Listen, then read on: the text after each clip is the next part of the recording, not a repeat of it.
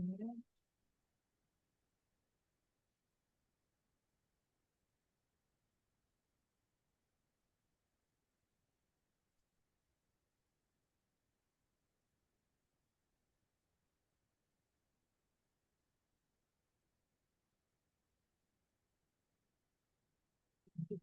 ಕೃಷ್ಣ ಸ್ವಾಗತ. ಇವತ್ತಿನ special program ಎಲ್ರಿಗೂ ಸ್ವಾಗತ. ಜಯ ಜಗನ್ನಾಥ್, बलदेव सुभद्रा माई की जय, गौर नेताय भगवान के जय, परशुराम भगवान के जय, वामनदेव भगवान के जय, गिरिराज गोवर्धन के जय.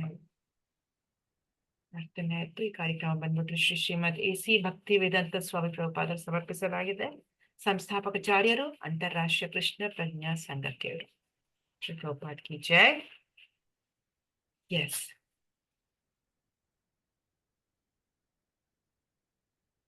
ಸೊ ಇದೊಂದು ಒಳ್ಳೆ ಒಂದು ಸ್ಲೈಡ್. ನಾವೇನು ನೋಡ್ತಿದ್ದೀವಿ ಅಂದ್ರೆ, ನಿಮ್ಮ ಮನಸ್ಸನ್ನು ಮಾತನಾಡುವಂತ ಒಂದು ಸಮಯ ಇದು. ಯಾರು ಓದ್ತೀರಾ ಇದನ್ನ?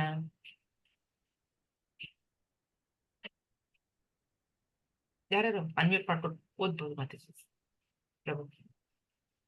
ನಿಮಗೆ ಅನುಮಾನ ಅಥವಾ ಪ್ರಶ್ನೆ ಇದ್ದರೆ ನೀವು ಯಾರನ್ನು ಕೇಳ್ತೀರಾ, ಏಕೆ? ಎಸ್, ಏನ್ ಪ್ರಭುಜಿ ನಿಮ್ ಉತ್ತರ ಏನು? ನಿಮ್ಗೆ ಅನುಮಾನ ಇದ್ರೆ ಯಾರನ್ನು ಕೇಳ್ತೀರಾ? ಗುರುತಿರೋರು ಕೇಳ್ತೀವಿ. ಯಾರ? ಅದ್ರ ಬಗ್ಗೆ ಯಾವ್ದಾದ್ರು ಇವಾಗ ಏನಾದ್ರು ಒಂದು ಪ್ರಶ್ನೆ ಬಂದಿದೆ ಅಂದ್ರೆ ಮನೆಯಲ್ಲಿ ಸಹಜವಾಗಿ ಹಿರಿಯರು ಯಾರಾದ್ರೂ ಇರ್ತಾರೆ, ಅದ್ರ ಬಗ್ಗೆ ಅವ್ರಿಗೆ ಗೊತ್ತಿದ್ರೆ ಅವ್ರಿಗೆ ಕೇಳ್ತೀವಿ. ಸೊ ಮತ್ತೆ ಆ ಉತ್ತರ ಸಿಗೋವರೆಗೂ ಯಾರಿಗಾದ್ರೂ ಗೊತ್ತಿದೆ ಅಂತ we are keep on trying, ಕೇಳ್ತಾ ಇರ್ತೀವಿ. ನಮ್ಗೆ ಗೊತ್ತಿದೆ ನಮ್ಮಲ್ಲೇ ನಾವು ಟ್ರೈ ಮಾಡ್ತೀವಿ. ನಮ್ಗೆ ಗೊತ್ತಿಲ್ಲ ಅಂದ್ರೆ ಗೊತ್ತಿರೋರ್ನ ಕೇಳ್ತೀವಿ. ಕೇಳ್ತೀರಾ? ಮನೇಲಿ ದೊಡ್ಡವ್ರನ್ನ ಕೇಳ್ತೀವಿ, ಹಿರಿಯರು ಅಂತ ಇರ್ತಾರೆ, ಅವ್ರಿಗೆ ಕೇಳ್ತೀವಿ. ಸೊ ಇವಾಗ ನೀವು ಯಾವ್ದಾರ ಗಣಿತದ ಬಗ್ಗೆ ಏನಾದ್ರು ಕೇಳ್ಬೇಕು ಅಂತ ಅನ್ಕೊಳ್ಳಿ, ಗಣಿತದಲ್ಲಿ ಏನಾದ್ರು ಡೌಟ್ ಇದೆ ಅನ್ಕೊಳ್ಳಿ, ಯಾರ ಹತ್ರ ಹೋಗ್ತೀರಿ? ಯಾರ ಹತ್ರ ಹೋಗ್ತೀವಿ? ಅದ್ರ ಬಗ್ಗೆ ಯಾರಿಗ್ ನಾಲೆಜ್ ಇದೆ ಅವ್ರ ಹತ್ರ ಕೇಳ್ತೀವಿ. Just mathematics related. ಈಗ ಮ್ಯಾಥಮೆಟಿಷಿಯನ್ ಎಕ್ಸ್ಪರ್ಟ್ ಇರ್ತಾರೆ, ಕಾಲೇಜ್ ಲೆಕ್ಚರರ್ಸ್ ಯಾರು ಇರ್ತಾರೆ, ಅದ್ರ ಬಗ್ಗೆ ವಿಶ್ಲೇಷಣೆ ಮಾಡಿದವ್ರಿಗೆ ಕೇಳ್ತೀವಿ. ಹೌದಾ? ಅದೇ ತರ ಪ್ರಶ್ನೆ ಯಾವ ತರ ಇರುತ್ತೆ ಆ ತರ ಯಾವ ಪ್ರಶ್ನೆ ಇರುತ್ತೋ ಆ ತಕ್ಕಂಗ ಆ ಫೀಲ್ಡ್ ಅಲ್ಲಿ ಯಾರು ಎಕ್ಸ್ಪರ್ಟ್ ಇದಾರೋ ಅವ್ರ ಹತ್ರ ಹೋಗ್ತೀವಿ. ಹೌದಾ? ಅಫ್ಕೋರ್ಸ್ ಅವ್ರಿಗೆ ಕೇಳ್ತೀವಿ. ಎಸ್. ಸೊ ಇವಾಗ ಭಗವಂತ ಅಥವಾ ಭಗವಂತನ ಸಂಬಂಧಿಸಿರುವಂತ ವಿಷಯ ಇರ್ಬೋದು, ಅಥವಾ ಆಧ್ಯಾತ್ಮಿಕ ಜ್ಞಾನ ಇರ್ಬೋದು, ಅದನ್ನ ನಾವ್ ಎಲ್ಲಿಂದ ಕಲ್ತ್ಕೋಬಹುದು? ಯಾರಿಂದ ಕಲ್ತ್ಕೋಬಹುದು? ಆಚಾರ್ಯರಿಂದ. ಅದ್ರ ಬಗ್ಗೆ ಓದಿ ತಿಳ್ಕೊಂಡು ಅದ್ರಲ್ಲೇ ಪಾಂಡಿತ್ಯವನ್ನು ಪಡೆದಿರ್ತಾರೆ ಅಂತವ್ರನ್ನ ಕೇಳ್ಕೊಂಡ್ರೆ, ನಮ್ಗೆ ಒಂದ್ ಗುರು ಅಂತ ಇರ್ತಾರೆ, ಅವ್ರನ್ನ ಕೇಳ್ಕೊಂಡ್ರೆ ನಮ್ಗೆ ಅದ್ರ ಬಗ್ಗೆ ನಾಲೆಜ್ ಸಿಗತ್ತೆ. ನಾಲೆಜ್ ಸಿಗತ್ತೆ. Yes, very nice. Thank you very much. So ಇವತ್ತಿನ ಟಾಪಿಕ್ ಬಂದ್ಬಿಟ್ಟು ಜ್ಞಾನದ ಮೂಲಗಳು. ಜ್ಞಾನ ನಾವು ಎಲ್ಲಿಂದ ಪಡಿತೀವಿ? ಜ್ಞಾನದ ಒಂದು ಸೋರ್ಸ್ ಏನು ಅನ್ನೋದು. ಓಕೆ, ಹೆಂಗ್ ನಾವು ಮ್ಯಾಥ್ಸ್ ತಿಳ್ಕೊಬೇಕು ಅಂದ್ರೆ ಮ್ಯಾಥ್ಸ್ ಟೀಚರ್ ಹತ್ರ ಹೋಗ್ತೀವಿ. ಹೌದಾ? ಏನಾದ್ರು ಜೀವನದ ಅಥವಾ ಮನೆಯಲ್ಲಿ ನಮ್ಗೆ ಏನಾದ್ರು ವಿಷಯ ಇರ್ಬೋದು. ಫಾರ್ ಎಕ್ಸಾಂಪಲ್ ಮದ್ವೆ ಆದಾಗ ಹೊಸದಾಗಿ ಗೃಹಿಣಿ ಏನ್ ಕೇಳ್ತಾಳೆ? ಯಾರ ಹತ್ರ ಕೇಳ್ತಾಳೆ? ಅಡಿಗೆ ಮಾಡೋದು ಯಾರ ಹತ್ರ ಕಲ್ತ್ಕೊಳಕಾಗತ್ತೆ? ಮನೇಲಿರೋ ಹಿರಿಯರು ಯಾರು? ಅತ್ತೆ ಅಲ್ವಾ? ಅತ್ತೆಯಿಂದ ಕಲ್ತ್ಕೊಳ್ಳೋಣ. ಇಲ್ಲ ಮನೇಲಿ ಮದ್ವೆ ಆಗಿಂದ ಮುಂಚೆ ತಾಯಿಯಿಂದ ಕಲ್ತ್ಕೋಬಹುದು. ಹೌದಾ? ಸೊ ಆತರ ಯಾವ ಫೀಲ್ಡ್ ಅಲ್ಲಿ ಯಾರು ಎಕ್ಸ್ಪರ್ಟ್ ಇದ್ರೆ ಅವ್ರಿಗೆ ನಮಗೆ ಕರೆಕ್ಟ್ ಆಗಿ ಗೈಡ್ ಮಾಡೋದಕ್ಕಾಗತ್ತೆ. ಹೌದಾ? ಅದೇ ತರ ಇವತ್ತು ಜ್ಞಾನದ ಮೂಲಗಳು ಹೇಗೆ ನಾವು ತಿಳ್ಕೊಬಹುದು ಅನ್ನೋದು ನೋಡೋಣ. ಓಕೆ, ಹೋದ್ವಾರ ನಾವು ಸ್ಪೆಷಲ್ ಪ್ರೋಗ್ರಾಮ್ ಮಾಡಿದಾಗ ಯಾವ ಟಾಪಿಕ್ ನ ಚರ್ಚೆ ಮಾಡಿದ್ವಿ? ಆಗ್ತಾ ಇದೆಯಾ? ಮನುಷ್ಯರು ಮತ್ತೆ ಪ್ರಾಣಿಗಳ ಮಧ್ಯೆ ಇರುವಂತ ಸಮಾನತೆ ಮತ್ತೆ ವ್ಯತ್ಯಾಸ ನೋಡಿದ್ವಿ. ಕರೆಕ್ಟಾ? ಆಗ್ತಾ ಇದೆಯಾ ಎಲ್ರಿಗೂ? ಹೌದಾ? ಏನು ಸಮಾನತೆ? ಏನು ಯಾರು ತಿಳಿಸ್ಕೊಡ್ತೀವ? ತಿನ್ನುವುದು, ಮಲಗುವುದು, ರಕ್ಷಣೆ, ಆಮೇಲೆ ಅದು ಮಿಲನ ಎಲ್ಲ ಮನುಷ್ಯರದ್ದು ಏನೇನು ಆಕ್ಟಿವಿಟೀಸ್ ಇದೆಯೋ ಅದೆಲ್ಲ ಅದು ಮಾಡೇ ಮಾಡುತ್ತೆ. ಆಧ್ಯಾತ್ಮಿಕದೊಂದು ಬಿಟ್ಟು. ಎಸ್, ಎರಡು ಸೇಮ್, ಎರಡು. ಹೌದು ಮಾತಾಜಿ. ಮನುಷ್ಯರು ಪ್ರಾಣಿಗಳು ಇಬ್ರು ಇದ್ ಮಾಡೇ ಮಾಡ್ತಾರೆ. ತಿನ್ನೋದು, ಮಲಗೋದು, ಮಿಲನ, ರಕ್ಷಣೆ. ವ್ಯತ್ಯಾಸ ಏನು? ಯಾವುದು ಪ್ರಾಣಿ ಮಾಡೋದಿಕ್ ಆಗಲ್ಲ, ಮನುಷ್ಯ ಮಾತ್ರ ಮಾಡೋದಿಕ್ ಆಗತ್ತೆ. ಮನುಷ್ಯನಿಗೆ ಲಕ್ಸುರಿ ಬೇಕು, ಪ್ರಾಣಿಗಳು ಹಾಗಿಲ್ಲ. ಹೇಗಂದ್ರೆ ಹಂಗೆ ಅಡ್ಜಸ್ಟ್ ನೇಚರ್. ಅಷ್ಟೇನಾ ವ್ಯತ್ಯಾಸ? ನಿಜವಾದ ವ್ಯತ್ಯಾಸ ಏನ್ ನೋಡಿದ್ವಿ ನಾವು? ಆಗ್ತಾ ಇದೆಯಾ ವೀರ್ ಪ್ರಭು? ಆಗ್ತಾ ಇದೆಯಾ? ಅಂದ್ರೆ ಎಕ್ಸ್ಪ್ರೆಷನ್ ಕೊಡ್ತಾರೆ ಮನುಷ್ಯರು. ಎಕ್ಸ್ಪ್ರೆಷನ್ ಕೇಳತ್ತರ. ಅವಕ್ಕೆ ಮಾತಾಡೋ ಸಾಮರ್ಥ್ಯ ಇರಲ್ವಲ್ಲ ಮಾತಾಜಿ. ಮಾತಾಡೋ ಸಾಮರ್ಥ್ಯ ಇಲ್ಲ, ಪ್ರಶ್ನೆ ಮಾಡೋ ಸಾಮರ್ಥ್ಯ ಕೂಡ ಇಲ್ಲ. ಯಾಕೆ ನಾನು ಅನುಭವಿಸ್ತಾ ಇದ್ದೀನಿ ಅಂತ ಕೇಳೋದಿಕ್ಕೆ ಗೊತ್ತಾಗಲ್ಲ. ಅದಕ್ಕೆ ಪ್ರಾಣಿ ಗೊತ್ತಾಗಲ್ಲ. ಮರಕ್ಕೆ ಗೊತ್ತಾಗಲ್ಲ. ಮರನೂ ಅಷ್ಟೇ ಅಲ್ವಾ, ಹೊರಗಡೆ ನಿಂತಿರತ್ತದು, ಎಷ್ಟೋ ವರ್ಷಗಟ್ಲೆ ಕಾಲ ಬದುಕಿರತ್ತದು. ಗಾಳಿ, ಬೆಳಕು, ಬಿಸಿಲು ಎಲ್ಲದನ್ನು ಸಹಿಸ್ಕೊಂತಾ ಇರತ್ತೆ. ಪ್ರಶ್ನೆ ಮಾಡೋದಕ್ಕೆ ಗೊತ್ತಾಗಲ್ಲ ಅದಕ್ಕೆ, ಯಾಕಂದ್ರೆ ಅದರ ಒಂದು ಪ್ರಜ್ಞೆ, ಕಾನ್ಶಿಯಸ್ನೆಸ್ ತುಂಬಾ ಕಮ್ಮಿ ಅದರದ್ದು, ತುಂಬಾ ಕಮ್ಮಿ ಅದು. ಅದ ಒಂದು ತಮೋ ಗುಣದಲ್ಲಿರತ್ತದು. ಎಷ್ಟು ತಮೋ ಗುಣ ಅಂದ್ರೆ ಅದಕ್ಕೆ ಪ್ರಶ್ನೆ ಮಾಡೋದು ಗೊತ್ತಿಲ್ಲ, ಮಾತಾಡೋದಿಕ್ ಕರೆಕ್ಟ್ ಬರೋದಿಲ್ಲ, ಆದ್ರೆ ಪ್ರಶ್ನೆನೂ ಮಾಡೋದಿಕ್ಕಾಗಲ್ಲ, ಅದು ಯೋಚನೆ ಮಾಡೋದಿಕ್ಕೂ ಶಕ್ತಿ ಇಲ್ಲ. ಅಂತ ಒಂದು ಜೀವಿ ಅದು, ಪ್ರಾಣಿಯಾಗಿರ್ಬೋದು ಅಥವಾ ಮರಗಿಡಗಳಾಗಿರ್ಬೋದು. ಬಟ್ ಮನುಷ್ಯ ಆತರ ಅಲ್ಲ. ಮನುಷ್ಯ ಆಲೋಚನೆ ಮಾಡೋಕ್ಕೆ ತುಂಬಾ ಸಾಮರ್ಥ್ಯ, ತಟ್ಟಂತ ಯೋಚನೆ ಮಾಡ್ತಾನೆ. ಯಾವುದೇ ಒಂದ್ ಸಂದರ್ಭ ಬಂದ್ರೆ ಅವನು ಇದು ಯಾಕೆ ಹೀಗಾಯ್ತು ಅಂತ ಅವನು ವಿಶ್ಲೇಷಣೆ ಮಾಡೋದಿಕ್ಕಾಗತ್ತೆ. ಅಷ್ಟು ಬುದ್ಧಿ ಕೊಟ್ಟಿದ್ದಾನೆ ಭಗವಂತ. ಅದಕ್ಕೆ ನಮ್ಗೆ ಮತ್ತೆ ಪ್ರಾಣಿಗಳಿಗಿರೋಂಥ ವ್ಯತ್ಯಾಸ ಆ ಈ ವಿಷಯದಲ್ಲಿ ನಮಗೆ ಗೊತ್ತಾಗುತ್ತೆ, ಯಾವ ನಾವು ಪ್ರಶ್ನಿಸ್ತೀವಿ. ಓಕೆ, ಸೊ ನಮ್ಗೆ ಪ್ರಶ್ನೆ ಇದ್ದಾಗ ಯಾವಾಗ ಏನ್ ಮಾಡ್ತೀವಿ ನಾವು, ಏನಾದ್ರು ಪ್ರಶ್ನೆ ಇದ್ದಾಗ, ಸಂದೇಹ ಇದ್ದಾಗ ಅದಕ್ಕೆ ಉತ್ತರ ಹುಡ್ಕೋದಿಕ್ಕೆ ನಾವು ಪ್ರಯತ್ನ ಮಾಡ್ತೀವಿ. ಹೌದಾ, ಉತ್ತರ ಹುಡ್ಕೋದಿಕ್ಕೆ ಪ್ರಯತ್ನ ಮಾಡ್ತೀವಿ, ಕರೆಕ್ಟಾ? ಸೊ ಇವಾಗ ಈ ಉತ್ತರಗಳ ಮೂಲ ಯಾವುದು? ಓದ್ತೀರಾ ಯಾರು? ಈ ಸ್ಲೈಡ್ ನ ಓದ್ತೀರಾ? ನಾ ಜಸ್ಟ್ ಪ್ರೆಸ್ ಮಾಡ್ತಾ ಹೋಗ್ತೀನಿ. ಯಾರು ಓದ್ತೀರಾ? ಹರಿ ಕೃಷ್ಣ. ಶ್ರೀವಳ್ಳಿ ಮಾತಾಜಿ ಓದ್ತೀರಾ? ಹರಿಬೋಲ್.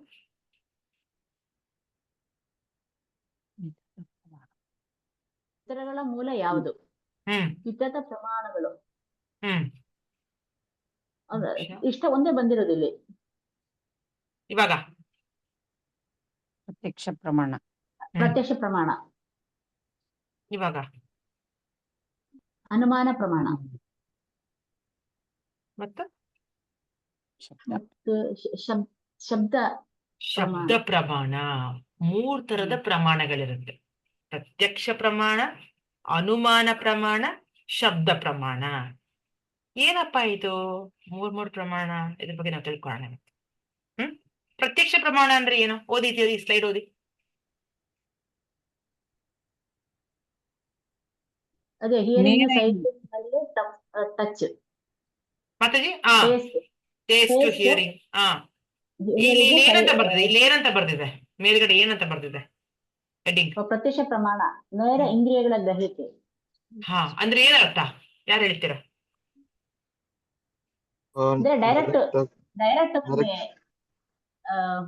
ಡೈರೆಕ್ಟ್ ಅನುಭವ ಆಗೋದು. ಓಕೆ, ಪ್ರಭುಜಿ ಏನ್ ಹೇಳ್ತಿದ್ದೀರಾ ನೀವು? ಪ್ರತ್ಯಕ್ಷವಾಗಿ ಕೇಳಿರೋದು ಅಥವಾ ನೋಡಿರೋದು, ಸಾಮಾನ್ಯ ಅಂದ್ರೆ ನಾವಾಗೆ ಲೈಕ್ ಫೇಸ್ ಮಾಡಿರೋ ತರ, ಆ ತರ ಘಟನೆಗಳಿಗೆ ನಾವು ಪ್ರತ್ಯಕ್ಷ ಅಂತ ಹೇಳ್ತೀವಿ. ಅದ ಕಣ್ಣಾಲೆ ಕಾಣೋದು, ಮೂಗಿಂದ ಸ್ಮೆಲ್ ಗೊತ್ತಾಗೋದು, ಟಚ್ ಮಾಡೋದು, ಸ್ಕಿನ್ ನಲ್ಲಿ ಟಚ್ ಆಗ ಗೊತ್ತಾಗೋದು, ಟೇಸ್ಟ್, ಇದೆಲ್ಲ ಪ್ರತ್ಯಕ್ಷ ಪ್ರಮಾಣ. ಪಂಚೇಂದ್ರಿಯಗಳಿಂದ ನಾವು ನಮ್ಮ ಇಂದ್ರಿಯಗಳಿಂದ ನಾವಾಗಿ ನಾವು ಸೆನ್ಸ್ ಮಾಡಿ, ಓಕೆ ಹೌದು ಇದು ಕರೆಕ್ಟ್, ಇದು ರೈಟ್. ಈಗ ಏನಾದ್ರು ತಿಂದ್ರೆ ನೋಡ್ತೀವಿ, ಕೇಳಿಸ್ಕೊಂಡು ಓಕೆ ಇದು ಒಳ್ಳೇದ ಕೆಟ್ಟದ, ಅಷ್ಟಂದ್ರೆ ಸೆನ್ಸ್ ಇದ್ದೇ ಇರುತ್ತೆ. ನೋಡಿರ್ತೀವಿ, ಓಕೆ ಇದೇ ಕರೆಕ್ಟ್, ಅದು ಗೊತ್ತಾಗುತ್ತೆ. ಇವನ್ ಫ್ಲವರ್ಸ್ ಏನಾದ್ರು ಇದ್ರೆ ಅದು ಸ್ಮೆಲ್ಸ್ ಗೊತ್ತಾಗುತ್ತೆ. ಸೊ ಏನಾದ್ರು ಮುಟ್ಟಿದ್ರೆ ಗೊತ್ತಾಗುತ್ತೆ. ನಮ್ಮ ಇಂದ್ರಿಯಗಳಿಂದ ಏನೇನು ಇದಾಗತ್ತ ಅದೆಲ್ಲ ಇದರಲ್ಲಿ ಬರುತ್ತೆ. ನಮ್ಮ ಇಂದ್ರಿಯಗಳಿಂದ ನಾವ್ ಏನೇನ್ ಗ್ರಹಿಸಬಹುದು ಅದೆಲ್ಲ ನಮಗೆ ಗೊತ್ತಾಗತ್ತೆ. ಅದರಿಂದ ನಾವು ಒಂದು ಕನ್ಕ್ಲೂಷನ್ ಬರ್ತೀವಿ ಅಲ್ವಾ? ಇದು ಸಿಹಿಯಾಗಿದೆ, ಇದು ಕಹಿಯಾಗಿದೆ, ಅಥವಾ ಇದು ತುಂಬಾ ಜಾಸ್ತಿ ಶಬ್ದವಾಗಿದೆ, ಇದು ತುಂಬಾ ಮೆಲೋಡಿಯಸ್ ಆಗಿದೆ, ತುಂಬಾ ಚೆನ್ನಾಗಿದೆ ಈ ಸ್ವರ, ಹೌದಾ? ಇದು ಕೇಳೋದಿಕ್ಕೆ ಎಷ್ಟು ಹಿತವಾಗಿದೆ ಅಲ್ವಾ? ಇದು ತುಂಬಾ ರುಚಿಯಾಗಿದೆ, ಹೌದಾ? ಇದು ಮುಟ್ಟೋದಿಕ್ಕೆ ಎಷ್ಟು ಸಾಫ್ಟ್ ಆಗಿದೆ ಅಲ್ವಾ? ಚಿಕ್ಕ ಮಕ್ಳು ಆಟಾಡಲ್ವಾ ಚಿಕ್ಕ ಚಿಕ್ಕ ನಾಯಿ ಮರಿಗಳ ಜೊತೆ, ಬೆಕ್ಕಿನ ಮರಿಗಳ ಜೊತೆ, ಎಷ್ಟು ಚೆನ್ನಾಗಿದೆ, ಇದು ಸಾಫ್ಟ್ ಆಗಿದೆ ಅಲ್ವಾ? ಸೊ ಸೀನರೀಸ್ ನೋಡಿದ್ರೆ ಸೈಟ್ ಎಲ್ಲ ಚೆನ್ನಾಗಿರುತ್ತೆ ನೋಡ್ಲಿಕ್ಕೆ. ನಮ್ಗೆ ತುಂಬಾ ಖುಷಿ ಆಗತ್ತೆ. ಹೌದು, ಅದೇ ಕೆಲವು ಹೂಗಳು ಸ್ಮೆಲ್ ನೋಡಿದ್ರೆ, ಪರಿಮಳ ನೋಡಿದ್ರೆ ಅದು ಚೆನ್ನಾಗಿರುತ್ತೆ. ಪರಿಮಳ ತುಂಬಾ ಚೆನ್ನಾಗಿದೆ ಅನ್ಸುತ್ತೆ. ಮಕ್ಕಳನ್ನು ಟಚ್ ಮಾಡಿದ್ರೆ ನಮ್ಗೆ ಖುಷಿ. ಮಕ್ಕಳನ್ನಲ್ಲ, ನನಗೆ ಫೀಲ್ ಆಗಿದ್ದು ಮಕ್ಕಳದು ಖುಷಿ ಆಗತ್ತೆ, ಒಂಥರ ಟಚಿಂಗ್ ಎಲ್ಲ. ಹೌದು, ತುಂಬಾ ಸಾಫ್ಟ್ ಆಗಿ ಚೆನ್ನಾಗಿ ಅನಿಸ್ತಾರೆ. ಎಸ್ ಮಾತಾಜಿ. ಸೊ ಇದೆಲ್ಲ ಪ್ರತ್ಯಕ್ಷ ಪ್ರಮಾಣ. ನಾವು ನೋಡುತ್ತೇವೆ, ಆದರೆ ನಾವು ನಂಬುವುದಿಲ್ಲ. ಇಲ್ಲಿ ನೋಡಿ ಏನನ್ಸುತ್ತೆ ನಿಮ್ಗೆ? ಮೊದಲನೇ ಚಿತ್ರದಲ್ಲಿ ಏನ್ ಕಾಣಿಸ್ತಾ ಇದೆ? ಅದೇ ರೈಲ್ ಪಾಳದಲ್ಲ ಮೇಲೆ ಒಬ್ಬ ಸಿಗ್ನಲ್ ತೋರಿಸ್ತಾ ಇದ್ದಾನೆ. ರೈಲ್ ಪಾಳದಲ್ಲಿ ಒಬ್ಬ ನಿಂತಿದ್ದಾನೆ. ಅಂದ್ರೆ ನಾವು ಕಣ್ಣಾರೆ ಏನ್ ನೋಡ್ತೀವೋ ಅದನ್ನ ನಾವು ಪೂರ್ತಿಯಾಗಿ ನಂಬೋದಾ? ಕೆಲವುದು ನಂಬ್ಲಿಕ್ಕೆ ಆಗಲ್ಲ. ಯಾವುದು?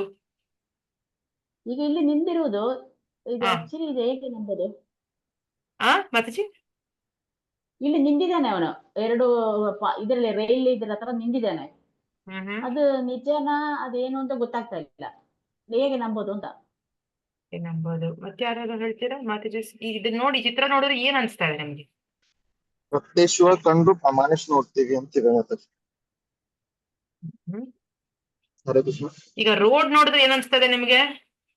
ಹೈವೇ ನೋಡಿದ್ರೆ ಹೈವೇ ಹೋಗ್ತಾ ಇದೆ ಅಂತ ಅನ್ಸತ್ತಾ? ದೂರ ಅನ್ಸತ್ತೆ ಮಾತಾಜಿ, ಅದು ತುಂಬಾ ದೂರ ಅನ್ಸತ್ತೆ, ನೆವರ್ ಎಂಡಿಂಗ್ ಅನ್ಸತ್ತೆ. ನೆವರ್ ಎಂಡಿಂಗ್ ಅಂತ. ನೆವರ್ ಎಂಡಿಂಗ್ ಅನ್ಸ್ತಾ ಇದೆ. ಹ್ಮ್. ಓಕೆ, ಇವಾಗ ರೈಲ್ವೆ ಟ್ರ್ಯಾಕ್ ನೋಡಿದ್ರೆ ಏನ್ ಅನ್ಸುತ್ತೆ? ಅದೆರಡು ಟ್ರ್ಯಾಕ್ ಸೇರ್ತಾ ಇದೆ ಅಂತ ಅನ್ಸಲ್ವಾ? ಎಡ್ಜಲ್ ಅನ್ಸುತ್ತೆ, ಬಟ್ ಅದ್ ಸೇರಲ್ಲ. ಅದ್ ಸೇರಲ್ಲ, ಬಟ್ ನಮ್ಗೆ ನೋಡಿದ್ರೆ ಏನ್ ಅನ್ಸುತ್ತೆ? ನೋಡಿದ್ರೆ ಅನ್ಸುತ್ತೆ. ಎರಡು ಸೇರತ್ತೆ ಅನ್ಸುತ್ತೆ, ಹೌದಾ? ಹ್ಮ್. ಈ ಸಮುದ್ರ ನೋಡಿದ್ರೆ ಏನ್ ಅನ್ಸುತ್ತೆ ನಿಮ್ಗೆ?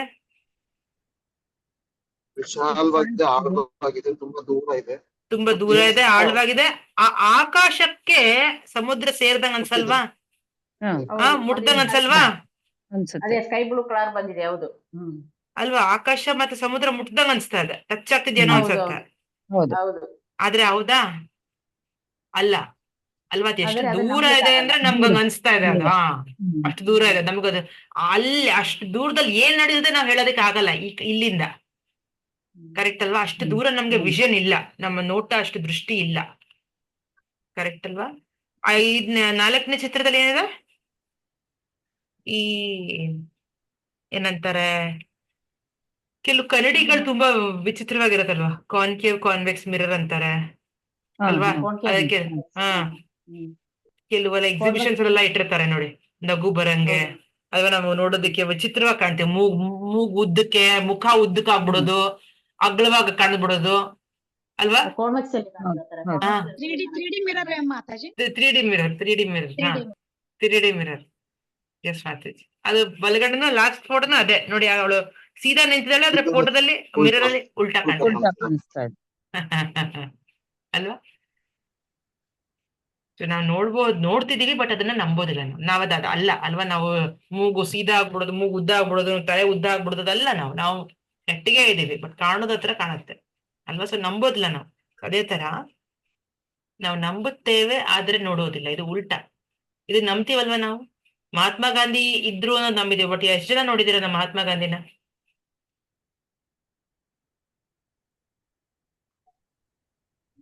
ಎಲ್ಲರೂ ನೋಡಿದೀರ ಮಹಾತ್ಮ ಗಾಂಧಿ? ನೋಡಿದೀರ ಡೈರೆಕ್ಟ್ ಆಗಿ? ನೋಡಿದೀರಾ? ಇಲ್ಲ ಅಲ್ವಾ? ಇಲ್ಲ ಅಲ್ವಾ? ಎರಡನೇ ವ್ಯಕ್ತಿ ಯಾರು ಹೇಳ್ತೀರಾ? ಇವರು ಅಷ್ಟೇ, ಯಾರು ಗ್ರೇಟ್ ಫ್ರೀಡಮ್ ಫೈಟರ್ ಅನ್ಕೋತೀನಿ. ಇವರು ಅಷ್ಟೇ, ಇವ್ರ ಟೈಮಲ್ಲೂ ನಾವಿರ್ಲಿಲ್ಲ, ಹೌದಾ? ಮೂರನೇ ಚಿತ್ರದಲ್ಲಿ ಎಲೆಕ್ಟ್ರಾನ್ಸ್ ಅಂಡ್ ನ್ಯೂಟ್ರಾನ್ಸ್, ಹೌದಾ? ಆಟಮ್ಸ್ ಅಲ್ವಾ? ಗಾಳಿದಲ್ಲಿ ಸಣ್ಣ ಸಣ್ಣ ಆಟಮ್ಸ್ ಇರುತ್ತೆ, ಸೆಲ್ಸ್ ಇರುತ್ತೆ ಅಂತ ನಮಗ್ ಗೊತ್ತು. ಗಾಳಿದಲ್ಲಿ ಅಥವಾ ನಮ್ಮ ಶರೀರದಲ್ಲೂ ಅಷ್ಟೇ ಸಣ್ಣ ಸಣ್ಣ ಸೆಲ್ಸ್ ಇದೆ ಅಂತ ಗೊತ್ತು. ಬಟ್ ಅದ್ರ ನಮ್ಗೆ ನೋಡಕ್ ಆಗತ್ತಾ? ಕಣ್ಣು ಕಾಣತ್ತಾ? ಕಾಣೋದಿಲ್ಲ ಅಲ್ವಾ? ಅದೇ ತರ ಮ್ಯಾಥಮೆಟಿಕಲ್ ಕ್ಯಾಲ್ಕುಲೇಷನ್ ಏನದು, I = √(-1). ಇದು ಅಷ್ಟೇ, ನಾವು ನಂಬ್ತೀವಿ, ಕ್ಯಾಲ್ಕುಲೇಷನ್ ಮಾಡ್ತೀವಿ, ಎಷ್ಟೊಂದೆಲ್ಲ ಲೆಕ್ಕಗಳು ಬರಿತೀವಿ, ಬಟ್ ಆದ್ರೆ ನಾವು ಪ್ರೂವ್ ಮಾಡಿ ನೋಡೋದಕ್ಕೆ ಆಗೋದಿಲ್ಲ. ಅದು ಸ್ಟ್ಯಾಂಡರ್ಡ್ ಅಷ್ಟೇ ಅದು, ಅಲ್ವಾ? ಸೊ ಇವತ್ತು ನಾವೇನ್ ನೋಡ್ತಿದೀವಿ, ಈಗ ಎಲ್ಲಿಗೆ ಬರ್ತಾ ಇದೀವಿ ನಾವು ಪ್ರತ್ಯಕ್ಷ ಪ್ರಮಾಣದಿಂದ ಅಂದ್ರೆ 4 ತರದ ನಮ್ಮಲ್ಲಿ ದೋಷಗಳಿರುತ್ತೆ. ಏನೇನ್ ದೋಷ ಇರುತ್ತೆ? ಅವು ಯಾವುವು? ಯಾರು ಓದ್ತೀರಾ? ವೈಜಯಂತಿ ಮಾತಾಜಿ ಓದ್ತೀರಾ? ಸುರೇಖಾ ಮಾತಾಜಿ ಇದ್ದೀರಾ? ಹರೇ ಕೃಷ್ಣ. ಅಪೂರ್ವ ಇಂದ್ರಿಯಗಳು. ಅಪೂರ್ವ ಇಂದ್ರಿಯಗಳು. ಮತ್ತೆ ಅಪೂರ್ಣ ಇಂದ್ರಿಯಗಳು ಮಾತಾಜಿ. ಅಪೂರ್ಣ ಇಂದ್ರಿಯಗಳು. ಅಪೂರ್ಣ ಇಂದ್ರಿಯಗಳು. ನೆಕ್ಸ್ಟ್ ಎರಡನೇದು ಓದಿ ಮಾತಾಜಿ.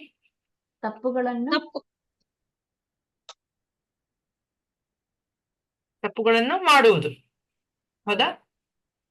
ಮೂರನೇದು ವಂಚನೆಯ ಪ್ರವೃತ್ತಿ. 4ನೇದು ಭ್ರಮೆಯಲ್ಲಿರುವುದು. ಭ್ರಮೆಯಲ್ಲಿರುವುದು. ಓಕೆ, ಇದೇನ ನೋಡೋಣ. 4 ಗೊತ್ತಾಯ್ತಲ್ಲ, ನಾವ್ ಎಲ್ಲಿಂದ ಬರ್ತಾ ಇದೀವಿ? ಜ್ಞಾನದ ಮೂಲ ಅಲ್ವಾ? ಜ್ಞಾನ ಎಲ್ಲಿಂದ ನಾವು ಸಂಪಾದನೆ ಮಾಡ್ತೀವಿ, ಎಲ್ಲಿಂದ ನಾವು ಪಡಿತೀವಿ? ಪ್ರತ್ಯಕ್ಷ ಪ್ರಮಾಣದಿಂದ ನೋಡ್ತೀವಿ, ಅನುಮಾನ ಪ್ರಮಾಣದಿಂದ ನೋಡ್ತೀವಿ, ಶಬ್ದ ಪ್ರಮಾಣದಿಂದ ನೋಡ್ತೀವಿ. ಇವಾಗ ನಾವು ಪ್ರತ್ಯಕ್ಷ ಬಗ್ಗೆ ನೋಡ್ತಾ ಇರೋದು. ಪ್ರತ್ಯಕ್ಷ ಅಂದ್ರೆ ಏನೋ ನಾವು ಕಣ್ಣಿಂದ ನೋಡೋದು, ನಮ್ಮ ಇಂದ್ರಿಯಗಳಿಂದ ನೋಡೋದು, ಹೌದಾ? ಇಂದ್ರಿಯಗಳಿಂದ ಗ್ರಹಿಸೋದು. ಇವಾಗ ನಾವು ಅದೆಲ್ಲ 4-5 ಫೋಟೋ ನೋಡಿದ್ವಿ ನಾವು, ಕರೆಕ್ಟಾ? ಸೊ ನೋಡೋದನ್ನ ನಾವು ನಂಬಲ್ಲ, ಬಟ್ ಎಷ್ಟೊಂದ್ ಸರಿ ನಂಬ್ತೀವಿ, ಬಟ್ ನಮ್ಗೆ ಕಾಣೋದಿಲ್ಲ, ಹೌದಾ? ಯಾತಕ್ಕೆ ಈ ತರ ಯಾತಕ್ಕಿದೆ? ಫಸ್ಟ್ ಆಫ್ ಆಲ್ ನಮ್ಮಲ್ಲಿ 4 ದೋಷಗಳಿದೆ. ಏನ ದೋಷ? 4 ದೋಷದಲ್ಲಿ ಮೊದಲನೇ ಬಂದ್ಬಿಟ್ಟು ಅಪೂರ್ಣ ಇಂದ್ರಿಯಗಳು, ಅಂದ್ರೆ ಇಂಪರ್ಫೆಕ್ಟ್ ಸೆನ್ಸಸ್. ಏನಂತಾರೆ ಇದಕ್ಕೆ? ಇಂಪರ್ಫೆಕ್ಟ್. ಏನ್ ನೋಡ್ತಾ ಇದೀವಿ ನಾವಿಲ್ಲಿ ಮೊದಲನೇದಲ್ಲಿ? ಇಲ್ಲಿ ನೋಡಿ, ನಿಮ್ಗೆ ಕಾಣ್ತಾ ಇದೆಯಾ? ವಿಸಿಬಲ್ ಲೈಟ್ ಅಲ್ವಾ? ಇವಾಗ ಕಣ್ಣಿಗೆ ಒಂದಿಷ್ಟು ಲೈಟ್ ಮಾತ್ರ ನಾವು ನೋಡೋದಕ್ಕಾಗತ್ತೆ. ಈಗ ವೇವ್ ಲೆಂತ್ ಅಂತ ಹೇಳ್ತಾರಲ್ವಾ? ವೇವ್ ಲೆಂತ್ ಅಂದ್ರೆ ಏನು? ಈಗ ಇಷ್ಟು ವೇವ್ ಲೆಂತ್ ಅಲ್ಲಿ ಇದ್ರೆ ಮಾತ್ರ ನಮಗೆ ಆ ಲೈಟ್ ಕಾಣುತ್ತೆ ನಮಗೆ. ಅದರ ಫೋಕಸ್ ಇಂದ ಆಚೆ ಹೋಗ್ಬಿಟ್ರೆ ನಾವು ನಮಗ್ ಕಾಣಿಸೋದು, ನಾವು ನೋಡೋದಕ್ಕಾಗಲ್ಲ. ತುಂಬಾ ವಿಪರೀತ ಬ್ರೈಟ್ ಲೈಟ್ ನೋಡಕ್ಕಾಗತ್ತ ನಮ್ಗೆ? ಸೂರ್ಯ ನೋಡಕ್ಕಾಗತ್ತೆ ಡೈರೆಕ್ಟ್ ಆಗಿ? ಆಗಲ್ಲ, ತುಂಬಾ ಹೈ ಫ್ರೀಕ್ವೆನ್ಸಿ ಲೈಟ್ ಅದು. ಸೊ ಅದನ್ನ ನೋಡೋದಕ್ಕಾಗಲ್ಲ. ಅದೇ ತರ ತುಂಬಾ ಲೋ ಫ್ರೀಕ್ವೆನ್ಸಿ ಇದ್ರು ಕೂಡ ನಮ್ಗೆ ನೋಡೋದಕ್ಕಾಗಲ್ಲ, ಲೋ ವೇವ್ ಲೆಂತ್ ಇದ್ರು ಕೂಡ. ಓಕೆ, ಸೊ ತುಂಬಾ ಜಾಸ್ತಿ ಬ್ರೈಟು, ತುಂಬಾ ಕಮ್ಮಿ ಬ್ರೈಟು, ಎರಡು ನಮಗೆ ಗೊತ್ತಾಗಲ್ಲ, ಎರಡು ನಮ್ ಕಡೆ ಕಾಣಲ್ಲ, ಹೌದಾ? ಎರಡನೇದೇನು? ಕೇಳಿಸ್ಕೊಳ್ಳೋದು ಅಲ್ವಾ? ಇವಾಗ ಕೇಳಿಸ್ಕೊಳ್ಳೋದಿಕ್ಕೆ ಏನಂತಾರೆ? ಆ ಆಡಿಟರಿ ಫೀಲ್ಡ್ ಅಂತ ಹೇಳ್ತಾರಲ್ವಾ? ಇವಾಗ ನೋಡಿ, ಇಲ್ಲಿ ಈ 20,000ದಿಂದ 40,000 ಶಬ್ದ ಇದ್ರೆ, ಫ್ರೀಕ್ವೆನ್ಸಿ ಇದ್ರೆ, ಈ ನಾಯಿ ಬೆಕ್ಕ ಕೇಳಿಸತ್ತೆ. ಓಕೆ, 40,000ದಿಂದ 160,000 ಇದ್ರೆ ಈ ಬ್ಯಾಟ್ಸು, ಡಾಲ್ಫಿನ್, ಈ ಪ್ರಾಣಿಗಳಿಗೆ ಕೇಳಿಸತ್ತೆ.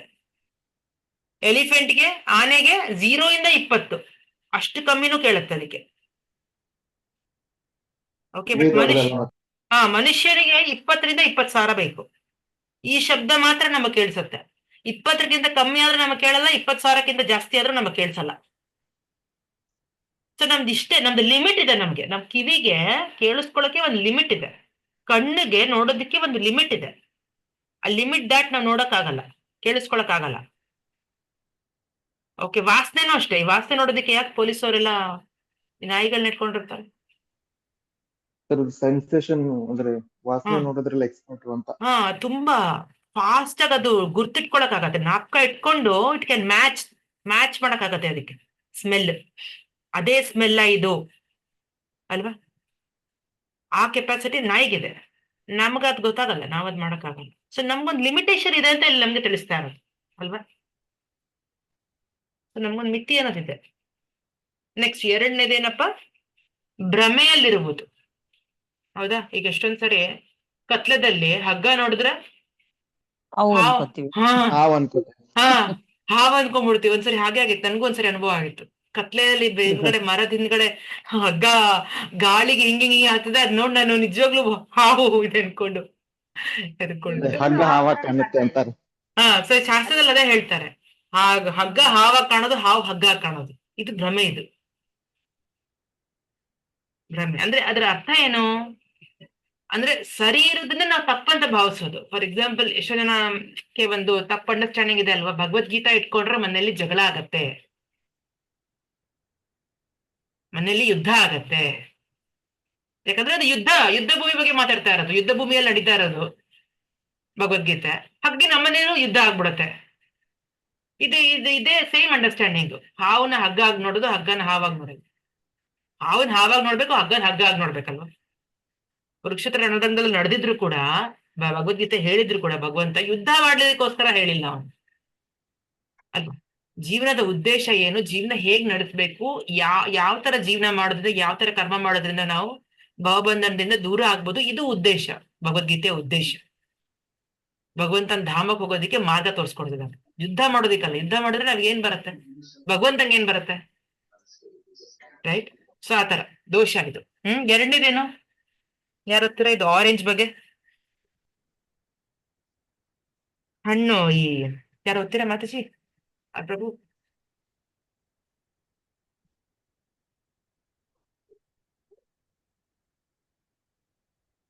ಅಂದ್ರೆ orange show after the sugar and the sweet after lemon. ಅಂದ್ರೆ ಮೋಸಂಬಿ ಹಣ್ಣು ನೋಡಕ್ಕೆ ಚೆನ್ನಾಗೇ ಕಾಣುತ್ತೆ ಮೇಲ್ಗಡೆಯಿಂದ, ಬಟ್ ವಿ ಕಾಂಟ್ ಪ್ರಿಡಿಕ್ಟ್ ಅದು ಹುಳಿ ಆಗಿದೆಯೋ ಸಿಹಿ ಆಗಿದೆ ಅಂತ. ನೋಡಿದೆಲ್ಲ ತಗೊಳ್ತೀವಿ ಮಾರ್ಕೆಟ್ ಇಂದ, ಓಕೆ ಇನ್ನು ಚೆನ್ನಾಗಿದೆ, ಅಟ್ರಾಕ್ಟಿವ್ ಆಗಿದೆ, ನೋಡಕ್ ಮೇಲ್ಗಡೆ ಚೆನ್ನಾಗಿದ್ರು ಒಳಗಡೆ ಸ್ವೀಟ್ ಆಗಿದೆಯೋ ಹುಳಿ ಆಗಿದೆ ಅಂತ ನಾವು ಒಳಗಡೆ ಹೋಗಿ ನೋಡಕ್ ಆಗಲ್ಲ. ಅದ್ ಮನೆಗ್ ತಂದು ಕಟ್ ಮಾಡಿ ತಿಂದಾಗನೇ ಅದ್ರ ಬಗ್ಗೆ ಗೊತ್ತಾಗತ್ತೆ Mataji. So I think that is the message. ಇನ್ಯಾರು ಹೇಳ್ತೀರಾ? ನೋಡಿದ್ದೆಲ್ಲ ಚೆನ್ನಾಗಿದೆ ಅಂತ ಭ್ರಮೆ. ಇಲ್ಲ ಈಗ ನೋಡಿ, ಆರೆಂಜ್ ತಿಂದಾಗ ಹೆಂಗ ಅನ್ಸತ್ತೆ? ಹುಳಿ ಅನ್ಸತ್ತೆ, ಹೌದಾ? ಹುಳಿ ತಿಂದ ತಕ್ಷಣ ನೀವು ನೀರ್ ಕುಡಿದ್ರೆ ಏನ್ ಅನ್ಸತ್ತೆ ನಿಮ್ಗೆ? Sweet after lemon. ಸ್ವೀಟ್ ಸಿಹಿ ಅನ್ಸತ್ತೆ ನಿಮ್ಗೆ. ಸಿಹಿ ಅನ್ಸುತ್ತೆ. ಸಿಹಿ ಅನ್ಸತ್, ಬಾಯಲ್ಲಿ ಸಡನ್ ಸಿಹಿ ಬಂದಂಗ ಅನ್ಸತ್ತೆ ಅಲ್ವಾ? ಮೂರನೇದು ನಮ್ಮ ಚರ್ಮಕ್ಕೆ ಏನಪ್ಪಾ? Sensation of what? Water touched with warm hand appears cool, touched with cold hand appears warm. ತುಂಬಾ ಐಸ್ ನ ಮುಟ್ಕೊಂಡಾಗ ನಿಮ್ಗೆ ತರ ಬಿಸಿ ಅನ್ಸತ್ತೆ, ನೀರ್ ಮುಟ್ಕೊಂಡಿದ ತಕ್ಷಣ. ತಣ್ಣಗ್ ಮಾಡ್ಕೊಂಡಿದ್ರೆ ಅನ್ಕೊಳ್ಳಿ, ಕೈನ ಐಸ್ ಮುಟ್ಟಿದಿರ ಅನ್ಕೊಳ್ಳಿ, ಸಡನ್ ಆಗಿ ನೀರಲ್ಲಿ ಇಟ್ರೆ ಬಿಸಿ ಅನ್ಸತ್ತೆ ನಮ್ಗೆ. ಅನುಭವ ಇದೆಯಾ ಅದು?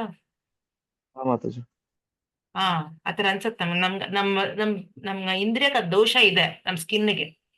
ಯಾಕಂದ್ರೆ ಅದು ಸದ್ಯಕ್ಕೆ ತಣ್ಣಗಿದೆ. ಅದು ತಣ್ಣಗಿರೋದಕ್ಕೆ ಸ್ವಲ್ಪ ಟೆಂಪ್ರೇಚರ್ ಬೇರೆ ಟೆಂಪ್ರೇಚರ್ ಕೊಟ್ಟಿದ ತಕ್ಷಣ ಅದು ಬಿಸಿ ಅನ್ಸಕ್ ಶುರು ಆಗ್ಬಿಡುತ್ತೆ. ಅದು ಬಿಸಿ ಇಲ್ಲ ಆಕ್ಚುಲಿ. ಓಕೆ, ಸೊ ಇದು ಒನ್ ಆಫ್ ದ ಎಕ್ಸ್ಪೀರಿಯನ್ಸ್ ಮಾಡಿ ನೋಡಿ. ಸೇಮ್ ವಾಟರ್, ಅದೇ ನೀರು, ಟಚ್ಡ್ ವಿತ್ ವಾರ್ಮ್ ಹ್ಯಾಂಡ್, ಕೈ ಬಿಸಿ ಮಾಡ್ಕೊಂಡು ಮುಟ್ಟಿದ ತಕ್ಷಣ ತಣ್ಣಗ್ ಅನ್ಸತ್ತೆ. ತಣ್ಣಗ್ ಮಾಡ್ಕೊಳ್ಳಿ ಕೈನ, ಅದೇ ನೀರು ಮುಟ್ಟಿದ ತಕ್ಷಣ ಬಿಸಿ ಅನ್ಸುತ್ತೆ. ನಾಲ್ಕನೇದು ಡೆಸರ್ಟ್. ಡೆಸರ್ಟ್ ಅಂದ್ರೆ ಏನಪ್ಪ? ಸುಕ್ಕು. ಡೆಸರ್ಟ್ ಅಂದ್ರೆ ಅದೇ ಬರಡು ಭೂಮಿ ಅಲ್ವಾ? ಬರಡು ಭೂಮಿ ಅಲ್ಲ, ಏನಂತ ಡೆಸರ್ಟ್ ಗೆ? ಮರುಭೂಮಿ ಪ್ರದೇಶ. ಮರುಭೂಮಿ ಮಾತಾಜಿ, ಮರುಭೂಮಿ ಅಲ್ವಾ? ಅಲ್ಲಿ ನಮ್ಗೆ ನೀರ್ ಕಾಣೋದಿಲ್ಲ, ನೀರ್ ಇಲ್ಲ, ಅಲ್ಲಿ ನೀರ್ ಸಿಗೋದಿಲ್ಲ, ಆದ್ರೆ ನಮ್ಗೆ ದೂರದಿಂದ ನೀರ್ ಇದ್ದಂಗ ಅನ್ಸತ್ತೆ. ದೂರಿಂದ ಅನ್ಸುತ್ತೆ ನೀರ್ ಇದ್ದಂಗ ಅನ್ಸ್ತಿದ್ಯಾ ಇಲ್ವಾ? ಅನ್ಸತ್ತೆ. ಮರೀಚಿಕೆ ಅಂತ. ಮರೀಚಿಕೆ ಕರೆಕ್ಟ್. ಮಿರಾಜ್ ಡೆಸರ್ಟ್ ಅಂದ್ರೆ ಮರೀಚಿಕೆ. ಅದಿಲ್ಲ ಆಕ್ಚುಲಿ, ನೀರಿಲ್ಲ ಅಲ್ಲಿ, ಆದ್ರೆ ಅನ್ಸತ್ತೆ. ಇದು ನಮ್ಮ ಇಂದ್ರಿಯಕ್ಕೆ ಇರೋಂಥ ದೋಷ. ಅಂದ್ರೆ ದೋಷ ಅಂದ್ರೆ ಇದು ನಮ್ಮ ಭ್ರಮೆ. ಇದು ನಮ್ಮ ಭ್ರಮೆಯಿಂದ ನಮ್ಗದು ಅನ್ಸತ್ತೆ, ಇಲ್ಯೂಷನ್. ಓಕೆ, ಇದು ಎರಡನೇ ದೋಷ. ಮೂರನೇದೇನಪ್ಪ? ತಪ್ಪುಗಳನ್ನು ಮಾಡುವಂಥದ್ದು. ಇಲ್ಲಿ ಏನಂತಿದ್ದಾರೆ? ವಿ ಆಲ್ ಕಮಿಟ್ ಮಿಸ್ಟೇಕ್ಸ್ ಅಲ್ವಾ? ನಾವು ಹೇಳಲ್ವಾ? ಎರರ್ ಇಸ್ ಟು ಹ್ಯೂಮನ್ ಅಂತ ಹೇಳಲ್ವಾ? ನಾವು ಮನುಷ್ಯ ಅಂದ್ರೆ ತಪ್ಪು ಮಾಡ್ಲೇಬೇಕು ಅಂತ ಹೇಳ್ತೀವಿ. ನಮ್ಮ ಜನ್ಮಸಿದ್ಧ ಹಕ್ಕು ತರ ಹೇಳ್ತೀವಿ ನಾವು. ತಪ್ಪು ಮಾಡೇ ನಿರೂಪಿಸ್ಬೇಕು ನಾವು. ತಪ್ಪು ಮಾಡದೇ ಇರಕ್ ಆಗಲ್ಲ, ನಾವು ತಪ್ಪು ಮಾಡೇ ಕಲ್ತ್ಕೋತೀವಿ ಅಂತೀವಿ. ಕರೆಕ್ಟ್. ಇಲ್ಲಿ ನೋಡಿ, ಹೇಳ್ತಿದ್ದಾರೆ ಪಿಟ್ಯೂಟರಿ ಗ್ಲ್ಯಾಂಡ್ ಬಗ್ಗೆ ಹೇಳ್ತಿದ್ದಾರೆ. Brain was thought as an organ to cool the blood. Pituitary gland was thought to be a useless organ. ಈ ಪಿಟ್ಯೂಟರಿ ಗ್ಲ್ಯಾಂಡ್ ಅನ್ನೋದೇನಿದೆ ನಮ್ಮ ಬ್ರೈನ್ ಅಲ್ಲಿ, ಇಟ್ ಇಸ್ ಒಂದು ಕಡ್ಲೆಕಾಯಿ ಬೀಜ ಅಷ್ಟು ಸೈಜ್ ಅಲ್ಲಿ ಇರತ್ತೆ, ಪಿ ಸೈಜ್ ಇದು. Okay, and if your pituitary gland doesn't function properly, it affects the vital parts like brain, skin, ನಮ್ಮ ಮೂಡು, ನಮ್ಮ ವಿಷನ್, ನಮ್ಮ ಗ್ರೋತ್ ಎಲ್ಲ. So it is the master gland because it tells other glands to release hormone. So ಈ pituitary gland ಇಂದ ಎಲ್ಲಾ glands work ಆಗತ್ತೆ. Okay, so ಮುಂಚೆ ಏನ್ ಅನ್ಕೊಂಡಿದ್ರು? ಈ ಪಿಟ್ಯೂಟರಿ ಗ್ಲ್ಯಾಂಡ್ ಬೇಕಾಗಿಲ್ಲ ಅನ್ಕೊಂಡಿದ್ರು, ಬಟ್ ಆದ್ರೆ ಈ ಪಿಟ್ಯೂಟರಿ ಗ್ಲ್ಯಾಂಡ್ ಇಂದಾನೆ ಎಲ್ಲಾ ಆರ್ಗನ್ ಕೆಲಸ ಮಾಡೋದ್ರಿಂದ ಆಮೇಲೆ ಗೊತ್ತಾಯ್ತು. ಸೊ ಈವನ್ ನಮ್ಮ ಈ ಚಿಕ್ಕ ವಿಷಯನೂ ತಗೊಳ್ಳಿ. ಇವಾಗ ಫಾರ್ ಎಕ್ಸಾಂಪಲ್ ಏನಪ್ಪ, ಸಗಣಿ ಇರ್ಬೋದು. ಸಗಣಿ ಕೂಡ ಅದೊಂದು ಎಕ್ಸ್ಕ್ರೀಟ ಅದು ಅಲ್ವಾ? ಒಂದು ಪ್ರಾಣಿ ಬಿಟ್ಟಿರೋದಂತ ಒಂದು ಪದಾರ್ಥ ಅದು. ಆದ್ರೆ ನಮ್ಮ ಶಾಸ್ತ್ರದ ಪ್ರಕಾರ ಅದು ತುಂಬಾ ಪವಿತ್ರ ಅದು. ತುಂಬಾ ಯೂಸ್ಫುಲ್ ಅದು ಅಲ್ವಾ? ಸೊ ಇವಾಗ ಅದ ಸೈಂಟಿಸ್ಟ್ ಎಲ್ಲ ಪ್ರೂವ್ ಮಾಡಿದ್ದಾರೆ ಅದನ್ನ. ಸೋ ಮೆನಿ ಮೆಡಿಸಿನ್ ಆಗ್ಲಿ ಅಥವಾ ಮೆಡಿಸಿನಲ್ ಪ್ರಾಪರ್ಟೀಸ್ ಇದೆ ಅದರಲ್ಲಿ. ಮೆಡಿಸಿನಲ್ ಪ್ರಾಪರ್ಟೀಸ್ ಇದೆ, ಆಮೇಲೆ ಬಾಡಿ ಎಲ್ಲ ಇದೆ. ಅದಕ್ಕೆ ಮೊದ್ಲಿನ ಕಾಲದಲ್ಲಿ ಮಾತಾಜಿ, ಇವಾಗೆಲ್ಲ ಟೈಲ್ಸ್, ಫ್ಲೋರ್ಸ್ ಅದು ಇದೆಲ್ಲ ಹೌದು. ಮುಂಚೆ ಎಲ್ಲ ಸಗಣಿ ನೀರ್ ಹಾಕಿ ಅದನ್ನೇ ವೀಕೆಂಡ್. ಅದಕ್ಕೆ ರೀಸನ್ ಇದೆ, ಪುರಾಣದಲ್ಲೆಲ್ಲ ರೀಸನ್ ಇದೆ. ಬಟ್ ಇವಾಗಿನ ಜನ ಮಾಡಲ್ಲ. ಮುಂಚೆ ಇವಾಗೆಲ್ಲ ಗಲೀಜು ಅನ್ಕೋತಾರೆ, ಮುಂಚೆ ಎಲ್ಲ ಮಾಡ್ತಿದ್ರು. ಬ್ಯಾಕ್ ಪೇನ್, ಬ್ಯಾಕ್ ಬಾಡಿಲಿ ಏನಾದ್ರು ಇದ್ರೆ ಸೊ ಆ ಫ್ಲೋರ್ ಮೇಲೆ ಮಲ್ಕೊಂಡ್ರೆ ಎಲ್ಲ it will be absorb. Like medicine ತಗೊಳ್ಬೇಕು, ಹಾಸ್ಪಿಟಲ್ ಎಲ್ಲ ಹೋಗ್ಬೇಕಂತೆಲ್ಲ ಇರ್ತಿರ್ಲಿಲ್ಲ. ಸೊ ಅದರಿಂದ ಲೈಕ್ ಅದು ಸುಟ್ರು ಇದ್ ಮಾಡಿ ಹೋಮದಲ್ಲೆಲ್ಲ ಯೂಸ್ ಮಾಡ್ತಾರೆ ಪೂಜಾ ಸಮಯದಲ್ಲಿ. ಹೌದು, ಪೂಜೆ ಸಮಯದಲ್ಲಿ ಆಮೇಲೆ ಹೋಮದಲ್ಲಿ ಯೂಸ್ ಮಾಡ್ತಾರೆ. ಹೌದು ಪ್ರಭುಜಿ. ಆಮೇಲೆ ಸ್ವಲ್ಪ ಆಮೇಲೆ ಇದು ಈ ರೀಸೆಂಟ್ಲಿ ನಾವು ಹೋಳಿ ಎಲ್ಲ ಆಡ್ತೀವಲ್ಲ ಅದ್ರಲ್ಲೆಲ್ಲ ಹ್ಮ್ ಹಾಕ್ತಿವಿ ಕಾಮನ್ ಅಂತ. ಹ್ಮ್ ಆಮೇಲೆ ಅದ್ ಸುಟ್ಟಾದ್ಮೇಲೆ ಅದ್ ಬೂದಿಯಿಂದ ಮತ್ತೆ ಭಸ್ಮ ಆಗತ್ತೆ. ಆಮೇಲೆ ವಿಭೂತಿನ ಯೂಸ್ ಮಾಡ್ತೀವಿ, ವಿಭೂತಿ ಹ್ಮ್ ಅಂತ. Hmm so many things inside, yes, but ತಿಳ್ಕೊಬೇಕಷ್ಟೆ. ಹೌದು. But once upon a time ಅದನ್ನ ಅದೇನು ಪ್ರಯೋಜನ ಇಲ್ಲ ಅಂತ ಹೇಳಿದ್ರು ಆಕ್ಚುಲಿ. ಇವಾಗ ಹಾ ಅದನ್ನ ಪ್ರೂವ್ ಮಾಡಿದ್ದಾರೆ ದಟ್ ಇಲ್ಲ, ಹೌದು. ಕೌಡಂಗಲ್ ತುಂಬಾ ಮೆಡಿಸಿನಲ್ ಪ್ರಾಪರ್ಟೀಸ್ ಇದೆ, ತುಂಬಾ ಪ್ರಯೋಜನ ಆಗತ್ತೆ ಅಂತ ಇವಾಗ ಬರ್ತಾ ಇದೆ. 4ನೇ ದೋಷ ಏನಪ್ಪಾ ನಾವ್ ನೋಡೋದ್ವಲ್ಲ, ವಂಚನೆಯ ವಂಚನೆ. ಪ್ರವೃತ್ತಿ. ಚೀಟ್ ಮಾಡ್ಬೇಕು ಚೀಟಿಂಗ್ ಅಂತ. ಚೀಟಿಂಗ್ ಗುಣ ಇದೆಯಾ? ಇದೆ. ತುಂಬಾ ಇದೆ ಮಾತಾಜಿ, ಎಲ್ಲರಿಗೂ ಇದೆ. ಎಲ್ಲಾ ಏಜ್ ವರ್ಗೂ ಇದೆ. Yes, ಎಕ್ಸಾಮ್ ಅಲ್ಲಿ ಮಾತಾಜಿ. ನೋಡಿ, ಬಟ್ ಎಕ್ಸಾಮ್. ಅದು ಹೌದಾ? ಅದ್ ಚೀಟಿಂಗ್ ಇನ್ನೊಂದ್ ಮಾತಾಜಿ, ಚೀಟಿಂಗ್ ಮಾಡ್ತಾರೆ. ಒಂದ್ ಒಳ್ಳೆ ತರಾನು ಇರುತ್ತೆ, ಅದ್ರಲ್ಲಿ ಏನೋ ಒಳ್ಳೆ ಅರ್ಥನೂ ಇರುತ್ತೆ, ಇನ್ನೊಂದ್ ಕೆಟ್ಟದ್ದು ಇರುತ್ತೆ. ಇವಾಗ ಒಳ್ಳೆ ಅರ್ಥದಲ್ಲಿ ಚೀಟಿಂಗ್ ಮಾಡೋದು ಕಮ್ಮಿ ಜನ, ಬಟ್ ಹ್ಮ್ ಇಂಡೈರೆಕ್ಟ್ ಆಗಿ ನಮ್ಗೆ ಏನಾದ್ರು ಬೆನಿಫಿಷಿಯಲ್ ಇದೆ ಅಂದ್ರೆ ಜಾಸ್ತಿ ಚೀಟಿಂಗ್ ಮಾಡ್ತಾರೆ, ಯಾವ್ದಾದ್ರು ವೇ ಅಲ್ಲಿ. ಎವ್ರಿ ಹ್ಮ್ ಒನ್ ಹ್ಮ್ ಇನ್ಕ್ಲೂಡಿಂಗ್ ಎಲ್ಲಾ ಕಡೆ. ಮಾಡಿರ್ತೀವಿ ಹಾ ಎಕ್ಸ್ಪೀರಿಯನ್ಸ್ ಇರುತ್ತೆ. ಹಾ ಸೊ ಆ ಮೂಮೆಂಟ್ ಅಲ್ಲಿ ಹಾ ಸೊ ಅದು ಲೈಕ್ ಒಳ್ಳೆ ಇದ್ರಿಂದ ಮಾಡಿದ್ರೆ ಅದು ಚೀಟಿಂಗ್ ಅನ್ಸುತ್ತಾ ಇಲ್ವಾ ಅಂತ. ಬಟ್ ಒಳ್ಳೆ ಚೀಟಿಂಗ್ ಒಂದ್ ಚೀಟಿಂಗ್ ಅಲ್ವಾ. ಇಂಟೆನ್ಷನ್, ಒಳ್ಳೆ ಇಂಟೆನ್ಷನ್, ಕೆಟ್ಟ intention. Cheating is cheating. Yes. ಅದೇನೋ ಅಂತಾರಲ್ಲ, ಕಳ್ತನ ಒಳ್ಳೇದಕ್ ಮಾಡ್ಲಿಕ್ಕೆ ಕೆಟ್ಟದ್ ಕಳ್ತನನೇ ಅಂತ ಆತರ. ಸೊ ಒಳ್ಳೆ ಉದ್ದೇಶದಿಂದ ಮಾಡಿದ್ರೆ ಅದರಿಂದ ಏನೋ ಒಳ್ಳೇದಾಗತ್ತೆ ಅಂದ್ರೆ ಅದ್ ಚೀಟಿಂಗ್ ಅನ್ಸುತ್ತಾ ಅಲ್ವಾ ಅಂತ ಕೇಳಿದೆ. ಒಳ್ಳೆ ಉದ್ದೇಶದಿಂದ ಚೀಟಿಂಗ್ ಮಾಡೋ ಅವಶ್ಯಕತೆ ಏನಿದೆ? ಚೀಟಿಂಗ್ ಅಂದ್ರೆ ಒಳ್ಳೆ ಒಳ್ಳೇದ್ ಇವಾಗ ನೋಡಿ. ಉದ್ದೇಶ ಅಂದ್ರೆ ಮಾತಾಜಿ ಕಷ್ಟಪಟ್ಟು ದುಡಿಬೇಕಾಗತ್ತೆ ಒಳ್ಳೆ ಉದ್ದೇಶ ಅಂದ್ರೆ. ಈಗ ಬಿಸ್ನೆಸ್ ಮಾಡ್ಬೇಕಂದ್ರೆ ಇವಾಗ ಅಂಗಡಿಯವ್ರು ಇಟ್ಕೊಂಡಿದಾನಪ್ಪ, ಅವ್ನು ನಿಮ್ಗೆ ಕರೆಕ್ಟ್ ಆಗಿ ನೇರವಾಗೆಲ್ಲ ಇದ್ದಿದ್ದಂಗೆ ಕೊಟ್ಬಿಡಕ್ಕಾಗತ್ತಾ? ಅರ್ಧ ಕೆಜಿಯಿಂದ ಅರ್ಧ ಕೆಜಿ ಕರೆಕ್ಟ್ ಆಗಿ ಕೊಡ್ತಾನ ಅವನು? ಇಲ್ಲ ಮತ್ತೆ ಅವ್ನ್ ತಕ್ಕಡಿ ಟಚ್ ಕರೆಕ್ಟ್ ಇರುತ್ತೆ, ಆಗಿದೆ ಅಂತ ಹೆಂಗ್ ಚೆಕ್ ಮಾಡ್ತೀರಾ? ಕರೆಕ್ಟ್ ಆಗಿ 500 ಇರುತ್ತಾ ಅದು? ಜಾಸ್ತಿ ಕಮ್ಮಿ ಆಗೇ ಆಗುತ್ತೆ. ಇರುತ್ತೆ, ಕಮ್ಮಿ ಇದ್ದೇ ಇರುತ್ತೆ, ಅದು ಗ್ಯಾರಂಟಿ ಕಮ್ಮಿ ಇರುತ್ತೆ. ನೀವೀಗ ಡಿಜಿಟಲ್ ವೇಯಿಂಗ್ ಮೆಷಿನ್ ತಗೊಂಡ್ರು ಕೂಡ ಅಷ್ಟೇ, ಏನೋ ಒಂದ್ ಸ್ವಲ್ಪ ಅವನಲ್ಲಿ ಇದು ಮಾಡಿರ್ತಾನಲ್ಲಿ, ಅವನು ಫಾಲ್ಟ್ ಇರುತ್ತೆ, ಸ್ವಲ್ಪ ಫಾಲ್ಟ್ ಸೆಟ್ಟಿಂಗ್ಸ್ ಇರುತ್ತೆ. ಸೆಟ್ಟಿಂಗ್ ಮಾಡಿರ್ತಾನ ಅವನಲ್ಲಿ, 50 ಗ್ರಾಮ್ ಹೊಡ್ಕೋತಾನ ಅವನು. ಹೌದೌದು. ಎಲ್ಲಾ ಕಡೆ ಇದೆ, ಎಲ್ಲಾ ಪ್ರೊಫೆಷನಲ್ಲೂ ಇದೆ, ಬಿಸ್ನೆಸ್ ಪ್ರೊಫೆಷನಲ್ ಇದೆ, ಸ್ಕೂಲ್ಸ್ ಅಲ್ಲಿ ಇದೆ, ಎಲ್ಲಾ ಕಡೆ ಚೀಟಿಂಗ್ ಅನ್ನೋದಿದೆ. ನಮ್ಮಲ್ಲ ಆ ಗುಣ ಅನ್ನೋದಿದೆ, ನಾವು ಮೋಸ ಮಾಡ್ಬೇಕು, ಅದರಿಂದ ಏನೋ ನಮ್ಗೊಂದು ಖುಷಿ ಸಿಗತ್ತೆ. ಕೆಲಸದವ್ರು ಬರ್ತಾರೆ, ನಿಧಾನಕ್ಕೆ ಬರ್ತಾರೆ, ಲೇಟಾಗಿ ಬರ್ತಾರೆ, ಕೆಲಸ ಮಾಡಲ್ಲ, ಅವ್ರ ಕೆಲಸ ಮಾಡ್ಸೋದೇ ಒಂದ್ ಕಷ್ಟ. ಹೌದಲ್ವಾ? ಎಲ್ಲ ಹೆಂಗಸರಿಗೆ ಅದು ಅನುಭವ ಇರುತ್ತೆ ಅಲ್ವಾ? ಏನೋ ಒಂದ್ ತಪ್ಪು ಮಾಡ್ಬೇಕು, ಏನೋ ಒಂದ್ ಕಮ್ಮಿ ಮಾಡ್ಬೇಕು, ಅಥವಾ ಬಟ್ಟೆ ಒಗೆದೇ ಹೋಗ್ಬೇಕು, ಏನೋ ಒಂದ್ ಅರ್ಧ ಮಾಡ್ಬಿಟ್ಟು ಅರ್ಧ ಮಾಡಿ ಹೋಗೋದು. ಸೊ ಈ ಮೋಸ ಮಾಡ್ಬೇಕು ಅನ್ನೋದಿದೆ ನಮ್ಮಲ್ಲಿ. ಈವನ್ ಇವಾಗ ಆಧ್ಯಾತ್ಮಿಕ ಜೀವನದ ಬಗ್ಗೆನೂ ಅಷ್ಟೇ, ನಮಗೆ ನಿಜವಾದ ಗುರು ಬೇಕಾಗಿಲ್ಲ ಆಕ್ಚುಲಿ. ನೇರವಾಗಿ ಹೇಳ್ಬೇಕಂದ್ರೆ ನಮ್ಗೆ ನಿಜವಾದ ಗುರು ಬೇಡ. ಯಾಕಪ್ಪ ಇಷ್ಟೆಲ್ಲ ಕಷ್ಟ ಪಡೋದು, ಇವ್ರು ಅದು ಇದು ಹೇಳ್ತಾರೆ, ಯಾರೋ ಒಬ್ರು ನಿಮ್ಗೆ ಎಲ್ಲ ಆಗತ್ತೆ, ನಿಮ್ಗೆಲ್ಲ ಕೊಟ್ಬಿಡ್ತೀವಿ ಅಂತ ಹೇಳೋರು ನಮಗ್ ಬೇಕಷ್ಟೇ. ನೀವ್ ಎಲ್ಲ ತಿನ್ಕೊಂಡಿರಿ, ಎಲ್ಲ ಉಣ್ಕೊಂಡಿರಿ, ನಿಮ್ಗೆ ಏನೋ ರೂಲ್ಸ್ ಇಲ್ಲ, ಆರಾಮಾಗಿರಿ ಆರಾಮಾಗಿ ಅನ್ನೋರ್ ಬೇಕು ನಮ್ಗೆ ಆಕ್ಚುಲಿ. ಅದ್ ಮಾಡ್ಬೇಡ, ಅವ್ರು ತುಂಬಾ ಇದ್ ಒಳ್ಳೆಯವ್ರು ಮಾಡ್ಬೇಡ. ಅನ್ನಿಸ್ತಾರೆ. ಅವ್ರು ಆ, ತುಂಬಾ ಒಳ್ಳೆ, ಎಸ್ ರಾಜ್, ಅವ್ರು ನಮ್ಗೆ ತುಂಬಾ ಇಷ್ಟ ಆಗ್ತಾರೆ. ಅವ್ರ ರಿಸ್ಟ್ರಿಕ್ಷನ್ಸ್ ಇರಬಾರ್ದು, ಏನೂ ಇರಬಾರ್ದು. ಅವ್ರು ಸ್ವಲ್ಪ ಬೆಸ್ಟ್ ಎಕ್ಸಾಂಪಲ್ ಅಂದ್ರೆ ಲೈಕ್ ಮನೇಲಿ ಅಮ್ಮ ತುಂಬಾ ಸಾಫ್ಟ್, ಇದು ಬೇಡ ಹೋಗ್ಲಿಪ್ಪ, ಹಿಂಗ್ ದಾಯ ಆಗತ್ತೆ, ಓಕೆ ತಿನ್ನು ಮಾಡು ಅಂತ. ಅಪ್ಪ ಆದ್ರೆ ಹೊಡಿತೀನಿ ನೋಡು ಅಂತಾರೆ. ಹಾ so that was a corner always. Like ಮಕ್ಕಳು ಅಮ್ಮನ ಹತ್ರ ಹೋಗ್ತಾರೆ, ಹಾ depends on the parents. So ಅಪ್ಪ ಬೈತಾನೆ ಬಡಿತಾನೆ, ಹಿಂಗ್ ಕೇಳೋದು, ಅಮ್ಮನ್ ಬಿಡೋದು ಮುಂದೆ, ಆ ತರ ಸಿಚುವೇಶನ್ ನಾವು ನೋಡ್ಬೋದು ಮನೆಯಲ್ಲಿಂದ. Yes correct, yes. ಬಟ್ ಅದು ಚಿಕ್ಕ ವಿಷಯಕ್ಕಾದ್ರೆ ಪರವಾಗಿಲ್ಲ, ತಾಯಿ ಬಿಡ್ತಾಳೆ. ದೊಡ್ಡ ದೊಡ್ಡ ವಿಷಯ ತಾಯಿನೂ ಬಿಡೋದಿಲ್ಲ. ಕರೆಕ್ಟಾ? ಈಗ ಏನೋ ಕದ್ಕೊಂಬಂದ ಸ್ಕೂಲಿಂದ ಮಗು, ಬಿಡ್ತಾಳೆ? ಸುಮ್ನೆ Yes, ಆಗ್ತಾಳೆ? ತಾಯಿ ಗೊತ್ತಾಯ್ತು ಇಲ್ಲ ಇಲ್ಲ ಸುಮ್ನೆ ಆಗ್ತಾಳೆ? ಇಲ್ಲ, ಅವಳು ಜೋರ್ ಮಾಡ್ತಾಳೆ. ಇಷ್ಟ ತಾಯಿ ಬಿಡೋದು. ಮೊದಲನೇ ಗುರು ನಮ್ಗೆ. ಹಾ ಎಸ್ ಮಾತಾಜಿ. ಸೊ ಅವಳು ಜೋರ್ ಮಾಡ್ತಾಳೆ. ಇಲ್ಲಿ ಹೇಳಿದ್ದೇನಂದ್ರೆ, ಸೊ ಈ ಒಂದು ಪ್ರವೃತ್ತಿ ನಮ್ಮಲ್ಲಿದೆ, ವಂಚನೆ ಪ್ರವೃತ್ತಿ. ಸೊ ಎಲ್ರಿಗೂ ಅರ್ಥ ಆಯ್ತಲ್ವಾ ಇದು? ಸೊ 4 ಓಕೆ, ತುಂಬಾ ಮುಖ್ಯವಾಗಿರುವಂತದ್ದು ವಿಷಯ. ಅಪರಿಪೂರ್ಣ ಇಂದ್ರಿಯಗಳು, ಆಮೇಲೆ ಭ್ರಮೆಯಲ್ಲಿರುವಂಥದ್ದು, ತಪ್ಪನ್ನು ಮಾಡೋದು ನಾವು, 4ನೇದು ವಂಚನೆಯ ಪ್ರವೃತ್ತಿ. ಯಾರು ಓದ್ತೀರಾ ಇದನ್ನ?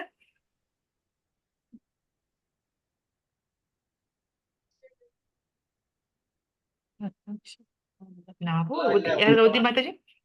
ನಾವು ಈ 4 ದೋಷಗಳನ್ನ ಹೊಂದಿರುವಾಗ ಪ್ರತ್ಯಕ್ಷ ಪ್ರಮಾಣದಲ್ಲಿ ಜ್ಞಾನವು ದೋಷಗಳಿಲ್ಲದೆ ಹೇಗೆ ಇರುತ್ತದೆ? ಸೊ ಏನಿದ್ರ ಅರ್ಥ? ನಮ್ ಇಂದ್ರಿಯಗಳು ಅಪರಿಪೂರ್ಣ, ದೋಷ ತುಂಬಿರುವಂತದ್ದು. ಮತ್ ಆ ದೋಷದಿಂದ ದೋಷಭರಿತವಾಗಿರುವಂತ ಇಂದ್ರಿಯಗಳಿಂದ ನಾವು ಜ್ಞಾನ ಸಂಪಾದನೆ ಮಾಡಿದ್ರೆ ಅದು ಪರ್ಫೆಕ್ಟ್ ಜ್ಞಾನನಾ? ಅದ್ರಲ್ಲಿ ಏನು ಫಾಲ್ಟ್ ಇರಲ್ವಾ, ಮಿಸ್ಟೇಕ್ ಇರಲ್ವಾ? ಪ್ರತ್ಯಕ್ಷವಾಗಿ ನಾವು ನೋಡಿರೋದನ್ನೇ ನಂಬುತ್ತೀವಿ ಅಂದ್ರೆ ಭಗವಂತ ಇಲ್ಲ, ಕಣ್ಣ ಕಾಣ್ತಾ ಇಲ್ಲ, ಹಾಗಾದ್ರೆ ಭಗವಂತ ಇಲ್ವಾ? ಇಲ್ಲ. ಇದ್ದಾರೆ ಮಾತಾಜಿ. ಇಲ್ಲಿ ಕಣ್ಣು ಇಲ್ಲ, ಕಾಣ್ತಾ ಇದ್ದಾರೆ. ಇಲ್ವಲ್ಲ, ನಾವು ಪ್ರತ್ಯಕ್ಷವಾಗಿ ನಂಬೋರು ಏನಂತಾರೆ, ನಂಗ್ ತನ್ನ ತೋರ್ಸಿ, ನಿಮ್ ಭಗವಂತನ ನಮಗ್ ತೋರ್ಸಿ, ಅವಾಗ್ಲೇ ನಾವ್ ನಂಬ್ತೀವಿ ಅಂತಾರೆ. ಹೇಗ್ ಹೇಳೋದು ಅವ್ರಿಗೆ? ಅವ್ರ ಕಣ್ಣಿಂದ ನೋಡಕ್ ಆಗತ್ತ ಭಗವಂತನ? ಫೀಲ್ ಮಾಡ್ಬೋದು ಮಾತಾಜಿ, ನಾವ್ ಮಾಡ್ಬೋದು, ಇಲ್ಲ ಅನ್ನಕ್ ಬರಲ್ಲ. ಇವಾಗ ನಾವ್ ನೀರ್ ಕುಡಿತೀವಿ, ಆ ಗಾಳಿ ಇದೆ. ಸೊ ಗಾಳಿ. These all are the things. ಗಾಳಿ ನಾವಂತೂ ಕ್ರಿಯೇಟ್ ಮಾಡಿಲ್ಲ. Like we fan and all we created. But ಹಾ. ಗಾಳಿ, ನಿಸರ್ಗ, Correct. ಒಂದೊಂದು ವಸ್ತುಗಳಿವೆ ಜಗತ್ನಲ್ಲಿ. ಆ ಸೊ ಅದಕ್ಕೆ ನಮಗ್ ಅದ್ ಗೊತ್ತಿಲ್ಲ. ಕಾಣಲ್ಲ, ಅದ್ ನಮಗೆ, ಅದ್ ನಮಗ್ ಕಾಣಲ್ಲ, ಆದ್ರೆ ಅದ್ ಇದೆ ನಮಗ್ ಗೊತ್ತು, ಅದ್ ನಾವ್ ಬಳಸ್ತಾ ಇದೀವಿ ಪ್ರತಿನಿತ್ಯ. Yes. ಇವಾಗ ನಾವು ಸೂರ್ಯನ್ ನೋಡ್ತೀವಿ, ಭಗವಂತನ ಅಂತೀವಿ, ಬೆಳಕು ಅದೇ ಹಾ. Yes. ನೋಡ್ತೀವಿ. We can see the god, we can feel the god. ಹಾ. ಸೊ ಭಗವಂತ ಎಲ್ಲ ಕಡೆ ಇದ್ದಾನೆ. ಸೊ ಅದು ನಾವು ನಂಬೋದು, ಇಲ್ಲ ಅಂತ ಹೇಳಕ್ ಬರಲ್ಲ. ಆ ತರ ನಂಬೋದು. Yes, ಪ್ರಭು, correct. ಸ್ವಲ್ಪ ಜನ ಕೇಳ್ತಾರೆ, ಲೈಕ್ ಭಗವಂತ ಇದಾನ, ಎಲ್ಲಿದ್ದಾನೆ, ಏನ್ ಮಾಡ್ತಿದ್ದಾನೆ, ಇವಾಗ ಏನ್ ಮಾಡ್ತಿದ್ದಾನೆ. So like that hang question ಕೇಳಿದ್ರೆ, ಕೇಳಿದ್ರು ಆಕ್ಚುಲಿ ಈ ಕ್ವಶನ್ ನಂಗೆ ಕೇಳಿದ್ರು. ನನ್ ಕಾಲೇಜಲ್ಲಿ ಫ್ರೆಂಡ್ಸ್ ಕೇಳಿದ್ರು, ನಿನ್ ಎಂತೀಯ ಭಗವಂತ ದೇವ್ರ ಅಂತ ಎಲ್ಲಿ ಎಲ್ಲಿದ್ಯಾ? ನಾನು ಅದೇ ಹೇಳ್ದೆ ನಾನು. ನನ್ ಕ್ರಿಶ್ಚಿಯನ್ ಮೀಡಿಯಂ ಅಲ್ವಾ, ಸೊ ಅವ್ರದ್ದು ಜಾಸ್ತಿ ಇದು ಮಾಡೋದು, ನಮ್ಗೆ ಎಲ್ಲ ನಮ್ದೆಲ್ಲ ಕೇಳಲ್ಲ ಅವರು. ಸೊ ನನ್ನ ಮೇಡಮ್ ಹೇಳ್ದೆ, ಎಲ್ಲಿದ್ದಾನೆ ದೇವ್ರು? ಬೆಳಕ್ ನೋಡ್ತೀರಾ ಅಂದೆ. ಹೌದು ಅಂದ್ರು. ಬೆಳಕ್ ನೋಡ್ತೀರಾ, ನೀರ್ ಕುಡಿತೀರಾ, ಎಲ್ಲ ಇದು ಮಾಡ್ತೀರಲ್ಲ, ಅಡ್ಡಾಡ್ತಿರಲ್ಲ. ಸೊ ನಾವ್ ಇಲ್ಲೆಲ್ಲ ದೇವ್ರನ್ನ ಕಾಣ್ತೀವಿ. ಸೊ ಇದೇ ನಮ್ ದೇವ್ರು, ಎಲ್ಲರೂ ಯೂಸ್ ಮಾಡ್ತೀವಿ, ಅದ್ರಲ್ಲಿ ಭೇದ ಭಾವ ಇಲ್ಲ. ಅದೊಂದು ಅವ್ರಿಗೆ ಇದು ಕೊಟ್ಟೆ. ನೆಕ್ಸ್ಟ್ ಟೈಮ್ ಹೌದಾ, ಸರಿ ಆಯ್ತಪ್ಪ, ನಿಮ್ ದೇವ್ರು ಏನ್ ಮಾಡ್ತಿದ್ದಾನೆ ಇವಾಗ ಅಂತ. ಏನ್ ಮಾಡ್ತಿದ್ದಾನೆ ಅಂದ್ರೆ ಜಸ್ಟ್ ಹೇಳ್ದೆ ಅವ್ರಿಗೆ, ನಿಮ್ ಜಾಗದಲ್ಲಿ ಪೋಸ್ಟ್ ನನಗ್ ಕೊಡಿ, ನಾನು ಹೇಳ್ತೀನಿ ಇದು ಮಾಡೋ, ಇದು ತಗೋ, ನಿನ್ಗೆ 50 ಮಾರ್ಕ್ಸ್, ನಿಂಗೆ 100 ಮಾರ್ಕ್ಸ್, ನಿಂಗೆ ಅಷ್ಟು ಮಾರ್ಕ್ಸ್, ಫುಲ್ ಕೊಟ್ಬಿಡ್ತೀನಿ. ಭಗವಂತ ಯಾರು ಭೇದ ಭಾವ ಮಾಡಲ್ಲ, ಎಲ್ಲರಿಗೂ ಸೇಮ್ ಆಗಿ ಹಂಚ್ತಾನೆ. So like is like for example is a king, ರಾಜ ಇದ್ರೆ ರಾಜನ್ ಕೆಲಸ ಏನೋ ಪ್ರಜೆ ನೋಡ್ಕೊಳ್ಳೋದು, ಅವ್ರ ಆಸ್ತಿ ಏನೋ ಅವ್ರಿಗಂತ ಏನಿಲ್ಲ. ಸೊ ನನ್ ಭಕ್ತರು, ನನ್ನವರು, ನನ್ ಮಕ್ಕಳು, ಸೊ ಅವ್ರಿಗೆ ದವಸ ಧಾನ್ಯ ಆಗ್ಲಿ, ಬಂಗಾರ ಆಗ್ಲಿ, ಏನಾದ್ರು ಎಲ್ಲರಿಗೂ ಸೇಮ್, ಕೆಟ್ಟ ಮಗ ಒಳ್ಳೆ, ನೋ ಕಂಪ್ಯಾರಿಸನ್, ಸೇಮ್ ಎಲ್ಲರಿಗೂ ಹಂಚ್ಬೋದು. ಅದು ಮಾಡ್ತಿದ್ದಾನೆ. ಇವಾಗ ಏನ್ ಮಾಡ್ತೀವಿ ಭಗವಂತ? ಸೊ ಇವಾಗ ಬೆಳಕು ನಾವು ದೇವ್ರ ಮುಂದೆ ದೀಪ ಹಚ್ಚಿರ್ತೀವಿ, ಅದು ಯಾವ ಕಡೆ ನೋಡ್ತಿದೆ ಅಂತ ಹೆಂಗ್ ಹೇಳಕ್ ಬರುತ್ತೆ? ಎಲ್ಲಿ ಯಾವ ಆಂಗಲ್ ನೋಡಿದ್ರು it should be like same cons, like ಒಂದೇ ಕಡೆಯಿಂದ ಕಾಣಿಸುತ್ತೆ. ನಾವು ಮೇಲ್ಗಡೆಯಿಂದ ನೋಡಿದಾಗ ಎಲ್ಲಿಂದ ನೋಡಿದ್ರು, ಸೊ ಭಗವಂತ ಎಲ್ಲಾ ಕಡೆ ಎಲ್ಲರನ್ನು ನೋಡ್ತಿದ್ದಾನೆ ಅಂತ ನಾವು ಹೇಳ್ಬಹುದು. ಸೊ ಈ ತರ ಹೇಳಿದ್ಮೇಲೆ ನೆಕ್ಸ್ಟ್ ಡೇ ನಂಗೆ ಏನು ಕ್ವಶನ್ ಮಾಡಿಲ್ಲ. Very nice, very nice. Hare Krishna. So ಪ್ರತ್ಯಕ್ಷ ಪ್ರಮಾಣದಲ್ಲಿ ಜ್ಞಾನವು ದೋಷಗಳಿಲ್ಲದೆ ಹೇಗೆ ಇರುತ್ತದೆ? ಸೊ ಹಾಗಾಗಿ ನಾವು ಪ್ರತ್ಯಕ್ಷವಾಗಿ ನೋಡಿರೋದ್ರಲ್ಲಿ ಖಂಡಿತವಾಗ್ಲೂ ಫಾಲ್ಟ್ ಇರದೇ ಇರತ್ತೆ ಅಲ್ವಾ? ನಾವು ನೋಡಿದ್ ಮಾತ್ರ ನಂಬ್ತೀವಿ ಅಂದ್ರೆ ಅದು ಸರಿಯಲ್ಲ. ಈಗ ನಮ್ ಮನ್ಸಿದ್ಯಾ? ನಮ್ಮೆಲ್ರಿಗೂ ಮನ್ಸಿದ್ಯಾ? ನಾವ್ ಮನ್ಸಿಗೆ ಬಂದಂಗ ಮಾಡ್ತೀವ, ಆದ್ರೆ ಮನ್ಸ್ ಕಾಣತ್ತಾ? ನಮ್ ಕಣ್ಣಿಗೆ ಮನ್ಸ್ ಕಾಣತ್ತಾ? ಎಲ್ರಿಗೂ ಮನ್ಸ್ ಕಾಣತ್ತಾ? ಎಲ್ರು ಮನ್ಸ್ ನೋಡಿದೀರಾ? ಇಲ್ಲ. ನಮ್ ಮನ್ಸು ನಮಗ್ ಕಾಣೋದಿಲ್ಲ. ಬುದ್ಧಿ ಇದೆಯಾ ನಮ್ಮೆಲ್ರಿಗೂ? ಅದು ಇದೆ, ಬಟ್ ನಮ್ಗೆ ಕಾಣಲ್ಲ, ಕಾಣೋದಿಲ್ಲ. ಅಂದ್ರೆ ಬುದ್ಧಿ ಇಲ್ಲ ಅಂತ ನೋಡಿ, ಕಣ್ಣು ಕಾಣಲ್ಲ ಅಂದ್ರೆ ಇಲ್ಲ ಅನ್ನಕ್ಕೆ ಇಲ್ಲ, ಹಂಗನ್ನಕ್ಕಾಗಲ್ಲ.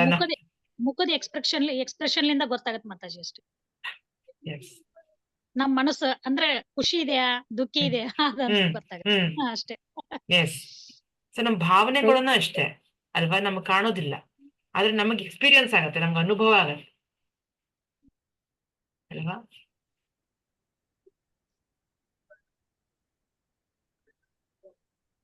ಯಾರು ಓದ್ತಿರಾಯ್ತಾ? ಹರೇ ಕೃಷ್ಣ.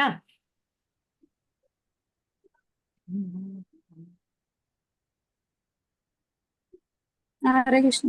ಮತ್ತೆ ಶಿವತಿ ಮಾತಿ. ಅನುಮಾನ ಪ್ರಮಾಣ ಅಥವಾ ಕಂಡು ಉಪಪೋಹಗಳ ಪ್ರಾಯೋಗಿಕ ಉದಾಹರಣೆ ಡಾರ್ವಿನ್ಸ್ ಸಿದ್ಧಾಂತವು ಮಾನವರು ಕೋತಿಗಳಿಗಿಂತ ವಿಕಸನಗೊಂಡಿರಬಹುದು ಎಂಬ ಕಲ್ಪನೆಯನ್ನು ಪ್ರಸ್ತಾಪಿಸಿದ್ದಾರೆ. ಡಾರ್ವಿನ್ ತನ್ನ ಎಲ್ಲ ಸಂಶೋಧನೆಗಳೊಂದಿಗೆ ಈ ಬ್ರಹ್ಮಾಂಡದಲ್ಲಿ ಜೀವನ ಹೇಗೆ ಬಂದಿತ್ತು ಎಂಬುದನ್ನು ಕಂಡುಹಿಡಿಯಲು ಪ್ರಯತ್ನಿಸಿದ. ಅವರು ಅಂತಿಮವಾಗಿ ಕಾಡು ಕಲ್ಪನೆಯ ಊಹಾಪೋಹಗಳಿಗೆ ಆಶ್ರಯಿಸಿದರು ಎಂದು ಒಪ್ಪಿಕೊಂಡರು. ಅವರು ತಮ್ಮ ಪುಸ್ತಕದ ಪರಿಚಯದಲ್ಲಿ ಇದನ್ನು ಹೇಳುತ್ತಾರೆ: the origin of origin of species. Species, the origin of species ಅಂತ. Yes, Hare Krishna mataji. Hare Krishna. Thank you mataji. So ಇಲ್ಲಿ ಏನ್ ನೋಡಿದ್ವಿ ನಾವು, ಏನಂತ ಡಾರ್ವಿನ್ಸ್ ಥಿಯರಿ ಅಂದ್ರೆ ಏನ್ ಹೇಳುತ್ತೆ? ಮಂಗನಿಂದ ಮಾನವ ಮಾತಾಜಿ. ಮಂಗರಿಂದ ಮಾನವ. ಬಟ್ ಮಂಗನಿಂದ ಮಾನವ ಬರ್ತಾರಾ?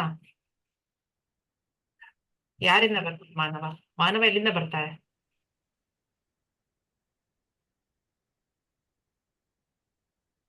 ಮೊದಲು ಮಾನವನಿಗೆ ಆದಿ ಮಾನವ ಅಂತಿದ್ನ ಮಾತಾಜಿ. ಅವನಿಗೆ ಅಷ್ಟೊಂದು ಬುದ್ಧಿ ಇರ್ಲಿಲ್ಲ. ಆದ್ರೆ ಅವನು ಮಾನವನೇ. ಅವನು ಆದಿ ಮಾನವ. ಆದಿ ಮಾನವ. ಅವನು ಮಂಗನಿಂದ ಮಾನವ ಅಂತಾರ. ಆದಿ ಮಾನವ ಅವನಿಗೆ ಅಷ್ಟೊಂದು ಬುದ್ಧಿ ಇರ್ಲಿಲ್ಲ. ನಾನು ಬೇಯಿಸ್ ತಿನ್ಬೇಕು, ನಾನು ಇಂತಲ್ಲಿ ವಾಸ ಹಸಿ ತಿನ್ನೋರು, ಬೇಯಿಸ್ಕೊಳ್ದೆ ಹಸಿ ತಿನ್ನೋರು ಅಲ್ವಾ? ಅದಾದ್ಮೇಲೆ ಕ್ರಮೇಣ ಅದ್ಯಾವ್ದು ಜ್ಞಾನ ಇರ್ಲಿಲ್ಲ ಅವನಿಗೆ. ಹಂಗೆ ಬರ್ತಾ ಅವನು ಈ ಲೋಕದಲ್ಲಿ ಸಂಶೋಧನೆ ಮಾಡಿದ. ಕಲ್ಲಿನಿಂದ ಬೆಂಕಿ. ಆದ್ರೆ ಕೋತಿಯಿಂದಾನೇ ಮನುಷ್ಯ ಬಂದಿದ್ದಾನೆ ಅನ್ನೋದು ಸರಿನಾ? ಅಂದ್ರ ಆದಿ ಮಾನವನಿಗೆ ಹಂಗಂದ್ರಿ. ಅಂದ್ರ ಅವನು ಬಟ್ಟೆ ಉಡ್ತಿರ್ಲಿಲ್ಲ, ಆಮೇಲೆ ಮರದ ಇದನ್ನ ಎಲೆಗಳನ್ನ ಸುತ್ಕೋತಿದ್ನಲ್ಲ, ಅದಕ್ ಮಂಗನಿಂದ ಮಾನವ ಅಂತಂದ್ರಿ. ಸರಿ ಆದ್ರೆ ಡಾರ್ವಿನ್ಸ್ ಥಿಯರಿ ಪ್ರೂವ್ಡ್ ರಾಂಗ್. ಅದು ಆಕ್ಚುಲಿ ಅದು ಒನ್ ಆಫ್ ಹಿಸ್ ಅಸಂಪ್ಷನ್ ಅಷ್ಟೇ ಇರಬಹುದು. ಆದ್ರೆ ಖಡಾಖಂಡಿತವಾಗಿ ಅದಲ್ಲ. ಪ್ರತಿ ಮಂಗ ಮಾನವ ಆಗಲ್ಲ. ಮಂಗನಿಂದ ಮಾನವ ಯಾವ್ದಾದ್ರು ಬಂದಿರಬಹುದು, ಆದ್ರೆ ಪ್ರತಿ ಮಂಗನಿಂದ ತಕ್ಷಣ ಮಾನವನೇ ಬರ್ತಾನೆ ಅಂತ ಪ್ರೂವ್ ಆಗಿಲ್ಲ ಅದು. ಓಕೆ, ಸೊ ಮಾನವ ಮನುಷ್ಯ ಜನ್ಮ ಅನ್ನೋದು, ಮನುಷ್ಯ ಅಂತ ಒಂದು ದೇಹ ಪಡೆಯೋದಿಕ್ಕೆ ಹಿಂದಿನ ಜನ್ಮದಲ್ಲಿ ಅವನು ಏನಾರು ಆಗಿರ್ಬೋದು. ಅವನು ಯಾವ ಪ್ರಾಣಿ ಬೇಕಾದ್ರೂ ಆಗಿರ್ಬಹುದು, ಅಥವಾ ಮನುಷ್ಯನೂ ಆಗಿರ್ಬಹುದು. ಅದು ನಮ್ಗೆ ಗೊತ್ತಿಲ್ಲ. ನಾವ್ ಹಿಂದಿನ ಜನ್ಮಕ್ಕೆ ಹೋಗಿ ಚೆಕ್ ಮಾಡಕ್ ಆಗಲ್ಲ. ಆಗತ್ತಾ? ಆಗಲ್ಲ. ಕರೆಕ್ಟಾ? ಬಟ್ ಆದ್ರೆ ಇದು ಪೂರ್ತಿಯಾಗಿ ಪ್ರೂವ್ ಆಗಿಲ್ಲ. ಇದು ಅನುಮಾನ. ಇದು ಅಂದ್ರೆ ಅನುಮಾನದಿಂದ ತೀರ್ಮಾನ ಮಾಡ್ತಾ ಇರೋದು. ಒಂದು ಅನುಮಾನ, ಒಂದು ಸಂಶಯ, ಒಂದು ಡೌಟ್ ಇರಬಹುದು. ಅಂದ್ರೆ ನೋಡಕ್ ಒಂದೇ ತರ ಇದ್ರು ಒಂದೇ ಮನೆಯವ್ರಂತ ಹೇಳಕ್ ಆಗಲ್ಲ. ಇರ್ಬಹುದು, ನೋಡಕ್ ಸೇಮ್ ಆಗಿರ್ಬಹುದು, ಬಟ್ ಅದು different. We can assume, but predict ಮಾಡಬಹುದು ಆಗಲ್ಲ ಅಷ್ಟೇ. ಓನ್ಲಿ ಅಸಂಪ್ಷನ್ ಅಷ್ಟೇ ಅದು.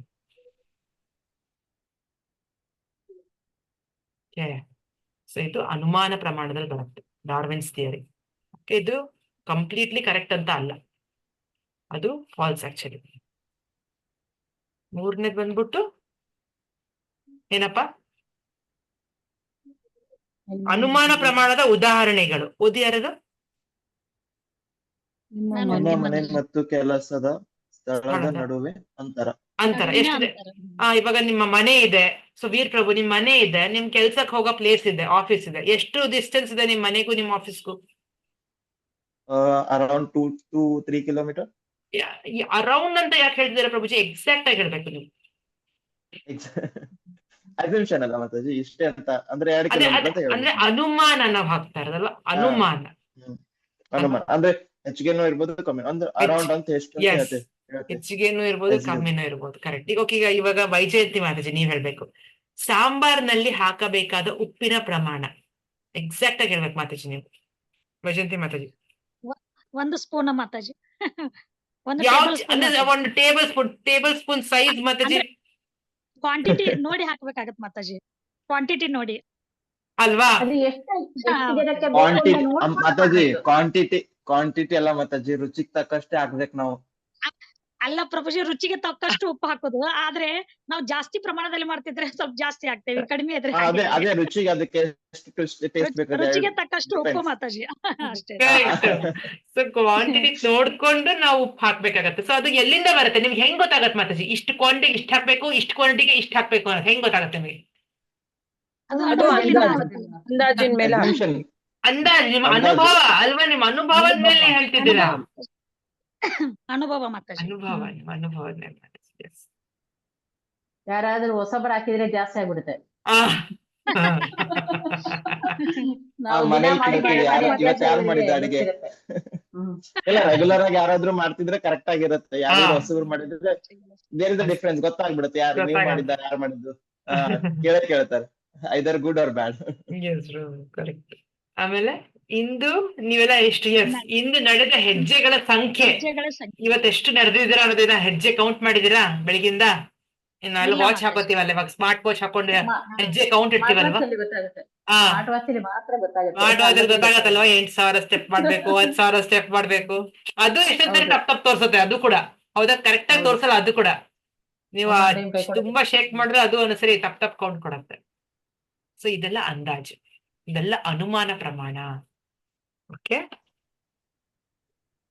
ಸ್ಕ್ರೀನ್ ಶೇರ್ ಮಾಡ್ತಿದ್ದೀರಲ್ಲ? ಎಸ್. ಓಕೆ, ಇವಾಗ ಇನ್ನೊಂದು ಒಳ್ಳೆ ಆಕ್ಟಿವಿಟಿ. ಯಾರಾದ್ರೂ ಓದ್ತೀರಾ? ನಾನು ಓದ್ತೀನಿ ಮಾತಾಜಿ. ಓದಿ ಮತ್ತೆ. ಪ್ರತ್ಯಕ್ಷ ಮತ್ತು ಅನುಮಾನ ಪ್ರಮಾಣದ ಮೂರ್ಖತನ.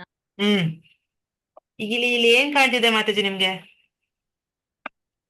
ಆನೆ ಆನೆ ಇದೆ. ಎಲ್ಲರ ಇದೆಯಲ್ಲ ಆನೆ ಇದೆ, ಮಾತಾಜಿ. ಬಟ್ ಎಲ್ಲರ ಅಸಂಪ್ಷನ್ ಬೇರೆ ಇದೆ. 4 ಜನ ಕುರುಡ್ರ ಕತೆ ಇದೆಯಲ್ಲ ಮಾತಾಜಿ, ಇದು ಅಲ್ವಾ? ಇದು ಸುಧಾ ಮಾತಾಜಿ ಲೀಕ್ ಮಾಡ್ಬಿಟ್ರು. ಓಕೆ. ಅಲ್ಲ, ಇದ್ರಲ್ಲಿ ಬೇರೆ ಜನ ಬೇರೆ ತರ ಊಹೆ ಇದೆ. ಅವರವರ ಭಾವನೆ, ಒಬ್ಬ ಅವರವರ ಹಾ ಆ ಈಗ ಅವ್ರ ಇವಾಗ ಇವ್ನ್ ಇಲ್ಲ, ಇವಾಗ ಆನೆ ಮೇಲೆ ಕೂತಿರೋನು ಕಿವಿನ್ ಮುಟ್ಕೊಂಡು ಏನ್ ಅನ್ಕೊಂತ ಇದಾನೆ? ಅವ್ನ್ ಏನ್ ಯೋಚನೆ ಮಾಡ್ತಾನೆ? ಕಿವಿನ್ ಕೊಡ್ಲಿ ತರ ಅಂತ ತಿಳ್ಕೊಂಡು, ಕೊಡ್ಲಿ ತರ ಇದೆ. ಕೊಡ್ಲಿ ಕೋರೆ ತರ. ನೋಡಿ ಬಾಣ ಅಂತ ತಿಳ್ಕೊಂಡ. ಕೋರಿ ನೋಡಿ ಬಾಣ. ಆಮೇಲೆ ಸೊಂಡ್ಲು ಸೊಂಡೆ ನೋಡಿ ಹಾವು ಅಂತ ತಿಳ್ಕೊಂಡವನು. ಹಾವು ಅನ್ಕೊಂತಾರೆ. ಹಾವು ತರ ಅದು ಟ್ವಿಸ್ಟ್ ಆಗಿದೆಯಲ್ಲ, ಅದಕ್ಕೆ ಹಾವು ಅನ್ಕೊಂಡ. ಮತ್ತೆ ಕಾಲು ನೋಡಿ ಗಿಡದ ಕೊಂಬೆ ಇರುತ್ತಲ್ಲ, ಗಿಡದ ಕೊಂಬ. ಮರದ ಕೊಂಬೆ ಮರ ಅನ್ಕೊಂತಿದ್ದ. ಸಾರಿ ಮರ. ಆಮೇಲೆ ಹೊಟ್ಟೆ ಭಾಗ ಅದೇ ನೋಡಿ ಒಂಥರ ಮೌಂಟ್. ಗೋಡೆ ಅನ್ಕೊಂತ ಇದ್ದ ನಾನು, ಹ್ಮ್. ಗೋಡೆ. ಆಮೇಲೆ ಬಾಲ ನೋಡಿ ಏನು ಹಗ್ಗ ಹಗ್ಗ ಅಂತ. ಅಂತ. ಹಾ, ಹಗ್ಗ. ಸೊ ಇವರೆಲ್ಲ 6 ಜನ ಕುರುಡ್ರು ಆಕ್ಚುಲಿ. ಈ ಕುರುಡ್ರು ಇದನ್ನ ಊಹಿಸ್ಕೊಂತಾ ಇರೋದವ್ರು, ಯಾಕಂದ್ರೆ ಅವ್ರ ಕಣ್ಣು ಕಾಣ್ತಿಲ್ಲ ಏನದು ಅಂತ. ಬಟ್ ಯಾವಾಗ ಕಣ್ಣಿಗೆ ಸರಿ ಕಣ್ಣಿರೋನ್ ಬರ್ತಾನೋ, ಇವ್ರ ಊಹೆ ನಿಜ ಅಂತ ಸರಿ ಇದೆ ಅಂತಾನೋ ತಪ್ಪಂತಾನ ಅವನು? ತಪ್ಪಲ್ವಾ? ಕರೆಕ್ಟ್ ಅಲ್ವಾ? ಅದು ಆನೆ ಕಿವಿ ಅದು ಅಲ್ವಾ? ಸೊಳ್ಳು ಹಾವಲ್ಲ ಅಲ್ವಾ? ಕಾಲದು ಕರೆಕ್ಟಾ? ಸೊ ಹಾಗೆ ಒಬ್ಬ ಕುರುಡ ನೋಡಿ ಅನ್ಕೊಳ್ಳೋದು ದೃಷ್ಟಿಕೋನ ಬೇರೆ. ಬಟ್ ಕಣ್ಣು ಸರಿಯಾಗಿರೋನು ನೋಡಿ ಸರಿಯಾಗಿ ಗ್ರಹಿಸಕ್ ಆಗತ್ತ ಅವನಿಗೆ. ಕರೆಕ್ಟಾ? ಬಟ್ ಆದ್ರೆ ಅವ್ನು ಕುರುಡಂಗೆ ಏನ್ ಅನ್ಸುತ್ತೆ, ಅವನೇ ಸರಿ ಅಂತ ಭಾವಿಸ್ತಾನೆ, ಯಾಕಂದ್ರೆ ಅವನಿಗೆ ನಾವು ವಿವರಿಸಕ್ ಆಗಲ್ಲ. ಬಟ್ ಯಾವಾಗ ಅವ್ರಿಗೆ ಗೊತ್ತಾಗೋದು ಇದು ಆನೆ ಅಪ್ಪ, ಅವ್ನು ಆನೆ ನೋಡಿರೇ ಅನ್ಕೊಳ್ಳಿ, ಅವಾಗ ಹೆಂಗೋ ಊಹಿಸ್ಕೊಂತಾನೆ ಅಲ್ವಾ? ಸೊ ಹಾಗಾಗಿ ಇದ್ರದ ಅರ್ಥ ಏನು? ನಮಗೆ ಪೂರ್ತಿಯಾಗಿ ಪ್ರತ್ಯಕ್ಷ ಮತ್ತು ಅನುಮಾನ ಪ್ರಮಾಣದ ಮೂರ್ಖತನ. ಪ್ರತ್ಯಕ್ಷವಾಗಿ ನೋಡಿರೋನು ಏನೋ, ಕಣ್ಣು ಸರಿ ಇರೋನು, ಐಸೈಟ್ ಇರೋನು, ಅವ್ನು ಕರೆಕ್ಟ್ ಆಗಿ ನೋಡ್ತಾನೆ, ಆಸ್ ಇಟ್ ಈಸ್ ನೋಡಕ್ಕಾಗತ್ತೆ. ಕಣ್ಣು ಇಲ್ದಿರೋನು ಅವ್ನು ಏನ್ ಬೇಕಾದ್ರೂ ಊಹಿಸಕ್ಕಾಗತ್ತೆ, ಅವ್ನು ಏನ್ ಬೇಕಾದ್ರೂ ಅನುಮಾನ ಹಾಕ್ತಾನೋ, ಇದು ಹೀಗಿರ್ಬೋದೇನೋ, ಇದು ಹೀಗಿರ್ಬೋದೇನೋ, ಇದು ಹಾಗಿರ್ಬೋದೇನೋ, ಭಗವಂತ ಈ ತರ ಏನೋ, ಭಗವಂತ ಆ ತರ ಏನೋ ಅಲ್ವಾ? ಭಗವಂತನು ನಮ್ ತರನೇ ಏನೋ, ನಮ್ ತರನೇ ಜನ್ಮ ತಾಳ್ತಾನೆ. ಏನ್ರವು? ಅಸಂಪ್ಷನ್ ಕಿಂಗ್ ಅಂತ ಹೇಳ್ಬೋದು. ಅಸಂಪ್ಷನ್. ಇದಕ್ಕೆ ಮೆಂಟಲ್ ಸ್ಪೆಕ್ಯುಲೇಷನ್ ಅಂತಾರೆ. ಅಂದ್ರೆ ಊಹೆ ಮಾಡ್ಕೊಂಡು ನಾವು ಭಗವಂತನ ಬಗ್ಗೆ, ಆಧ್ಯಾತ್ಮಿಕ ವಿಷಯದ ಬಗ್ಗೆ ನಾವು ಮಾಡೋದಿಕ್ ಆಗಲ್ಲ, ಊಹಿಸ್ಕೊಳಕ್ ಆಗಲ್ಲ. ನಾವು ಎಷ್ಟರವರೆಗೂ ಊಹೆ ಮಾಡಕ್ಕಾಗತ್ತೆ ಅಲ್ವಾ? ಊಹೆಯಿಂದ ನಾವು ಭಗವಂತನ ತಿಳಿಯಕ್ ಆಗಲ್ಲ. ಭಗವಂತನ ತಿಳ್ಕೋಬೇಕು ಅಂದ್ರೆ ಆಸ್ ಇಟ್ ಈಸ್ ತಿಳ್ಕೋಬೇಕು. ಅವನ ಪ್ರತಿನಿಧಿಗಳಿಂದ ತಿಳ್ಕೋಬೇಕು. ಯಾರು ಅವನ ಬಗ್ಗೆ ಚೆನ್ನಾಗಿ ವಿವರವಾಗಿ ತಿಳ್ಕೊಂಡಿದಾರೆ ಅವರಿಂದ ಕೇಳಿ ತಿಳ್ಕೋಬೇಕು. ನಾವು ನಮ್ಮ ಮೈಂಡ್ ಇಂದ ಊಹೆ ಮಾಡ್ಕೊಳಕ್ಕಾಗಲ್ಲ ಭಗವಂತ ಈ ತರ ಏನೋ, ಭಗವಂತನಿಗೂ ಕರ್ಮ ಅಂಟ್ಕೊಳತ್ತೇನೋ, ಭಗವಂತನ ಜೈಲಲ್ಲೇ ಹುಟ್ಟಿರೋದ್ರಿಂದ ಅವನೇನೋ ಪಾಪ ಮಾಡಿರ್ಬೇಕು ಅಲ್ವಾ? ಕೃಷ್ಣ ಜೈಲಲ್ಲಿ ಯಾಕೆ ಹುಟ್ಟಿರೋದು? ಕೃಷ್ಣ ಎಲ್ ಬೇಕಾದ್ರೆ ಹುಟ್ಟಬಹುದು, ಅದು ಅವನಿಷ್ಟ ಅಲ್ವಾ? ಅವನ್ ನಿರ್ಣಯಿಸ್ತಾನೆ ಯಾರು ತಂದೆ ತಾಯಿ ಆಗ್ಬೇಕು, ಅವ್ನು ಯಾವ ಸಮಯದಲ್ಲಿ ಯಾವ ಗಳಿಗೆದಲ್ಲಿ ಎಲ್ಲಿ ಹುಟ್ಟಬೇಕು, ಹೇಗ ಅವನು ಈ ಭೂಮಿ ಮೇಲೆ ತಾಳ್ಬೇಕು, ಅದು ಅವನ ಕೈಯಲ್ಲಿದೆ, ಅವನ್ ನಿರ್ಣಯ ಅದು. ನಾವ್ ಇದರಿಂದ ನಮ್ಮ ಸ್ಪೆಕ್ಯುಲೇಷನ್ ಆಡ್ ಮಾಡಕ್ಕಾಗಲ್ಲ, ನಮ್ಮ ಊಹೆನ ಆಡ್ ಮಾಡಕ್ಕಾಗಲ್ಲ. ರೈಟ್, ಅದನ್ನೇನ್ ಹೇಳ್ತಾರೆ. ಸೊ ಪ್ರತ್ಯಕ್ಷ ಪ್ರಮಾಣ ಮತ್ತೆ ಅನುಮಾನ ಪ್ರಮಾಣಕ್ಕೆ ತುಂಬಾ ವ್ಯತ್ಯಾಸ ಇದೆ. ಅಫ್ಕೋರ್ಸ್ ಪ್ರತ್ಯಕ್ಷನೂ ಏನು ಪರ್ಫೆಕ್ಟ್ ಅಲ್ಲ. ಪ್ರತ್ಯಕ್ಷವಾಗಿ ನಾವು ನೋಡುವಂತ ನಮ್ಮ ಇಂದ್ರಿಯಗಳಿಂದ ಅದು ಕೂಡ ಅಪರಿಪೂರ್ಣನೆ.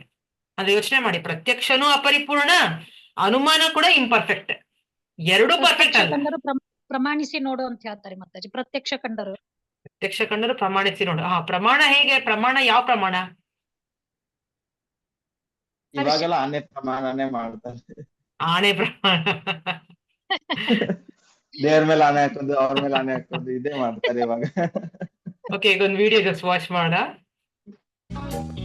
ಎಲ್ರು ಕೇಳಿಸ್ತಾ ಇದೆಯಲ್ಲ? ಕೇಳಿಸ್ತಿದೆ.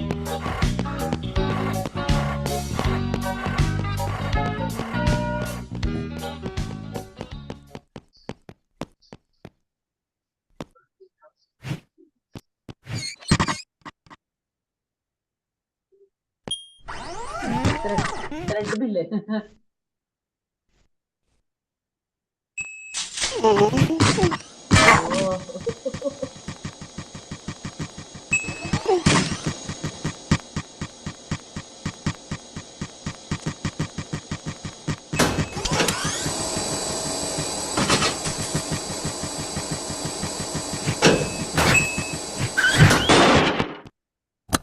ಅಪ್ಪ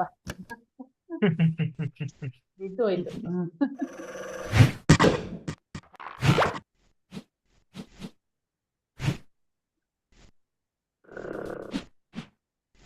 ಇನ್ನು ವರ್ಕ್ ಆಗಿಲ್ಲ ಬಿಡಿ.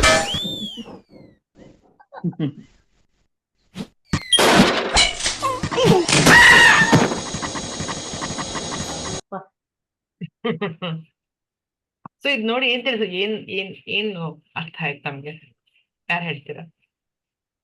ಏನ್ ತೋರಿಸ್ತಾ ಇದಾರೆ ಇಲ್ಲಿ? ಇದೊಂದು ಪ್ರಾಣಿ ಅನ್ಕೊಳ್ಳೋಣ, ಆಯ್ತಾ? ಈ ಪ್ರಾಣಿ ಒಂದು ಜಿಮ್ಗೆ ಬಂದಿದೆ. ಕರಡಿ ಜಿಮ್ ಮಾಡ್ತಾ ಇದೆ. ಹಾ, ಏನಾಯ್ತು? ಜಿಮ್ ಮಾಡ್ಬೇಕಾದ್ರೆ ಏನಾಯ್ತು? ಆ ಮಿಷಿನ್ ಇವಾಗ ಅದು ಏನದು ಟ್ರೆಡ್ಮಿಲ್ ಅಲ್ವಾ ಪ್ರಭು? ಟ್ರೆಡ್ಮಿಲ್ ಈಗ ಸರಿಯಾಗಿ ಯೂಸ್ ಮಾಡ್ಲಿಲ್ಲ. ಸರಿಯಾಗಿ ಯೂಸ್ ಮಾಡ್ಲಿಲ್ಲ. ಹಾ, ಅಸಂಪ್ಷನ್ ಮಾಡಿ ಓಕೆ ಈ ಬಟನ್ ಆ ಬಟನ್ ಏನೇನೋ ಒತ್ತಾ ಹೋಯ್ತು, ಅದೇನೋ ಮಾಡಕ್ ಹೋಗಿ ಏನೋ ಆಯ್ತು ಅಲ್ವಾ? ತಪ್ಪು ಲೆಕ್ಕ ಆಯ್ತು ಪಾಪ, ಕೊನೆಗೆ ಅದು ಆ ತರ ಬಿದ್ದು ಹೋಯ್ತು. ಸೊ ಹೀಗೆ ಅನುಮಾನ ಪ್ರಮಾಣ ಈ ತರ ಇರುತ್ತೆ.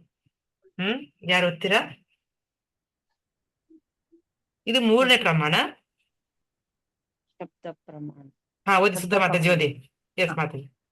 ಶಬ್ದ ಪ್ರಮಾಣವು ಮೇಲೆ ಚರ್ಚಿಸಿದ 4 ದೋಷಗಳಿಂದ ಮುಕ್ತವಾಗಿರುವ ಉತ್ತಮ ಪ್ರಾಧಿಕಾರದಿಂದ ಕೇಳುವ ಮೂಲಕ ಜ್ಞಾನವನ್ನು ಪಡೆಯುವ ಪ್ರಕ್ರಿಯೆಯಾಗಿದೆ.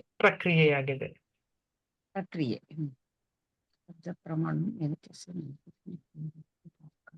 ಓಕೆ, ಮುಕ್ತವಾಗಿರುವ ಉತ್ತಮ ಪ್ರಾಧಿಕಾರದಿಂದ ಕೇಳುವ ಮೂಲಕ ಎಕ್ಸ್ಪರ್ಟ್ ಇಂದ ನಾವು ಕೇಳಿಸ್ಕೊತೀವಿ. ಎಕ್ಸ್ಪರ್ಟ್ ಇಂದ ಯಾವಾಗ ಶಬ್ದ ಪ್ರಮಾಣ ಅಂದ್ರೆ ಆ ತರ ಜ್ಞಾನವನ್ನು ಪಡೆಯುವ ಪ್ರಕ್ರಿಯೆಯಾಗಿದೆ. ಕ್ವೆಶ್ಚನ್: ನೀವು ತಯಾರಿಸಿದ ಮೊದಲ ಖ್ಯಾದ ಯಾವುದು ಮತ್ತು ನೀವು ಯಾರಿಂದ ಕಲ್ತಿದ್ದೀರಿ? ಫಸ್ಟ್ ಅಡಿಗೆ ಯಾರಿಂದ ಕಲ್ತಿದ್ದೀರಿ? ಅಮ್ಮನಿಂದ ಅಲ್ವಾ? ಯಾಕಂದ್ರೆ ಯಾರು ನಮ್ಮ ಸುತ್ತಮುತ್ತ ಇರೋ ಎಕ್ಸ್ಪರ್ಟ್ ಯಾರು ಅಡಿಗೆ ವಿಷಯದಲ್ಲಿ? ತಾಯಿನ ಎಕ್ಸ್ಪರ್ಟ್. ಸೊ ಯಾವಾಗ ಅವರಿಂದ ಕಲಿತೀವೋ ನಾವು ಕರೆಕ್ಟಾಗಿ ಕಲಿತೀವಿ ಅಲ್ವಾ? ಅಂದ್ರೆ ಪರ್ಫೆಕ್ಟ್ ಅಂತ ನಾವು ನಂಬೋದು. ನಾವು ಆ ವಿಷಯದಲ್ಲಿ ಅವ್ರು ಬಿಟ್ಟು ಬೇರೆ ಇನ್ಯಾರ ಹತ್ರ ಹೋಗೋ ಅವಶ್ಯಕತೆ ಇಲ್ಲ ನಮ್ಗೆ ಅಲ್ವಾ? ಅದೇ ತರ ಎಸ್, ಇವಾಗ ಓದಿ ಮಾತಾಜಿ. ಯಾರಿಗೂ ಪ್ರಭುಜಿ ಓದ್ತೀರಾ? ಆಧ್ಯಾತ್ಮಿಕ ವಿಷಯಗಳಿಗಾಗಿ ಪ್ರಾಧಿಕಾರ. ವೇದಗಳು ಕೆಳಗಡೆ ಇರಂತಲ್ಲ ಇಲ್ಲಿ 4 ದೋಷಗಳಿಗೆ ಅಥರ್ವವೇದ, ಋಗ್ವೇದ, ಸಾಮವೇದ, ಯಜುರ್ವೇದ. ಮಾತಾಜಿ ಈ 4 ವೇದಗಳು ದೋಷಗಳಿಗೆ ಒಳಪಟ್ಟಿವೆಯೇ? ವೇದದಲ್ಲಿ ಏನಾರ ದೋಷ ಇದೆಯಾ, ತಪ್ಪಿದ್ಯಾ? ಇಲ್ಲ ಮಾತಾಜಿ, ಇರಲ್ಲ, ಇರ್ಲಿಕ್ಕೆ ಸಾಧ್ಯ ಇಲ್ಲ. ಅದು ಪ್ಯೂರ್ ಪರ್ಫೆಕ್ಟ್ ಸಾಧ್ಯ ಇಲ್ಲ ಅಂತಾರೆ ಮಾತಾಜಿ. ಪ್ರಭುಜಿ ಪ್ಯೂರ್ ಪರ್ಫೆಕ್ಟ್ ಅಂತಾರೆ. ಯಾಕೆ? ಅಂದ್ರೆ ಅದನ್ನ ಇಷ್ಟೊಂದು ವರ್ಷದಿಂದ ನಾವು ನೋಡ್ತಿದೀವಿ, ಕೇಳ್ತಿದೀವಿ, ಅದ್ರಲ್ಲಿ ನಮ್ಗೆ ಸೊಲ್ಯೂಷನ್ ಸಿಗ್ತಾ ಇದೆ. ಸೊ ಅದು ಕರೆಕ್ಟ್ ಆಗಿರೋದಕ್ಕಿಂತ ಅದಕ್ಕೆ ವೇದ ನಾವು ಮತ್ತೆ ಅಂತೀವಿ. ಅದು ಕರೆಕ್ಟ್ ಆಗಿದ್ರೆ ಯಾಕೆ ನಾವು ಫಾಲೋ ಮಾಡ್ತಾ ಇಲ್ಲ? ಯಾಕೆ ಎಲ್ರು ಫಾಲೋ ಮಾಡ್ಲಿಲ್ಲ? ಯಾಕೆ ನಂಬ್ತಿಲ್ಲ? ಎಲ್ಲ ಜನ ವೇದ ಫಾಲೋ ಮಾಡ್ತಿಲ್ಲ. ವೇದ ನಮಗಲ್ಲ ಅಂತಾರೆ, ವೇದಗಳು ನಮಗಲ್ಲ ಅಂತಾರೆ. ಎಲ್ಲರೂ ಇವಾಗ ಶಾರ್ಟ್ ಕಟ್ ಅಪ್ಲೈ ಮಾಡ್ತಾರೆ. ಯಾರಿಗೂ ಲೈಕ್ ಅದೇ ಕೇಳಿದಿರಲ್ಲ ಮಾತಾಜಿ, ಇಲ್ಲಿ ಫ್ರೀ ಆಗಿ ವೈಫೈ ಕೊಡ್ತಿದ್ದಾರೆ ಅಂದ್ರೆ ಅಲ್ಲಿ ಎಷ್ಟೇ ರಶ್ ಆದ್ರೂ ಮಂದಿ ಹೋಗಿ ನಿಂತ್ಕೊಳ್ತಾರೆ. ಅದೇ ಫ್ರೀ ಬುಕ್ಸ್ ಕೊಡ್ತಿದ್ದಾರೆ, ಲೈಬ್ರರಿ ಓಪನ್ ಇದೆ, ಈ ಬುಕ್ ಆ ಬುಕ್, ಯಾರ ಕಡೆ ಅಷ್ಟು ಟೈಮ್ ಇಲ್ಲ, ಯಾಕಪ್ಪ ಅಂತಾರೆ. ಈ ತರ ಜನ ಮೈಂಡ್ ಸೆಟ್ ಆಗಿಬಿಟ್ಟಿದೆ ಜನರು. ಈಸಿಯಾಗಿ ಸಿಗ್ಬೇಕಲ್ಲ, ಕಷ್ಟ ಬೇಡ, ಈಸಿಯೆಸ್ಟ್ ಪೇ ಎಲ್ಲರಿಗೂ ಬೇಕು. ಅದೇ ಚೀಟಿಂಗ್ ಪ್ರೊಪೆನ್ಸಿಟಿ ಇದೆ ಅಲ್ವಾ? ಎಸ್ ಮಾತಾಜಿ, ಆ ಚೀಟಿಂಗ್ ಈಸಿಯಾಗಿ ಕೊಟ್ರು ಇಲ್ಲ, ಅದು ಈಸಿಯಾಗಿ ಕೊಟ್ರು ಮೈಂಡ್ ಅಲ್ಲಿ ಮತ್ತೇನ್ ಬರುತ್ತೆ ಗೊತ್ತಾ? ಓ, ಇದರಿಂದ ನನಗೆ ಏನಾದ್ರು ಲಾಭ ಇದೆಯಾ, ಇದರಿಂದ ನಂಗೆ ಹಣ ಸಿಗತ್ತಾ, ಇದರಿಂದ ನಂಗೆ ಏನಾದ್ರು ಆಗುತ್ತಾ? So like that. ಜ್ಞಾನ ಸಿಗತ್ತೆ, ಅದು ಬೇಡ. ಜ್ಞಾನ ಬೇಡ, ಹಣ ಸಿಗತ್ತಾ, ಏನಾದ್ರು ನಂಗೆ ಏನಾದ್ರು ಆಗತ್ತಾ, ಓಕೆ ಹಂಗಿದ್ರೆ ಓಕೆ. ಅದೇನೋ ಅಂತಾರಲ್ಲ, ಮನೆ ಹತ್ರ ಎಲ್ಲಾದ್ರು ದೇವಸ್ಥಾನದಲ್ಲಿ ದೇವ್ರಿಗೆ ಹೋಗೋದೇ ಜನ ಕಮ್ಮಿ, ದೇವ್ರ ದರ್ಶನ ಆಗತ್ತೋ, ದೇವ್ರು ಯಾವ ತರ ರೆಡಿ ಆಗಿದಾರೆ, ದೇವ್ರನ್ನ ಹೆಂಗ್ ನೋಡ್ತೀವಿ, ಏನಾಗತ್ತೆ, ಸಿಗತ್ತೋ ಇಲ್ವೋ, ಆ ತರ ಮೈಂಡ್ ಸೆಟ್ ಇರೋರು ಕಮ್ಮಿ. ಪ್ರಸಾದ ಮುಗಿದೋಗುತ್ತೋ ಏನೋ, ಪ್ರಸಾದ ಸಿಗತ್ತೋ ಇಲ್ವೋ, ಡಬ್ಬ ತಗೊಂಡ್ ಹೋಗ್ಬೇಕು ಬೇಡ, like that mind set. So ನಾವ್ ನೋಡ್ತೀವಿ, ಇದೇ ಸೈಕಾಲಜಿ. ಮತ್ತೆ ನಮಗೇನಾರು ಸಿಗತ್ತಾ, ನಮಗೇನಾರು ಬರುತ್ತಾ ಇದ್ರಲ್ಲಿ, ಅದೊಂದು ಮೈಂಡ್ ಸೆಟ್. ಎರಡನೇದು ವೇದ ಅನ್ನೋದು ನಮಗ್ ಅಪ್ಲೈ ಆಗಲ್ಲ ಅಂತ ಭಾವಿಸ್ತಾರೆ ಜನ. ನಮಗ್ ಅನ್ವಯಿಸೋದಿಲ್ಲ, ಅದು ನಮಗ್ ಬೇಕಾಗಿಲ್ಲ, ನಮಗ್ ಅವಶ್ಯಕತೆ ಇಲ್ಲ. ಓಕೆ. ಎರಡನೇದು ನಾವು ನೋಡಿದ್ವಲ್ಲ ಮಾತಾಜಿ, ಸ್ಕೂಲಲ್ಲಿ ಒಂದು ಸಬ್ಜೆಕ್ಟ್ ಕೊಡ್ಬೇಕು ಮಾತಾಜಿ. ಇದನ್ನ ಸ್ಕೂಲಲ್ಲಿ ಬೇಸಿಕ್ ಅಲ್ಲೇ ಒಂದು ಸಬ್ಜೆಕ್ಟ್ ಕೊಟ್ರೆ ಈಗ ಯಾರು ಕಳ್ಸಲ್ಲ ಅದನ್ನ. ಪೇರೆಂಟ್ಸ್ ಕೂಡ ಇದನ್ನ ವೇದ ಎಲ್ಲ ಕಳ್ಸಲ್ಲ. ಈಗ ಸ್ಕೂಲಲ್ಲಿ ಬೇಸಿಕ್ ಅಲ್ಲಿ ಒಂದು ಸ್ವಲ್ಪ ಕೊಟ್ರೆ ಯಾರು ಹೇಳೋರೇ ಇಲ್ಲ. A+B ಎಜುಕೇಶನ್ ಅಲ್ಲಿ ಆಡ್ ಆಗ್ಲೇಬೇಕು. ಬಟ್ ಎಜುಕೇಶನ್ ಅಲ್ಲಿ ಏನ್ ಆಡ್ ಮಾಡಕ್ಕೆ? ಬೇಸಿಕ್ ನಾಲೆಜ್ ಏನ್ ಆಡ್ ಮಾಡ್ಬೇಕು? ಎಷ್ಟು ವೇದಗಳಿದೆ, ಎಷ್ಟು ಉಪನಿಷತ್ತುಗಳಿದೆ, ಇದೆಲ್ಲ ಕಲಿಸ್ಬೇಕು. ಅವರು ನಮ್ಗೇನು ಬೇಸಿಕೆ ಕೊಟ್ಟಿಲ್ಲ. ಸುಮ್ಮನೆ ಬರೀ ಆ ರಾಜ್ಯರದು ಈ ರಾಜ್ಯರದು ಅವ್ರದ್ದು ಡಿಸ್ಟೆನ್ಸ್ ಎಷ್ಟು ಏನ್ ಮಾಡಿದ್ದಾರೆ, ಅದು ಕಲ್ತು ಏನ್ ಪ್ರಯೋಜನ? History, social, civics, social studies ಅಲ್ಲಿ ಈಗ ಅಫ್ಗರ್ ಬಗ್ಗೆ ಅವ್ರ ಬಗ್ಗೆ ಎಲ್ಲ ನಾವು ಕಲ್ತು ಏನಾಯ್ತು ಪ್ರಯೋಜನ? ನಮ್ಗೆ ಏನು ಇಲ್ಲ. ಬರಲ್ಲ. ಫಾರ್ಮುಲೆಗಳಿದೆ, ಅದು ಯೂಸೇ ಆಗಲ್ಲ. ಇವಾಗ ಎಲ್ಲ ಫಾರ್ಮುಲೆಗಳು ಬಾಯ್ಪಾಠ ಹೊಡೆದು, ಥಿಯರಿ ಹೊಡೆದು, ಕೆಲ್ಸಕ್ಕೆ ಹೋದಾಗ ಎಲ್ಲ ಹೊಸದಾಗಿ ಕಲ್ತ್ಕೋಬೇಕು ಮತ್ತೆ. ಹೌದು, ಎಲ್ಲ ಬೇಸಿಕ್ ಇಂದ ನಾವು ಕಲಿಬೇಕು. ಜಾಬ್ ಟ್ರೈನಿಂಗ್ ಬೇರೆ, ಓದೋದೇ ಬೇರೆ, ಕಾಲೇಜಲ್ಲಿ ಓದೋದೇ ಬೇರೆ, ನಾವು ಕಲ್ತಿದ್ದೆ ಬೇರೆ, ಮಾಡೋದೇ ಬೇರೆ ಅಂತಾರಲ್ಲ. ಈ ವೇದ ಉಪನಿಷತ್ತುಗಳೆಲ್ಲ ಈಗಾದ್ರೆ ಬುಕ್ಸ್ ಮಾಡುವರು ಸ್ವಲ್ಪ ಮಾಡಿದ್ರೆ ಮುಂದಿನ ಮಕ್ಕಳಿಗೆ ಒಳ್ಳೇದಾಗತ್ತೆ. ಸ್ವಲ್ಪ ಇಂಗ್ಲಿಷ್ ಮುಂಚೆ ಟೈಮ್ ಅಲ್ಲೆಲ್ಲ ಮಾತಾಜಿ ಗುರುಕುಲ ಅಂತ ನಡೆಸ್ತಿದ್ರು. ಅದ್ರಲ್ಲಿ ವೇದಾನು ಇರ್ಬೇಕು. ಹೇಗ್ ಅವ್ರು ಕೆಟ್ಟವ್ರು ಇದ್ರು ಗುರುಗಳು, ಓಕೆ, ಅವ್ರ ಫೀಲ್ಡ್ ಅವ್ರು ಏನೇ ಇದ್ರು ಲೈಕ್ ವಿ ಶುಡ್ ರೆಸ್ಪೆಕ್ಟ್. ಅವ್ರು ಕೆಟ್ಟವರು ಒಳ್ಳೆಯವರು, ಅದು ಎರಡನೇದು. ಇವಾಗ ಬೆಸ್ಟ್ ಎಕ್ಸಾಂಪಲ್ ಅಂದ್ರೆ ರಾಮಚಂದ್ರ ಪ್ರಭು ಯುದ್ಧ ಮಾಡ್ಬೇಕಾದ್ರೆ ಮೊದಲು ಯುದ್ಧಕ್ಕಿಂತ ಮುಂಚೆ ರಾವಣನಿಗೆ ನಮಸ್ಕಾರ ಮಾಡಿದ್ರು. ಯಾಕೆ ಮಾಡ್ಬೇಕು? ಅವ್ನು ಕೆಟ್ಟ ಕೆಲಸ ಮಾಡಿದ, ಅವ್ನ ಕರ್ಮದಿಂದ ಅವನು ಆ ಕ್ಯಾರೆಕ್ಟರ್ ರೋಲ್ ಪ್ಲೇ ಮಾಡಿದ. ಬಟ್ ಆದ್ರೆ ಅವನು ಮೇನ್ ಬ್ರಾಹ್ಮಣವಾಗಿರೋದ್ರಿಂದ ಭಗವಂತನ್ನು ನಮಸ್ಕಾರ. ಯಾಕಂದ್ರೆ ಗುರುಕುಲ ಅಂದ್ರೆ ನಮ್ಮಲ್ಲಿ ದೊಡ್ಡವರು ಹಿರಿಯರು ಇದಾರೆ ಅಂದ್ರೆ ನಾವೇನೋ ಆಚರಣೆ ಮನೇಲಿ ನಮ್ ತಂದೆ ತಾಯಿದ ಕಾಲ್ ಮುಟ್ತೀವಿ, ಯಾಕಂದ್ರೆ ದೊಡ್ಡವರು. ಒಂದ್ ಮೈಂಡ್ ಸೆಟ್ ಅದನ್ನೊಂದು ಬಂದಿದೆ ನಮ್ಮ ಹಿಂದೂ ಧರ್ಮದಲ್ಲೆಲ್ಲ ಬಂದಿದೆ ಅದು. ಸೊ ಅದೇ ತರ ಅವ್ರ ಬ್ರಾಹ್ಮಣರು ಆಗಿರೋ ಅವ್ರು ಕೆಟ್ಟ ಕೆಲಸ ಮಾಡಿದ್ರು, ಭಗವಂತ ಕೈ ಮುಗಿದು ಬ್ರಾಹ್ಮಣರಿಗೆ ನಮಸ್ಕಾರ ಮಾಡೋದು ಕ್ಷತ್ರಿಯ ಧರ್ಮ. ಸೊ ಅದ್ರಲ್ಲಿ ತೋರ್ಸ್ಕೊಟ್ರು ಅವರು. ಇವನ್ ರಾವಣನು ಅಷ್ಟ್ ಕೆಟ್ಟವನಿದ್ರು, ಒಂದ್ ಟೈಮ್ ಅಲ್ಲಿ ನೋಡಿದ್ರಪ್ಪ ಭಗವಂತ ಎಷ್ಟು ಚೆನ್ನಾಗಿದ್ದಾನಪ್ಪ, ಯಾರಪ್ಪ ಅದು ಮೈಂಡ್ ಅಲ್ಲಿ ಇರೋದು, ಯುದ್ಧಕ್ಕೆ ಬಂದಿರೋದವ್ರು.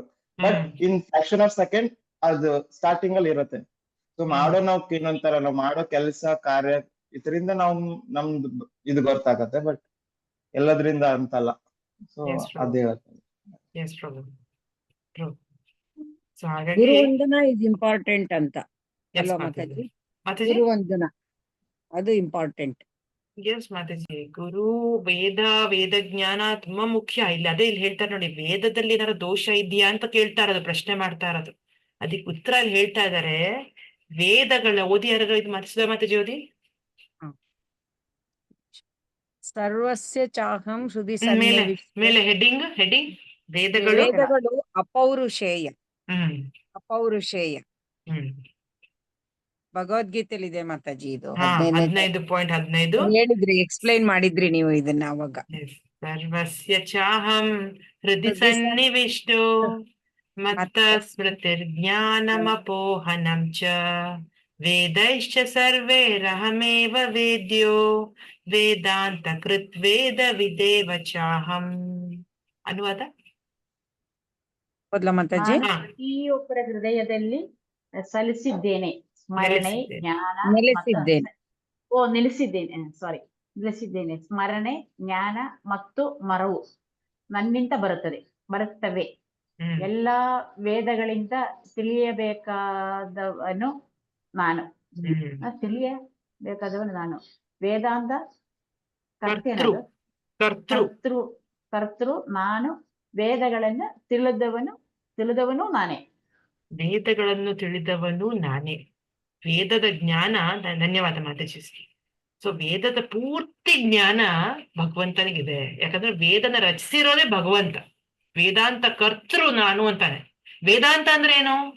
ವೇದ ಅಂತ, ವೇದಾಂತ ವೇದದ ಅಂತ. ವೇದ ಅಂದ್ರೆ ಏನು? ವೇದ ಅಂದ್ರೆ ಜ್ಞಾನ, ಜ್ಞಾನದ ಅಂತ ಭಗವಂತ. ಈ ಶ್ಲೋಕಗಳೆಲ್ಲ ಸಂಸ್ಕೃತ ಅಲ್ಲೇ ಇರೋದು. ಅದು ದೇವರ ಭಾಷೆ ಅಲ್ವಾ ಮಾತಾಜಿ? ಅದು ಸಂಸ್ಕೃತ ದೇವರ ಭಾಷೆ ಅಂತ ಹೇಳ್ತಾರೆ, ಸಂಸ್ಕೃತ. ಹಾ, ಸಂಸ್ಕೃತ್ ಅಂದ್ರೆ ಅವಾಗ ಒರಿಜಿನಲಿ ಸಂಸ್ಕೃತ್ ಅಲ್ಲೇ ಹೇಳೋರು ಮಾತಾಜಿ. ಅದೇ ದೇವರ ಭಾಷೆ ಅಂತಲೇ ಹೇಳ್ತಾರೆ. ಅದು ನಮ್ಗೆ ಬೇಸಿಕಲಿ ಇಲ್ಲ. ಅದು ನೋ, ನಾಟ್ ರಿಕ್ವೈರ್ಡ್ ಮಾತಾಜಿ, ನಾಟ್ ರಿಕ್ವೈರ್ಡ್. ಇವಾಗ ಪ್ರಭುಪಾದ್ ಬಂದ್ಮೇಲೆ ಎಲ್ಲ ಸಂಸ್ಕೃತ್ ಕೂಡ ನಮ್ಗೆ ಇಂಗ್ಲಿಷ್ ಅಲ್ಲೇ ತಿಳ್ಕೊಬಹುದು, ಕನ್ನಡದಲ್ಲಿ ತಿಳ್ಕೊಬಹುದು, ಎಲ್ಲ ಸಿಂಪ್ಲಿಫೈ ಮಾಡ್ಕೊಟ್ಬಿಟ್ಟಿದ್ದಾರೆ. ಆದ್ರೂ ಒಂಥರ ಸಂಸ್ಕೃತ್ ಲ್ಯಾಂಗ್ವೇಜ್ ಒಂಥರ ಚೆನ್ನಾಗಿದೆ, ಕೇಳಲಿಕ್ಕೂ ಒಂಥರ ಹೇಳಲಿಕ್ಕೂ ಎಲ್ಲದಕ್ಕೂ ಚೆನ್ನಾಗಿದೆ. ಎಸ್, ಸರ್ವಸ್ಯ ಚಾಹ. Beautiful language. Yes, mother of all languages Sanskrit ಅಂದ್ರೆ. ಹೌದು. ಸರ್ವಸ್ಯ ಚಾಹಂ ಹೃದಯ ಸನ್ನಿವಿಷ್ಟೋ. ಭಗವಂತ ಎಲ್ಲಾ ಜೀವಿರೇಚರ ಹೃದಯದಲ್ಲಿ ಇದ್ದಾನೆ. ಓಕೆ. ಮತ್ತ ಸ್ಮೃತಿ ಜ್ಞಾನಂ ಅಪೋಹನ. ಮತ್ತ ಸ್ಮೃತಿ, ಜ್ಞಾಪಕ ಶಕ್ತಿ ಇಟ್ಕೊಳ್ಳೋದು, ಜ್ಞಾನ, ಸರಿಯಾದ ಜ್ಞಾನ ಅಲ್ವಾ? ನಾವ್ ಯಾವ ಸಮಯದಲ್ಲಿ ಯಾವ ತರ ನಡ್ಕೋಬೇಕು ಅನ್ನೋ ಜ್ಞಾನ ನಮ್ಗೆ ಯಾರು ಕೊಡ್ತಾರೆ? ಆ ಇಂಟೆಲಿಜೆನ್ಸ್ ಯಾರು ಕೊಡ್ತಾರೆ ನಮ್ಗೆ? ಭಗವಂತ. ಆ ಪ್ರೆಸೆನ್ಸ್ ಆಫ್ ಮೈಂಡ್ ಅದೆಲ್ಲ ಕೊಡೋದು ಓನ್ಲಿ ಭಗವಂತಾನೆ. ಮರ್ತೋಗೋದು ಅಷ್ಟೇ, ಮೆಮೊರಿ ಲಾಸ್. ಒಂದ್ ಏಜ್ ಆದ್ಮೇಲೆ ಹೇಳ್ತಾರಲ್ವಾ, ಆಲ್ಝೈಮರ್ ಡಿಸೀಸ್ ಎಲ್ಲ ಬಂದ್ರೆ ಮನೇನೂ ಗೊತ್ತಾಗಲ್ಲ ಅವರಿಗೆ. ವಾಪಸ್ ಹೋಗ್ಬೇಕು ಅನ್ನೋದು ಗೊತ್ತಾಗಲ್ಲ. ಮನೆ ಕೀ, ಹೆಸರು ಏನು ನಾಪ್ಕ ಇರಲ್ಲ. ಅದು ಭಗವಂತನಿಂದಾನೇ ಬರುತ್ತೆ. ಓಕೆ. ಅಂಡ್ ಎಲ್ಲಾ ವೇದಗಳಿಂದ, ಎಲ್ಲಾ ವೇದ ಓದಿ ಏನ್ ತಿಳ್ಕೊಬೇಕು ಬಗ್ಗೆ ಹೇಳಿ. ವೇದಗಳನ್ನೆಲ್ಲ ತಿಳ್ಕೊಂಡು ಏನ್ ಮಾಡ್ಬೇಕು? ನಾವು ಸುಮ್ನೆ ಸ್ತೋತ್ರಗಳನ್ನ ಹೇಳ್ಕೊಂಡು ಹೋಗೋಣ ಗಡ ಗಡ ಗಡ ಗಡ ಗಡ ಗಡ ಅಂತ? ಅರ್ಥ ಮಾಡ್ಕೋಬೇಕು. ವೇದದ ಅರ್ಥ ಏನು? ವೇದಾಂತ ಅಂದ್ರೆ ಏನದು? ಇದೇ ಇವಾಗ ಹೇಳ್ತಾ ಇರೋದು ನಾನು ನಿಮ್ಗೆ. ವೇದದ ಅಂತ ಏನಂತಾನೆ ಭಗವಂತ? ವೇದಾಂತ ಕರ್ತೃ ನಾನು. ಭಗವಂತ ವೇದನ ಅವನೇ ರಚಿಸಿರೋದು, ಅವನೇ ಬರ್ದಿರೋದು, ಅವನೇ ಸೃಷ್ಟಿಸಿರೋದು, ಅವನೇ ಕೊಟ್ಟಿರೋದು. ಅವನಿಂದನೇ ಹುಟ್ಟತ್ತೆ ವೇದ. ಭಗವಂತನಿಂದ ಹುಟ್ಟಿರೋದು ವೇದ. ಕರ್ತೃ ಅಂದ್ರೆ creator. Creator of knowledge. Vedanta ಅಂದ್ರೆ ನಾಲೆಡ್ಜ್ ನ ಕ್ರಿಯೇಟ್ ಮಾಡಿರೋದು ಕೃಷ್ಣ, ಭಗವಂತ, ವಾಸುದೇವ, ಪರಮಾತ್ಮ. ಓಕೆ. ಸೊ ವೇದಗಳನ್ನು ತಿಳಿದವನು ನಾನೇ. ಸೊ ನಾವೆಲ್ಲಾ ವೇದ ತಿಳ್ಕೊಂಡು ಫೈನಲಿ ಭಗವಂತ ಕೃಷ್ಣನ ಹತ್ರ ಬರ್ಬೇಕು. ಬರೀ ವೇದಾಂತದಲ್ಲಿ, ಬರೀ ಜ್ಞಾನದಲ್ಲೇ ಉಳ್ಕೊಂಡ್ಬಿಡೋದಲ್ಲ. ಜ್ಞಾನದ ಒಂದು ಎಂಡ್ ಏನು? ಜ್ಞಾನದ ಎಂಡ್ ಅಂದ್ರೆ ವೇದಾಂತ. ವೇದಾಂತದ ಎಂಡ್ ಏನಂದ್ರೆ ಕೃಷ್ಣ, ಭಗವಂತ, ಸಾಕ್ಷಾತ್ ಭಗವಂತ. ಅದೇ ಈ ಭಕ್ತಿ ಮಾರ್ಗ, ಅದೇ ಈ ಕೃಷ್ಣ ಪ್ರಜ್ಞೆ. ಇದನ್ನ ತಿಳಿಸೋದಿಕ್ಕೆ ಚೈತನ್ಯ ಮಹಾಪ್ರಭು ಅವತಾರ ತಗೊಂಡ್ ಬಂದಿರೋದು. ಓಕೆ. ಸೊ ಅದಕ್ಕೆ ವೇದಗಳನ್ನ ಅಪೌರುಷೇಯ ಅಂದ್ರೆ ಪರ್ಫೆಕ್ಟ್. ವೇದ ಅಂದ್ರೆ ಪರ್ಫೆಕ್ಟ್. ಯಾಕಂದ್ರೆ ವೇದ ಕ್ರಿಯೇಟ್ ಮಾಡಿರೋದು ಯಾರು? Perfect. God is perfect. God's knowledge is also perfect. Okay. So ಅದಕ್ಕೆ ವೇದದಲ್ಲಿ ಏನು ದೋಷ ಇಲ್ಲ. Veda is perfect. ಇಲ್ಲಿ ಗೊತ್ತಿರೋದು ಮಾತಾಜಿ ಪ್ರಭು.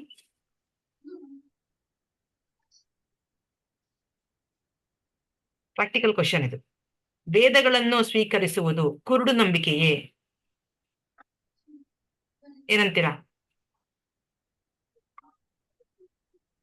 ವೇದಗಳನ್ನ ಸ್ವೀಕರಿಸಿದ್ರು ನಮ್ಗೆನ್ನ ಏನಪ್ಪ ನೀವೆಲ್ಲ ಹಳೆ ಕಾಲದವ್ರ ತರ ವೇದ ಶಾಸ್ತ್ರ ಗಿಸ್ತ್ರ ಅಂತೀರ. ನಾವೆಲ್ಲ ಮಾಡರ್ನ್ ಪೀಪಲ್ ಇವತ್ತು 21st ಸೆಂಚುರಿದಲ್ಲಿ ವೇದ ಏನು, ಪಾಂಡಿತ್ಯ ಏನು, ವೇದಾಂತ ಏನು? ಬಟ್ ಅದಕ್ಕೆ ಪ್ರೂಫ್ ಇದೆ ಅಲ್ಲ ಮಾತಾಜಿ. ವೇದ ಏನಾದ್ರು ಹಳೆ ಕಾಲದ್ದಾದ್ರು ಅದ್ರಲ್ಲಿ ಸತ್ಯ ಇದೆ, ತಿಳ್ಕೊಬೇಕಷ್ಟೇ. ವೇದದಲ್ಲಿ ಎಲ್ಲಾ ನಾಲೆಜ್ ಇದೆ, ಎಲ್ಲಾ ಜ್ಞಾನ ಇದೆ. ವೇದದಲ್ಲಿ ಎಲ್ಲಾ ಜ್ಞಾನ, ನಾವು ಮೆಡಿಕಲ್ ಸೈನ್ಸ್ ಅಂತೀವ, ಅದು ಕೂಡ ಅಷ್ಟೇ. ಅದು ಒನ್ ಆಫ್ ದ ಉಪವೇದ. ಆಯುರ್ವೇದ ಜ್ಞಾನ ಉಪವೇದ ಅಲ್ವಾ? ಶಸ್ತ್ರವಿದ್ಯೆ ಅದು ಅಷ್ಟೇ, ಅದು ಒನ್ ಆಫ್ ದ ಉಪವೇದ. ಎಲ್ಲಾ ಜ್ಞಾನನು, ಈವನ್ ನಮ್ಮ ಕೆಮಿಸ್ಟ್ರಿ ತಗೊಳ್ಳಿ, ಸೈನ್ಸ್ ತಗೊಳ್ಳಿ, ಎಲ್ಲಾನು ಅಷ್ಟೇ, ವಿಜ್ಞಾನ ಎಲ್ಲಾನು ವೇದದಿಂದಾನೇ ಬಂದಿರೋದು. ಅದನ್ನ ಜಸ್ಟ್ ಎಲಾಬರೇಟ್ ಮಾಡ್ಕೊಂಡು ಹೋಗಿದೀವಿ ಅಷ್ಟೇ ನಾವು. ಬಟ್ ಎಲ್ಲ ಇದೆ. ಈವನ್ ಏನಪ್ಪಾ, ಚೈಲ್ಡ್ ಬರ್ತ್, ಮಗು ಹುಟ್ಟೋದು ಹೆಂಗ್ ಹುಟ್ಟತ್ತೆ, ಯಾವ ಸಮಯದಲ್ಲಿ ಅದ್ರ ಏನ್ ಬೆಳವಣಿಗೆ ಆಗತ್ತೆ ಅನ್ನೋದು ಶಾಸ್ತ್ರದಲ್ಲಿದೆ, ಭಾಗವತಮಲ್ಲಿದೆ. ಯಾವ ತಿಂಗಳು ಅದಕ್ಕೆ ಯಾವ ಇಂದ್ರಿಯ ಬರುತ್ತೆ, ಅದ್ರ ಪ್ರಜ್ಞೆ ಯಾವಾಗ ಬರುತ್ತೆ, ಅದಕ್ಕೆ ಕೇಳ್ಸತ್ತಾ ಅನ್ನೋದೆಲ್ಲಾನು ಭಾಗವತದಲ್ಲಿ, ಎಲ್ಲಾನು ಶಾಸ್ತ್ರದಲ್ಲಿದೆ. ರೈಟ್. ಸೊ ಏನ್ ಹೇಳ್ತಿದ್ದಾರೆ, ಹಾರುವ ಮೊದಲು ನೀವು ಪೈಲಟ್ಗೆ ಏನು ಪರವಾನಗಿ ಕೇಳಿದ್ದೀರಾ, ಪರವಾನಗಿ ಕೇಳಿದ್ದೀರಾ. ಆಮೇಲೆ ಶಸ್ತ್ರಚಿಕಿತ್ಸಕರು ಬೇರೆ ಯಾವುದೇ ಅಂಗವನ್ನು ತೆಗೆದುಕೊಂಡು ಹೋಗುವುದಿಲ್ಲ ಎಂದು ನಿಮಗೆ ನಂಬಿಕೆ ಇದೆಯೇ? ಅಲ್ವಾ? ಪೈಲಟ್ ಕರೆಕ್ಟ್ ಆಗಿ ಓಡಿಸ್ತಾನೆ ಅನ್ನೋದು ನಮ್ಗೆ ನಂಬಿಕೆ ಇದೆ ಅಲ್ವಾ? ಅವನ ಹತ್ರ ಎಲ್ಲ ಲೈಸೆನ್ಸ್ ಇದೆ, ಕರೆಕ್ಟ್ ಆಗಿ ಟ್ರಾವೆಲ್ ಮಾಡ್ತಾನೆ, ಕರ್ಕೊಂಡು ಹೋಗ್ತಾನೆ ಅಂತ ಗೊತ್ತು, ನಂಬಿಕೆ ಇದೆ. ಮತ್ತೆ ಇದು ಹಾರುವ ಮೊದಲು ನೀವು ಪೈಲಟ್ಗೆ ಪರವಾನಗಿ ಕೇಳಿ ಅಂದ್ರೆ ಇದ್ರ ಮೀನಿಂಗ್ ಇದೆ ಅಲ್ವಾ? ಅಂದ್ರೆ ನಾವು ಪೈಲಟ್ಗೆ ಅವ್ನು ಕರೆಕ್ಟ್ ಆಗಿ ಓಡಿಸ್ತಾನೆ ಇಲ್ವಾ ಅಂತ ಹೇಳ್ಕೊಂಡು ಅಂತ ಒಂದೇ ನಾವೇನ್ ಕೇಳ್ತೀವ, ನಾವ್ ನಂಬ್ತೀವಲ್ವಾ? ನಾವ್ ನಂಬಿ ಫ್ಲೈಟ್ ನ ನಾವ್ ನಂಬ್ತೀವಿ. ಯಾರು ಕ್ವಾಲಿಫೈಡ್ ಪರ್ಸನ್ ಇದಾನಪ್ಪ ಏರೋಪ್ಲೇನ್ ಹಾರ್ಸೋನು, ಅನ್ಕ್ವಾಲಿಫೈಡ್ ನ ಬಿಡ್ತಾರಾ? ಅದೇ ಅಲ್ವಾ? ಈಗ ಸರ್ಜರಿ ಮಾಡ್ಬೇಕು, ಪರ್ಮಿಷನ್ ಕೇಳ್ಕೊಂಡು, ಪರವಾನಗಿ ಅಂದ್ರೆ ಹಳೆ ಕನ್ನಡದಲ್ಲಿ ಪರ್ಮಿಷನ್. Yes right. ಹಂಗೆ ಆಪರೇಷನ್ ಮಾಡೋ ಸರ್ಜನ್ ಅಷ್ಟೇ, ನಾವ್ ನಂಬಿಟ್ಟೆ ಅವನ ಹತ್ರ ಹೋಗ್ತೀವಲ್ವಾ? ಏನಾರು ಆಪರೇಟ್ ಮಾಡ್ಬೇಕು ಅಂದ್ರೆ ಅವನದ್ ಇನ್ನೇನಾರು ಭಾಗ ತೆಗೆದು ಬಿಡ್ತಾರೆ ಅಂತ ನಾವ್ ಅನ್ಕೊಳಕ್ ಆಗತ್ತ? ಆತರ ಎದ್ರಕೊಂಡು ನಾವು ಹೋಗಕ್ ಆಗತ್ತ ಡಾಕ್ಟರ್ ಹತ್ರ? ಇಲ್ಲ. ಶ್ರದ್ಧೆಯಿಂದ ಹೋಗ್ತೀವಿ ನಾವು ಅಲ್ವಾ, ನಂಬ್ತೀವಿ ನಾವು. ಸೊ ಇಲ್ಲಿ ಏನ್ ಹೇಳ್ತಿದ್ದಾರೆ, ಕುರುಡು ನಂಬಿಕೆ ವರ್ಸಸ್ ಸಮಂಜಸ ನಂಬಿಕೆ. ಕುರುಡು ನಂಬಿಕೆನ ಶಾಸ್ತ್ರ ಅಂದ್ರೆ ಕುರುಡು ನಂಬೋದ? ಅದು ಇಲ್ಲ. ಅದ್ರಲ್ಲೊಂದು ಸಮಂಜಸವಾಗಿ ಅದ್ರಲ್ಲಿ ಎಲ್ಲಾನು ಅರ್ಥ ಇದೆ. ಆದ್ರೆ ಬ್ಲೈಂಡ್ ಫೇತ್ ಅಲ್ಲ. ಭಗವಂತನ ನಂಬೋದು ಅಂದ್ರೆ ಬ್ಲೈಂಡ್ ಅಲ್ಲ, ಭಗವಂತನ ಪೂಜೆ ಮಾಡೋದ್ರೆ ಬ್ಲೈಂಡ್ ಅಲ್ಲ ಅದು ಅಲ್ವಾ? ಕಲ್ಲು ಮೂರ್ತಿ ಅಲ್ಲ ಅದು ಈಗ ಅಲ್ವಾ? ವಿಗ್ರಹ ಅಂದ್ರೆ ಕಲ್ಲಲ್ಲ ಅದು, ವಿಗ್ರಹ ಅಂದ್ರೆ ಅವನ ರೂಪ, ಅದು ಅವನ ಪ್ರತಿಮೆ ಅದು ಅಲ್ವಾ? ಅವ್ನು ಯಾವ ತರ ಇದಾನೋ ಭಗವಂತ ಅವನ ಧಾಮದಲ್ಲಿ, ಅವನ ಆಧ್ಯಾತ್ಮಿಕ ಲೋಕದಲ್ಲಿ, ನಾವ್ ಅವನ್ನ ಡೈರೆಕ್ಟ್ ಸೇವೆ ಮಾಡೋದಿಕ್ ಆಗಲ್ಲ. ನಮ್ಮಲ್ಲಿ ಅಷ್ಟು ಪ್ಯೂರಿಟಿ ಇಲ್ಲ. ನಾವು ಡೈರೆಕ್ಟ್ ಆಗಿ ಭಗವಂತನ ಕೂಡಿಸ್ಕೊಂಡು ನಮ್ಮ ಮನೆ ಸೋಫಾದಲ್ಲಿ ಅವನಿಗೆ ನಾವು ಊದಿನ ಕಡ್ಡಿ, ದೀಪ, ಆರತಿ ಎಲ್ಲ ಮಾಡೋದಕ್ಕೆ ಅವ್ನು ಬರೋದಿಕ್ಕೆ ಆ ಲೆವೆಲ್ ಅಲ್ಲಿ ನಾವಿಲ್ಲ ಇನ್ನು ಅಲ್ವಾ? ಆ ಲೆವೆಲ್ ಅಷ್ಟು ಕೊಟ್ಟಿದ್ದವನು ಓನ್ಲಿ ಅವನ ವ್ರಜವಾಸಿಗಳಿಗೆ ಅಲ್ವಾ? ಅವನ ತಾಯಿ ಯಶೋದಾಗೆ ಅಥವಾ ಅವನ ಗೋಪ ಬಾಲಕರು, ಅವ್ರುಗಳು ಅವನ ಡೈರೆಕ್ಟ್ ಆಗಿರೋದಕ್ಕಾಯ್ತು, ಅವ್ರ ಅವನ ಹತ್ರ ಇರೋದಕ್ಕಾಯ್ತು. ಬಟ್ ನಾವಿನ್ನು ಅಷ್ಟು ಪುಣ್ಯ ಸಂಪಾದನೆ ಮಾಡಿಲ್ಲ, ಅಷ್ಟು ಪವಿತ್ರ ಆಗಿಲ್ಲ. ಸೊ ಅದಕ್ಕೆ ನಮ್ಗೆಲ್ಲರಿಗೂ ಅವನು ವಿಗ್ರಹ ರೂಪದಲ್ಲಿ ಬರ್ತಾನೆ. ಸೊ ಅದು ಕಲ್ಲೊಬ್ಬಿಗೆ ಅಲ್ಲ, ಅವನ ಸೃಷ್ಟಿಕರ್ತ ಅಲ್ವಾ? ಮೂಲ ಅವನು. ಒಂದ್ ಶಬ್ದ ಬರ್ತಾ ಇದೆ, ಶಬ್ದ ಎಲ್ಲಿಂದ ಬರ್ತಾ ಇದೆ? ಅಲ್ಲ, ಮತ್ತೆ ಇವಾಗಿನ ಜನರೇಷನ್ ಭಗವಂತ ಬಂದ್ರು ಸಹಿ, ಮುಂದೆ ಬಂದ್ರು ಭಗವಂತನ ಕೇಳ್ತೀನಿ, ಭಗವಂತನ ಏನಾದ್ರು ಮಾಡಿ ತೋರ್ಸು, ಈ ತರ ಮೈಂಡ್ ಸೆಟ್ ಜನರಲ್. ನಮಗ್ ಗೊತ್ತಿರೋದ ಏನಾದ್ರು ಮಾಡಿ ತೋರ್ಸು, ಪವಾಡ ಬೇಕು ನಮ್ಗೆ, ಪವಾಡ. ಅವಾಗ ಹೆಂಗಿತ್ತು, ಮಾಡಿದ್ರು ಭಗವಂತ ಹೌದಾ ಕೇಳಿದ್ರು ಜನ ನಂಬ್ತಿದ್ರು, ಭಗವಂತ ಮಾಡಿರ್ಬೋದು ಅಂತ. ಇವಾಗ್ಲೂ ಮಾಡಿದ್ರು ಮುಂದೆ ತೋರ್ಸಿದ್ರು ಅದು ಏನಂತಾರೆ, ಪ್ರಾಕ್ಟಿಕಲ್ ಅಂತಾರೆ ಇವಾಗಿನ ಜನ. ಥೆರಾಟಿಕಲ್ ಆಗಿದ್ರು ಪ್ರಾಕ್ಟಿಕಲ್, ಆ ತರ ಮೈಂಡ್ ಸೆಟ್ ಜನರಲ್ಲಿ ಬೆಳೆದಿದೆ. ತುಂಬಾ ಮಟೀರಿಯಲಿ ಎಂಗಾಸ್ಟ್ ಆಗ್ಬಿಟ್ರೆ ಅದು ಕಷ್ಟ, ಅವ್ರಿಗೆ ಹೇಳೋದು ತುಂಬಾ ಕಷ್ಟ. ಇದಕ್ಕೆ ಸ್ವಲ್ಪ ಮಟ್ಟಿಗೆ ಫೇತ್ ಬೇಕು, ಶ್ರದ್ಧಾ ಬೇಕು. ಶ್ರದ್ಧೆಯಿಂದನೇ ನಾವು ಭಗವಂತನ ಹತ್ರ ಬರಕಾಗತ್ತೆ. ಈಗ ಭಗವದ್ಗೀತೆನೂ ಅಷ್ಟೇ, ಭಗವದ್ಗೀತೆ ಕೃಷ್ಣನೇ ಹೇಳಿದಾನ, ಹೇಳಲ್ಲೇ ಇರ್ಬೋದು, ಇನ್ಯಾರೋ ಹೇಳಿರ್ಬೋದು ಅಂತ ವಾದ ಮಾಡಿದ್ರೆ ಅಂತವ್ರಿಗೆ ಏನ್ ಹೇಳಕ್ಕಾಗತ್ತೆ ನಾವು? ಅಲ್ವಾ? ಬೇಸಿಕ್ ಶ್ರದ್ಧಾ ಅನ್ನೋದು ಬೇಕೇ ಬೇಕು. ಮೂರ್ಖರಂತಾರಲ್ವಾ? ನಾವು ನೋಡಿದ್ರೆ 4 ತರ ಜನ ಬರೋದಿಲ್ಲ ಕೃಷ್ಣನ ಹತ್ರ. ನರಾಧಮರು, ಮಾಯಾಪುರತ ಜ್ಞಾನ, ಆಸುರಿ ಸ್ವಭಾವ, ಇವರೆಲ್ಲ ಬರೋದಿಕ್ಕಾಗಲ್ಲ. ಅವ್ರ ಹತ್ರ ನಾವು ಜಾಸ್ತಿ ವಾದ ಮಾಡಕ್ ಆಗಲ್ಲ. ಅವರೆಲ್ಲ ಒಂಥರ ಹೋದಂಗೆ ಅಂತಾರ, ಕೈ ಬಿಟ್ಟು ಹೋದಂಗೆ. ಬಟ್ ಪಯಸ್ ಪೀಪಲ್ ಅಲ್ಲಿ ಯಾರಪ್ಪ ಕಷ್ಟದಲ್ಲಿರೋರು, ಏನೋ ಒಂದು ದುಡ್ಡು ಬೇಕು ಅಂತ ಕೇಳ್ಕೊಂಡ್ ಬರೋರು ಅಲ್ವಾ, ಇನ್ಕ್ವಿಸಿಟಿವ್ ಇಂದ ಬರೋದು, ಏನಿರ್ಬೋದು ಊಹೆ ಮಾಡ್ಕೊಂಡು ಪ್ರಶ್ನೆ ಮಾಡ್ಕೊಂಡು ಬರೋರು, ಜ್ಞಾನಿಗಳು, ಇವರೆಲ್ಲ ಬರ್ತಾರೆ, ಇವರೆಲ್ಲ ತಿಳ್ಕೊತಾರೆ, ಫೈನಲಿ ತಿಳ್ಕೊತಾರೆ. ಎಷ್ಟೇ ಚಿಕ್ಕ ಸ್ಟೆಪ್ ಇಂದ ಬಂದಿರ್ಬೋದು, ಬಟ್ ಅವ್ರು ಬಂದಿರೋದವ್ರು ಕರೆಕ್ಟ್ ದಾರಿಗೆ ಬಂದಿದ್ದಾರೆ, ಕೃಷ್ಣನ ಹತ್ರ ಡೈರೆಕ್ಟ್ ಬಂದಿದ್ದಾರೆ. ಅದಕ್ಕೆ ಅವರೆಲ್ಲ ತುಂಬಾ ಗ್ರೇಟ್ ಅಂತ ಕೃಷ್ಣ. ಆತರ blind faith versus reasonable faith ಅಲ್ಲಿ ವೇದ ಅಂದ್ರೆ ರೀಸನಬಲ್, ಅದರಲ್ಲಿ ಎಲ್ಲ ಸರಿಯಾಗಿ ಕೊಟ್ಟಿದ್ದಾರೆ. ಇವಾಗ ವರ್ಣಾಶ್ರಮ ಪದ್ಧತಿನೇ ಇರ್ಬೋದು. ನಿನ್ನೆ ನಾವು ಮಾತಾಡ್ಕೊಂಡೋದು, ವರ್ಣಾಶ್ರಮ ಬೇಕಾ ಬೇಡವಾ? ವರ್ಣಾಶ್ರಮ ಇಲ್ಲ ಅಂದ್ರೆ ಗಂಡು ಹೆಣ್ಣು ಮದ್ವೆ ಇರ್ಬಾರ್ದು ಅಂತ ಅನ್ಕೊಂಡು ಗೃಹಸ್ಥಾಶ್ರಮನೇ ಇಲ್ಲ, ಬ್ರಹ್ಮಚಾರಿ ಆಶ್ರಮನೇ ಇಲ್ಲ, ಯಾವ ಆಶ್ರಮನೂ ಇಲ್ಲ ಅಂದ್ರೆ ಹೆಂಗಿರುತ್ತೆ ಸಮಾಜ? ಚೆನ್ನಾಗಿರತ್ತಾ? ನೋಡಕ್ ಆಗತ್ತ? ಅದನ್ನ ಯಾವ ವಯಸ್ಸಲ್ಲಿ ಏನ್ ಮಾಡ್ಬೇಕು ಅದನ್ನ ಮಾಡ್ಬೇಕಲ್ವಾ? ಅಲ್ವಾ? 0 ಇಂದ 25 ವರ್ಷ ಬ್ರಹ್ಮಚಾರಿ ಅಂತ ಹೇಳ್ತಾರೆ. ಅಂದ್ರೆ ಏನು ಮದ್ವೆ ಆಗಿಲ್ಲ, ಹುಡುಗ ಆಗ್ಲಿ ಹುಡುಗಿ ಆಗ್ಲಿ ಅಲ್ವಾ? ಅವ್ರ ಕೆಲ್ಸ ಏನು? ಅವ್ರ ಕೆಲ್ಸ ಓದೋದು, ಶಾಸ್ತ್ರ ಅಧ್ಯಯನ ಮಾಡೋದು, ಸ್ಕೂಲ್ಗೆ ಹೋಗೋದು, ಗುರುಕುಲಕ್ಕೆ ಹೋಗೋದು. ಇವತ್ ಮಾಡರ್ನ್ ಕ್ಲಾಸ್, ನಾವು ಮಾಡರ್ನ್ ಇದ್ರೆ ಸ್ಕೂಲ್ ಅಂತ ಹೇಳ್ತೀವಿ, ಸ್ಕೂಲು ಕಾಲೇಜು ಅಂತೀವಿ. ನಾವು ಅದಕ್ಕೆ ಹೋಗಿ ಅವ್ರ ಜೀವನ ಮಾಡೋದಿಕ್ಕೆ, ಸಂಪಾದನೆ ಮಾಡೋದಿಕ್ಕೆ ಒಂದು ಸ್ಕಿಲ್ ಕಲ್ತ್ಕೋಬೇಕು, ಒಂದು ವಿದ್ಯೆ ಕಲ್ತ್ಕೋಬೇಕು ಜೀವನ ಮಾಡೋಕೆ ಅಲ್ವಾ? ಯಾವಾಗ ಸ್ಟೇಜಿಗೆ ಬರ್ತಾರೋ ಅವಾಗ ಅವ್ರನ್ನ ಮದುವೆ ಮಾಡಿಸ್ತಾರೆ, ಅವಾಗ ಅವ್ರ ಗೃಹಸ್ಥ ಆಶ್ರಮಕ್ಕೆ ಹೋಗ್ತಾರೆ ಅಲ್ವಾ? ಮಕ್ಳು ಮಾಡ್ಕೋತಾರೆ, ಫ್ಯಾಮಿಲಿ ಮಾಡ್ಕೋತಾರೆ, ಒಂದು ಅರ್ಥ ಇದೆ ಆ ಗೃಹಸ್ಥ ಆಶ್ರಮಕ್ಕೆ. ಅದಾದ್ಮೇಲೆ ವಾನಪ್ರಸ್ಥ ಆಶ್ರಮ ಅಂತ ಬರುತ್ತೆ. ಅಂದ್ರೆ ಇವಾಗ ತುಂಬಾ ದೊಡ್ಡವರಾಗ್ಬಿಟ್ರು, ಮಕ್ಕಳೆಲ್ಲ ಜವಾಬ್ದಾರಿ ಬಂದಿದ್ದಾರೆ. ಇವಾಗ ನಾವು ಇನ್ನು ಹೊರಡೋದಿಕ್ಕೆ, ಪ್ರಪಂಚ ಬಿಟ್ಟು ಹೋಗೋದಿಕ್ಕೆ ತಯಾರಿ ಮಾಡ್ಕೋಬೇಕು. ಭಗವಂತನ ಮೇಲೆ ಹೆಚ್ಚು ನಾವು ಶ್ರದ್ಧೆ ಬೆಳೆಸ್ಕೊಂಡು ಅವನ ಕಾರ್ಯದಲ್ಲಿ ನಾವು ಬ್ಯುಸಿ ಆಗ್ಬೇಕು ಅಲ್ಲ? ಅದು ವರ್ಣಾಶ್ರಮ, ಅದು ವಾನಪ್ರಸ್ಥ. ಕೊನೆದು ಸನ್ಯಾಸಾಶ್ರಮ. ಯಾರು ತುಂಬಾ ಅಡ್ವಾನ್ಸ್ ಆಗ್ತಾರೋ ಭಕ್ತಿದಲ್ಲಿ, ಅವ್ರು ರೆಡಿ ಆಗ್ತಾರೆ ಸನ್ಯಾಸಿ ಆಗಕ್ಕೆ ಅನ್ಕೊಳ್ಳೋಣ. ಕೆಲವ್ರು ಇದ್ದಾರೆ, ತುಂಬಾ ಗ್ರೇಟ್ ಸೋಲ್ಸ್ ಇದ್ದಾರೆ. ನಮ್ಮ ಗುರು ಮಹಾರಾಜರು, ಪ್ರಭುಪಾದರು ಸನ್ಯಾಸಿ ಆಗ್ಬಿಟ್ಟು ಅವರು ದೊಡ್ಡ ಪ್ರಚಾರ ಮಾಡಿದ್ರು, ಎಷ್ಟು ದೊಡ್ಡ ಆಂದೋಲನ ತೆಗೆದ್ರು, ಎಷ್ಟು ದೊಡ್ಡ ಮೂವ್ಮೆಂಟ್ ತೆಗೆದಿದ್ದಾರೆ ಅವರು. ಕೃಷ್ಣ ಕಾನ್ಶಿಯಸ್ನೆಸ್ ಮೂವ್ಮೆಂಟ್ ತೆಗೆದಿದೆ, ಎಷ್ಟು ಜನಕ್ಕೆ ಸಹಾಯ ಆಗಿದೆ. ಇಲ್ಲದ್ರೆ ನಮ್ ತರ ಮಾಡರ್ನ್ ಪೀಪಲ್ಗೆ ಹೆಂಗೆ ಸಿಕ್ತು ವೇದ ಅಲ್ಲ, ಆಮೇಲೆ ಶಾಸ್ತ್ರ ಅಲ್ಲ, ಯಾರು ಓದ್ತವ್ರು? ನಮ್ಗೆ ಟೈಮೇ ಇಲ್ಲ, ಎಲ್ಲರೂ ಬಿಸಿ ಪೀಪಲ್. ನಮ್ಗೆ ಇಷ್ಟು ಈಸಿಯಾಗಿ ಈಗ ಸಂಸ್ಕೃತ ಏನು ಬೇಕಾಗಿಲ್ಲ, ಜಸ್ಟ್ ಪ್ರಭುಪಾದರು ಬರ್ದಿರೋ ಅಂತ ಪುಸ್ತಕಗಳು ಓದ್ರೆ ಸಾಕು, ನಮ್ಗೆ ಜ್ಞಾನೋದಯ ಆಗೋಗುತ್ತೆ. ಇಲ್ಲ ನಾವೆಲ್ಲ ಮಾಯದಲ್ಲಿ ಇದೀವಿ ಅಂತ ಟಕ್ಕಂತ ಗೊತ್ತಾಗುತ್ತೆ. ಸ್ಮಾಲ್ ಪುಸ್ತಕ ತಗೊಳ್ಳಿ ನೀವು, ಪ್ರಭುಪಾದ ಚಿಕ್ಕ ಪುಸ್ತಕ, ಭಗವದ್ಗೀತೆನೂ ಬೇಕಾಗಿಲ್ಲ, ಸ್ಮಾಲೆಸ್ಟ್ ಪುಸ್ತಕ ತಗೊಂಡು 1 ಪೇಜ್ ಓದ್ರೆ ಗೊತ್ತಾಗತ್ತೆ ಇಷ್ಟು ಜ್ಞಾನ ಇದೆಯಾ ಪುಸ್ತಕದಲ್ಲಿ ಅನ್ಸತ್ತೆ. ನಾವ್ ಇಷ್ಟು ಅಜ್ಞಾನದಲ್ಲಿ ಇದ್ವಾ ಅನ್ಸತ್ತೆ. ಎಲ್ಲಾನು ಮಾಯದಲ್ಲಿ ಇದ್ದೀವಿ ಆಕ್ಚುಲಿ ಅಲ್ವಾ? ಇದನ್ನ ನಿಜ ಅಂತ ನಂಬ್ಕೊಂಡು ಹೋಗ್ತಾ ಇದೀವಿ. ನಾವೆಲ್ಲ ಕಷ್ಟಪಡ್ತಾ ಇರೋದು ಸಂತೋಷಕ್ಕೋಸ್ಕರ, ಬಟ್ ಸಂತೋಷ ಎಲ್ಲಿದೆ ಇಲ್ಲಿ? ಇದನ್ನ ನಮ್ಗೆ ಒಂದು ಕನ್ನಡಿ ತರ ತೋರಿಸ್ತಾರೆ ಆಚಾರ್ಯರು.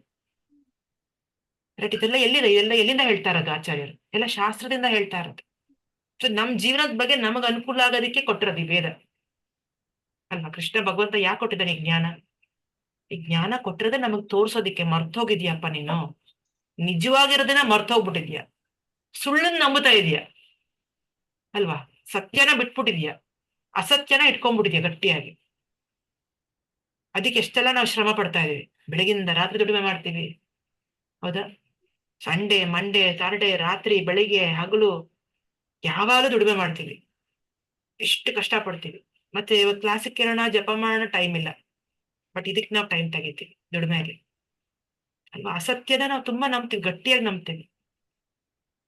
ಅದನ್ನ ತೋರಿಸ್ತಾರೆ ನಮ್ಗೆ ಆಚಾರ್ಯ, ತೋರಿಸ್ತಾರೆ, ವೇದದಲ್ಲಿ ತೋರಿಸುತ್ತೆ ನಮ್ಗೆ. ಇಲ್ಲಪ್ಪ ಇದೆಲ್ಲ ನಿನ್ ಜೀವನ ಮಾಡ್ಬೇಕು, ಇಷ್ಟು ಬೇಕೋ ಬದುಕಿರೋದಿಕ್ಕೆ ದುಡಿಮೆ ಮಾಡ್ಬೇಕು, ಉಳಿದಿರೋ ಸಮಯ ಸ್ವಲ್ಪ ಮಟ್ಟಿಗೆ ನೀನು ಜ್ಞಾನ ಸಂಪಾದನೆ ಮಾಡ್ಬೇಕು, ನಿನ್ ಬಗ್ಗೆ ತಿಳ್ಕೊಬೇಕು, ಸಾಕ್ಷಾತ್ಕಾರ ಪಡ್ಕೋಬೇಕು. ಸೊ ವೇದದಲ್ಲಿ ಕೊಟ್ಟಿರೋ ನಾಲೆಜ್ ನಮಗೆ ಬೆನಿಫಿಷಿಯಲ್ ನಾಲೆಜ್. ಈ ಪ್ರಪಂಚದಿಂದ ಹೊರಗಡೆ ಬರೋದಿಕ್ಕೆ ನಮ್ಗೆ ಮಾರ್ಗ ತೋರಿಸ್ತಾ ಇದ್ದಾರೆ ಕೃಷ್ಣ ಅಲ್ವಾ? ಸೊ ಹಾಗಾಗಿ ಇದು ರೀಸನಬಲ್ ಫೇತ್. ಇದ್ರಲ್ಲಿ ನಂಬಿಕೆ ಇಟ್ಕೋಬೇಕು ನಾವು. ಶಾಸ್ತ್ರದಲ್ಲಿ ನಂಬಿಕೆ ಇಟ್ಕೊಂಡ್ರೆ ನಮಗೆ ಸಹಾಯ ಆಗತ್ತೆ, ಹೆಲ್ಪ್ ಆಗತ್ತೆ.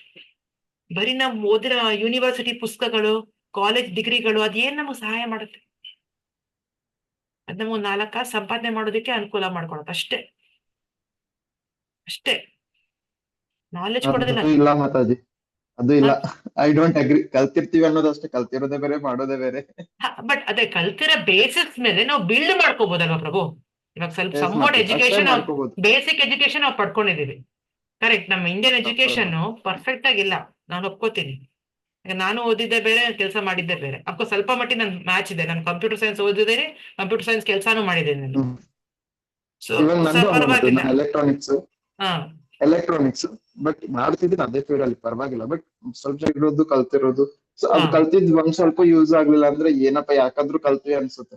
ಹಾ, ಟೈಮ್ ತುಂಬಾ ವೇಸ್ಟ್ ಆಗುತ್ತೆ. ಬಟ್ ಅದ್ರ ಮೇಲೆ ನಾವು ಸಮ್ವಾಟ್ ಬಿಲ್ಡ್ ಮಾಡ್ಕೊಂಡು ಹೋಗ್ತಿದೀವಿ. Yes, ma'am. ಅದು ಇಲ್ಲದೆ ಹೋಗಿರೋ ತುಂಬಾ ಕಷ್ಟ ಆಗೋದು. ಹಾಗಾಗಿ ಇದು ಬ್ಲೈಂಡ್ ಫೇತ್ ಅಲ್ಲ.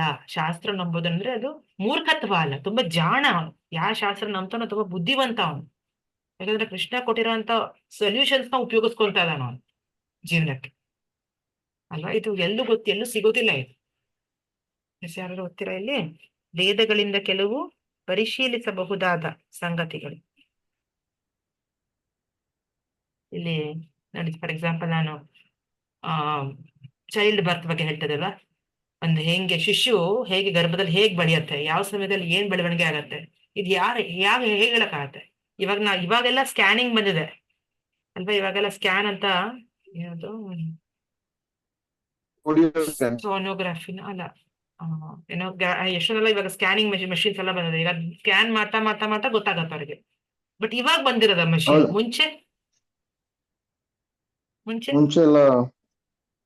ಎಲ್ಲ ಟೆಕ್ನಾಲಜೀಸ್ ಇರ್ಲಿಲ್ಲ, ಬಟ್ ಆದ್ರೂ ಅಕ್ಯುರೇಟ್ ಆಗಿ ಹೇಳ್ತಿದ್ರು. ಅಕ್ಯುರೇಟ್ ಆಗಿ ಇದು ಆಲ್ರೆಡಿ ಮೆನ್ಷನ್ ಆಗಿದೆ, ಶಾಸ್ತ್ರದಲ್ಲಿ ಹೇಳಾಗಿದೆ. ಇದು ಈ ಮಂತ್ ಅಲ್ಲಿ ಇದಕ್ಕಿಷ್ಟು ಕಾನ್ಶಿಯಸ್ನೆಸ್ ಬರುತ್ತೆ, ಇದು ಕೇಳಿಸ್ಕೊಳಕ್ಕಾಗತ್ತೆ, ಮೂವ್ಮೆಂಟ್ ಆಗತ್ತೆ, ಎಲ್ಲ ಹೇಳತ್ತೆ ಶಾಸ್ತ್ರದಲ್ಲಿ. ಅದೇ ತರ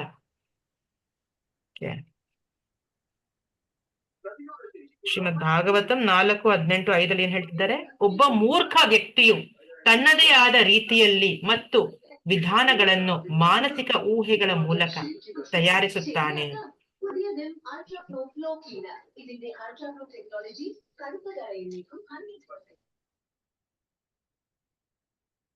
ಒಬ್ಬ ಮೂರ್ಖ ವ್ಯಕ್ತಿಯು ತನ್ನದೇ ಆದ ರೀತಿಯಲ್ಲಿ ಮತ್ತು ವಿಧಾನಗಳನ್ನು ಮಾನಸಿಕ ಊಹೆಗಳ ಮೂಲಕ ತಯಾರಿಸುತ್ತಾನೆ ಮತ್ತು ಮುಟ್ಟಲಾಗದ ನಿರ್ದೇಶನಗಳನ್ನು ನೀಡುವ ಋಷಿಗಳ ಅಧಿಕಾರವನ್ನು ಗುರುತಿಸದೆ ತನ್ನ ಪ್ರಯತ್ನಗಳಲ್ಲಿ ಮತ್ತೆ ಮತ್ತೆ ವಿಫಲನಾಗುತ್ತಾನೆ. ಏನಂತದರಲ್ಲಿ, ಅವನ ಒಂದು ಪ್ರಯತ್ನದಲ್ಲಿ ಮತ್ತೆ ಮತ್ತೆ ವಿಫಲನಾಗ್ತಾ ಇದ್ದಾನೆ ಅಲ್ವಾ ವ್ಯಕ್ತಿಯನ್ನವನು. ಅದೇ ಭಗವಂತ ಒಂದು ನಾಮಸ್ಮರಣೆ ತಗೊಂಡ್ರೆ, ಪವಿತ್ರ ಹೆಸರಿನ ಮಕರಂದ, ಏನಂತಾರೆ ಇಲ್ಲಿ, ಚೇತ ಎಂದರೆ ಜ್ಞಾನ. ಪರಿಪೂರ್ಣ ಜ್ಞಾನವಿಲ್ಲದೆ ಒಬ್ಬರು ಪರಿಪೂರ್ಣವಾಗಿ ಕಾರ್ಯನಿರ್ವಹಿಸಲು ಸಾಧ್ಯವಿಲ್ಲ. ಜ್ಞಾನದ ನಿಜವಾದ ಮೂಲವೆಂದರೆ ವೇದ ಸೂಚನೆಗಳಿಂದ ನೀಡಲಾದ ವಾಚ ಅಥವಾ ಧ್ವನಿ ಕಂಪನ. ಇಲ್ಲಿ ಶಬ್ದ ಅಥವಾ ಕಂಪನ ಅಂದರೆ ವೈದಿಕ ಕಂಪನ. ಸೃಷ್ಟಿಯ ಮೂಲವು ಧ್ವನಿ ಕಂಪನ ಮತ್ತು ಧ್ವನಿ ಕಂಪನವು ಸ್ಪಷ್ಟ ಮತ್ತು ಶುದ್ಧವಾಗಿದ್ದರೆ ಪರಿಪೂರ್ಣ ಜ್ಞಾನ ಮತ್ತು ಪರಿಪೂರ್ಣ ಚಟುವಟಿಕೆಗಳು ವಾಸ್ತವವಾಗಿ ಪ್ರಕಟವಾಗುತ್ತೆ. ಸೊ ಈ ಸೃಷ್ಟಿ ಯಾವಾಗ ಶುರುವಾಯ್ತೋ ಅವಾಗ ಫಸ್ಟ್ ಬಂದಿದ್ದೆ ಸೌಂಡ್, ಶಬ್ದ ಕೇಳಿಸ್ಕೊಂಡ. ಬ್ರಹ್ಮ ಯಾವಾಗ ಬ್ರಹ್ಮನ ಜನ್ಮ ಆಗತ್ತೋ, ಗರ್ಭೋದಕ ಸಾಯಿ ವಿಷ್ಣುವಿಂದ ಬ್ರಹ್ಮನ ಜನ್ಮ ಆಗತ್ತೆ. ಬ್ರಹ್ಮ ಫಸ್ಟ್ ಜೀವಿ ಹುಟ್ಟಿರೋದು. ಬ್ರಹ್ಮನಿಗೆ ಗೊತ್ತಿಲ್ಲ ಏನ್ ಮಾಡ್ಬೇಕು ಅಂತ. ಈಗ ಏನ್ ನನ್ ಕರ್ತವ್ಯ, ನನ್ ಕಾರ್ಯ ಏನು, ನನ್ ಕೆಲ್ಸ ಏನ್ ಇವಾಗ ಅಂತ ಯೋಚನೆ ಮಾಡ್ತಿದ್ದಾರೆ. ಆ ಸಮಯದಲ್ಲಿ ಅವರಿಗೆ ಶಬ್ದ ಕೇಳ್ಸತ್ತೆ, ತಪ್ಪ ಅಂತ ಶಬ್ದ ಕೇಳ್ಸತ್ತೆ ಅವರಿಗೆ. ಶಬ್ದ ಕೇಳಿಸಿದ ತಕ್ಷಣ ಅವ್ರು ತಪಸ್ ಮಾಡಕ್ ಶುರು ಮಾಡ್ತಾರೆ. ಎಷ್ಟೋ ದೀರ್ಘಕಾಲ ತಪಸ್ ಮಾಡಿದ್ಮೇಲೆ ಅವಾಗ ಕೊನೆಯವರಿಗೆ ಭಗವಂತನ ದರ್ಶನ ಆಗತ್ತೆ. ಭಗವಂತನ ದರ್ಶನ ಆದ್ಮೇಲೆ ಆ ಜ್ಞಾನ, ಏನವ್ರಿಗೆ ಜ್ಞಾನ ಬೇಕಿದೆಯೋ ಬ್ರಹ್ಮದೇವರಿಗೆ ಸೃಷ್ಟಿ ನಿರ್ಮಾಣ ಮಾಡೋದಿಕ್ಕೆ, ಸೃಷ್ಟಿನ ಮುಂದುವರಿಸ್ಕೊಂಡು ಹೋಗೋದಿಕ್ಕೆ, ಜೀವಿರಾಶಿಗಳನ್ನ ಹುಟ್ಟಿಸೋದಿಕ್ಕೆ, ಆ ಜ್ಞಾನನ ಭಗವಂತ ಅವ್ರ ಹೃದಯದಲ್ಲಿ ಕೊಡ್ತಾರೆ, ಹೃದಯಕ್ಕೆ ಟ್ರಾನ್ಸ್ಫರ್ ಮಾಡ್ತಾರೆ. ಅವಾಗ ಬ್ರಹ್ಮದೇವನಿಗೆ ಅರಿವಾಗತ್ತೆ, ಓ ಇದ ನಾನ್ ಮಾಡ್ಬೇಕಾಗಿರೋ ಕಾರ್ಯ ಅಂತ. ಆತರ ಶಬ್ದ ಅನ್ನೋದು ತುಂಬಾ ಮುಖ್ಯ. ಸೊ ಅದಕ್ಕೆ ಈ ಹರೇ ಕೃಷ್ಣ ಮಹಾಮಂತ್ರ ಅನ್ನೋದು ದಿವ್ಯ ಶಬ್ದ ಇದು. ಅದಕ್ಕೆ ಈ ಶಬ್ದ ಕೇಳಿಸ್ಕೋಬೇಕು ಅಂತ ನಾವ್ ಯಾಕೆ ಹೇಳ್ತೀವಿ? ಶಬ್ದ ಕೇಳಿಸ್ಕೋಬೇಕು, ಯಾಕಂದ್ರೆ ಇದು ದಿವ್ಯ ಶಬ್ದ, ದಿವ್ಯನಾದ. ಇದನ್ನು ಮಹಾಮಂತ್ರದ ಪಠಣದಿಂದ ಜಾರಿಗೊಳಿಸಲಾಗಿದೆ. ಹರೇ ಕೃಷ್ಣ ಕೃಷ್ಣ ಕೃಷ್ಣ ಹರೇ ಹರೇ, ಹರೇ ರಾಮ ರಾಮ ರಾಮ ಹರೇ ಹರೇ. ಹೀಗೆ ವೇದಗಳ ಶುದ್ಧ ನಿರ್ದೇಶನಗಳ ಅಡಿಯಲ್ಲಿ ಜ್ಞಾನ ಮತ್ತು ಕ್ರಿಯೆಯ ಶುದ್ಧೀಕರಣ ಮೂಲಕ ದೇಹ, ಮನಸ್ಸು ಮತ್ತು ಚಟುವಟಿಕೆಗಳ ಶುದ್ಧೀಕರಣಕ್ಕಾಗಿ ಭಗವಾನ್ ಶಿವ ಮತ್ತೆ ಮತ್ತೆ ಪ್ರಾರ್ಥಿಸುತ್ತಿದ್ದಾರೆ.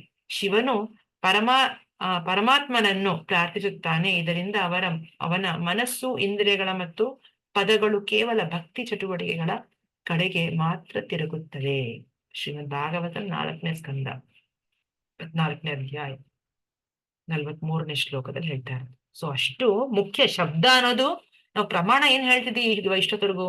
ಶಬ್ದ ಪ್ರಮಾಣದ ಬಗ್ಗೆ ಮಾತಾಡ್ತಾರೆ ಅಲ್ಲ. ಪ್ರತ್ಯಕ್ಷ ಪ್ರಮಾಣ ನೋಡಿದ್ರೆ ಅದು ಅಪರಿಪೂರ್ಣ, ಅನುಮಾನ ಪ್ರಮಾಣ ಅದು ಇನ್ಕಂಪ್ಲೀಟ್, ಅದು ಇಂಪರ್ಫೆಕ್ಟ್. ಬಟ್ ಶಬ್ದ ಪ್ರಮಾಣ ಅನ್ನೋದು ನಾವು ನಂಬಬಹುದು. ವೇದ ಅನ್ನೋದು ಶಬ್ದ ಪ್ರಮಾಣ, ಮಹಾಮಂತ್ರ ಹರೇ ಕೃಷ್ಣ ಮಹಾಮಂತ್ರ ಶಬ್ದ ಪ್ರಮಾಣ. ಇದು ಆಧ್ಯಾತ್ಮಿಕ ಲೋಕದಿಂದ ಬಂದಿರುವಂತ ಪ್ರಮಾಣ ಮಾತಿದು, ಈ ಮಂತ್ರ ಇದು.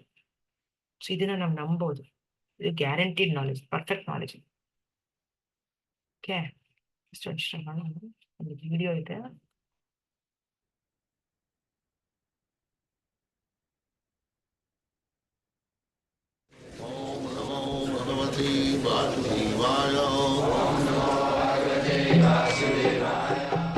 ವಂದೇಹಂ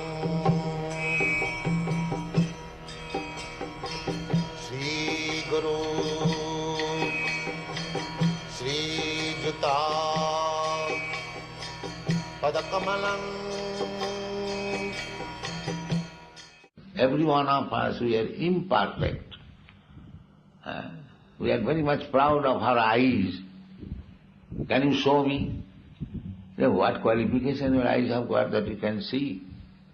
He does not think that I have no qualification, still I want to see. These eyes are dependent on so many conditions. Now there is electricity, you can see. As soon as there is electricity off, you cannot see. Then what is the value of your eyes? You cannot see what is going on beyond this wall. So don't believe your so-called senses as the source of knowledge. No. The source of knowledge should be by hearing. That is called Shruti. Therefore, Veda's name is Shruti. Shruti Pramana. Shruti Pramana. Just like a child or a boy wants to know who is his father. So what is the evidence? That evidence is Shruti, hearing from the mother. Mother says, he is your father. So he hears, he does not see how he became his father. Because before his body was constructed, the father was there, how could he see? So by seeing, you cannot ascertain who is your father. You have to hear from the authority. The mother is the authority. Therefore, Shruti Pramana, the evidence is hearing, not by seeing. Seeing our imperfect eyes, there are so many obstacles. So similarly, by direct perception, you cannot have the truth. Direct personal speculation. Dr. Frog is speculating what is Atlantic Ocean. He is in the well, 3 feet well, and some friend informed me, oh, I have seen vast water. What is that vast water? Atlantic Ocean. How big it is? Very, very big. So the Dr. Frog is thinking, maybe 4 feet. This well is 3 feet, it may be 4 feet, all right, 5 feet. Come on, 10 feet. So in this way speculating, the frog, Dr. Frog will understand Atlantic Ocean or Pacific Ocean. Can you estimate the length and breadth of the Atlantic Pacific Ocean by speculation? So by speculation you cannot have They are speculating so many years about this universe. How many stars are there? What is the length and breadth? Where is the... Nobody knows anything, even of the material world. And what to speak of the spiritual world? That is beyond, far beyond. Parastasmatu bhavanya bhaktya bhaktya sanatana. You'll find it. Bhagavad Gita. There is another nature. This nature, what you see, the sky, around dome, that above that, there are layers of 5 elements. Again, this is the covering. Just like you have seen the coconut, there is hard covering. And within the covering, there is water. Similarly, within this covering, and outside the covering, there are 5 layers, 1,000 times bigger than the one another. Water layer, air layer, fire layer. So you have to penetrate all these layers, then you will get the spiritual world. All these universes, unlimited number, koti. Jasaprabha prabhavato jagadanna koti. Jagadanna means the universe. Koti. Many millions clustered together. That is material world. And beyond that material world, there is spiritual world, another sky. That is also sky. That is called Parabham. So, by your sense perception, you cannot estimate even what is there in the moon planet or sun planet, this planet, within this universe. How you can understand the spiritual world by speculation. This is foolishness. That Shastra says, Achinta khalu jivava natastarki no jujay. Achinta, which is inconceivable, beyond your sense perception. Don't try to argue and understand it and speculate. This is foolishness. It is not possible. Therefore, we have to go to the Guru. Tadvijnanatham sa gurumeva avigache samitpani sutriyam brahmanishtam. This is the process.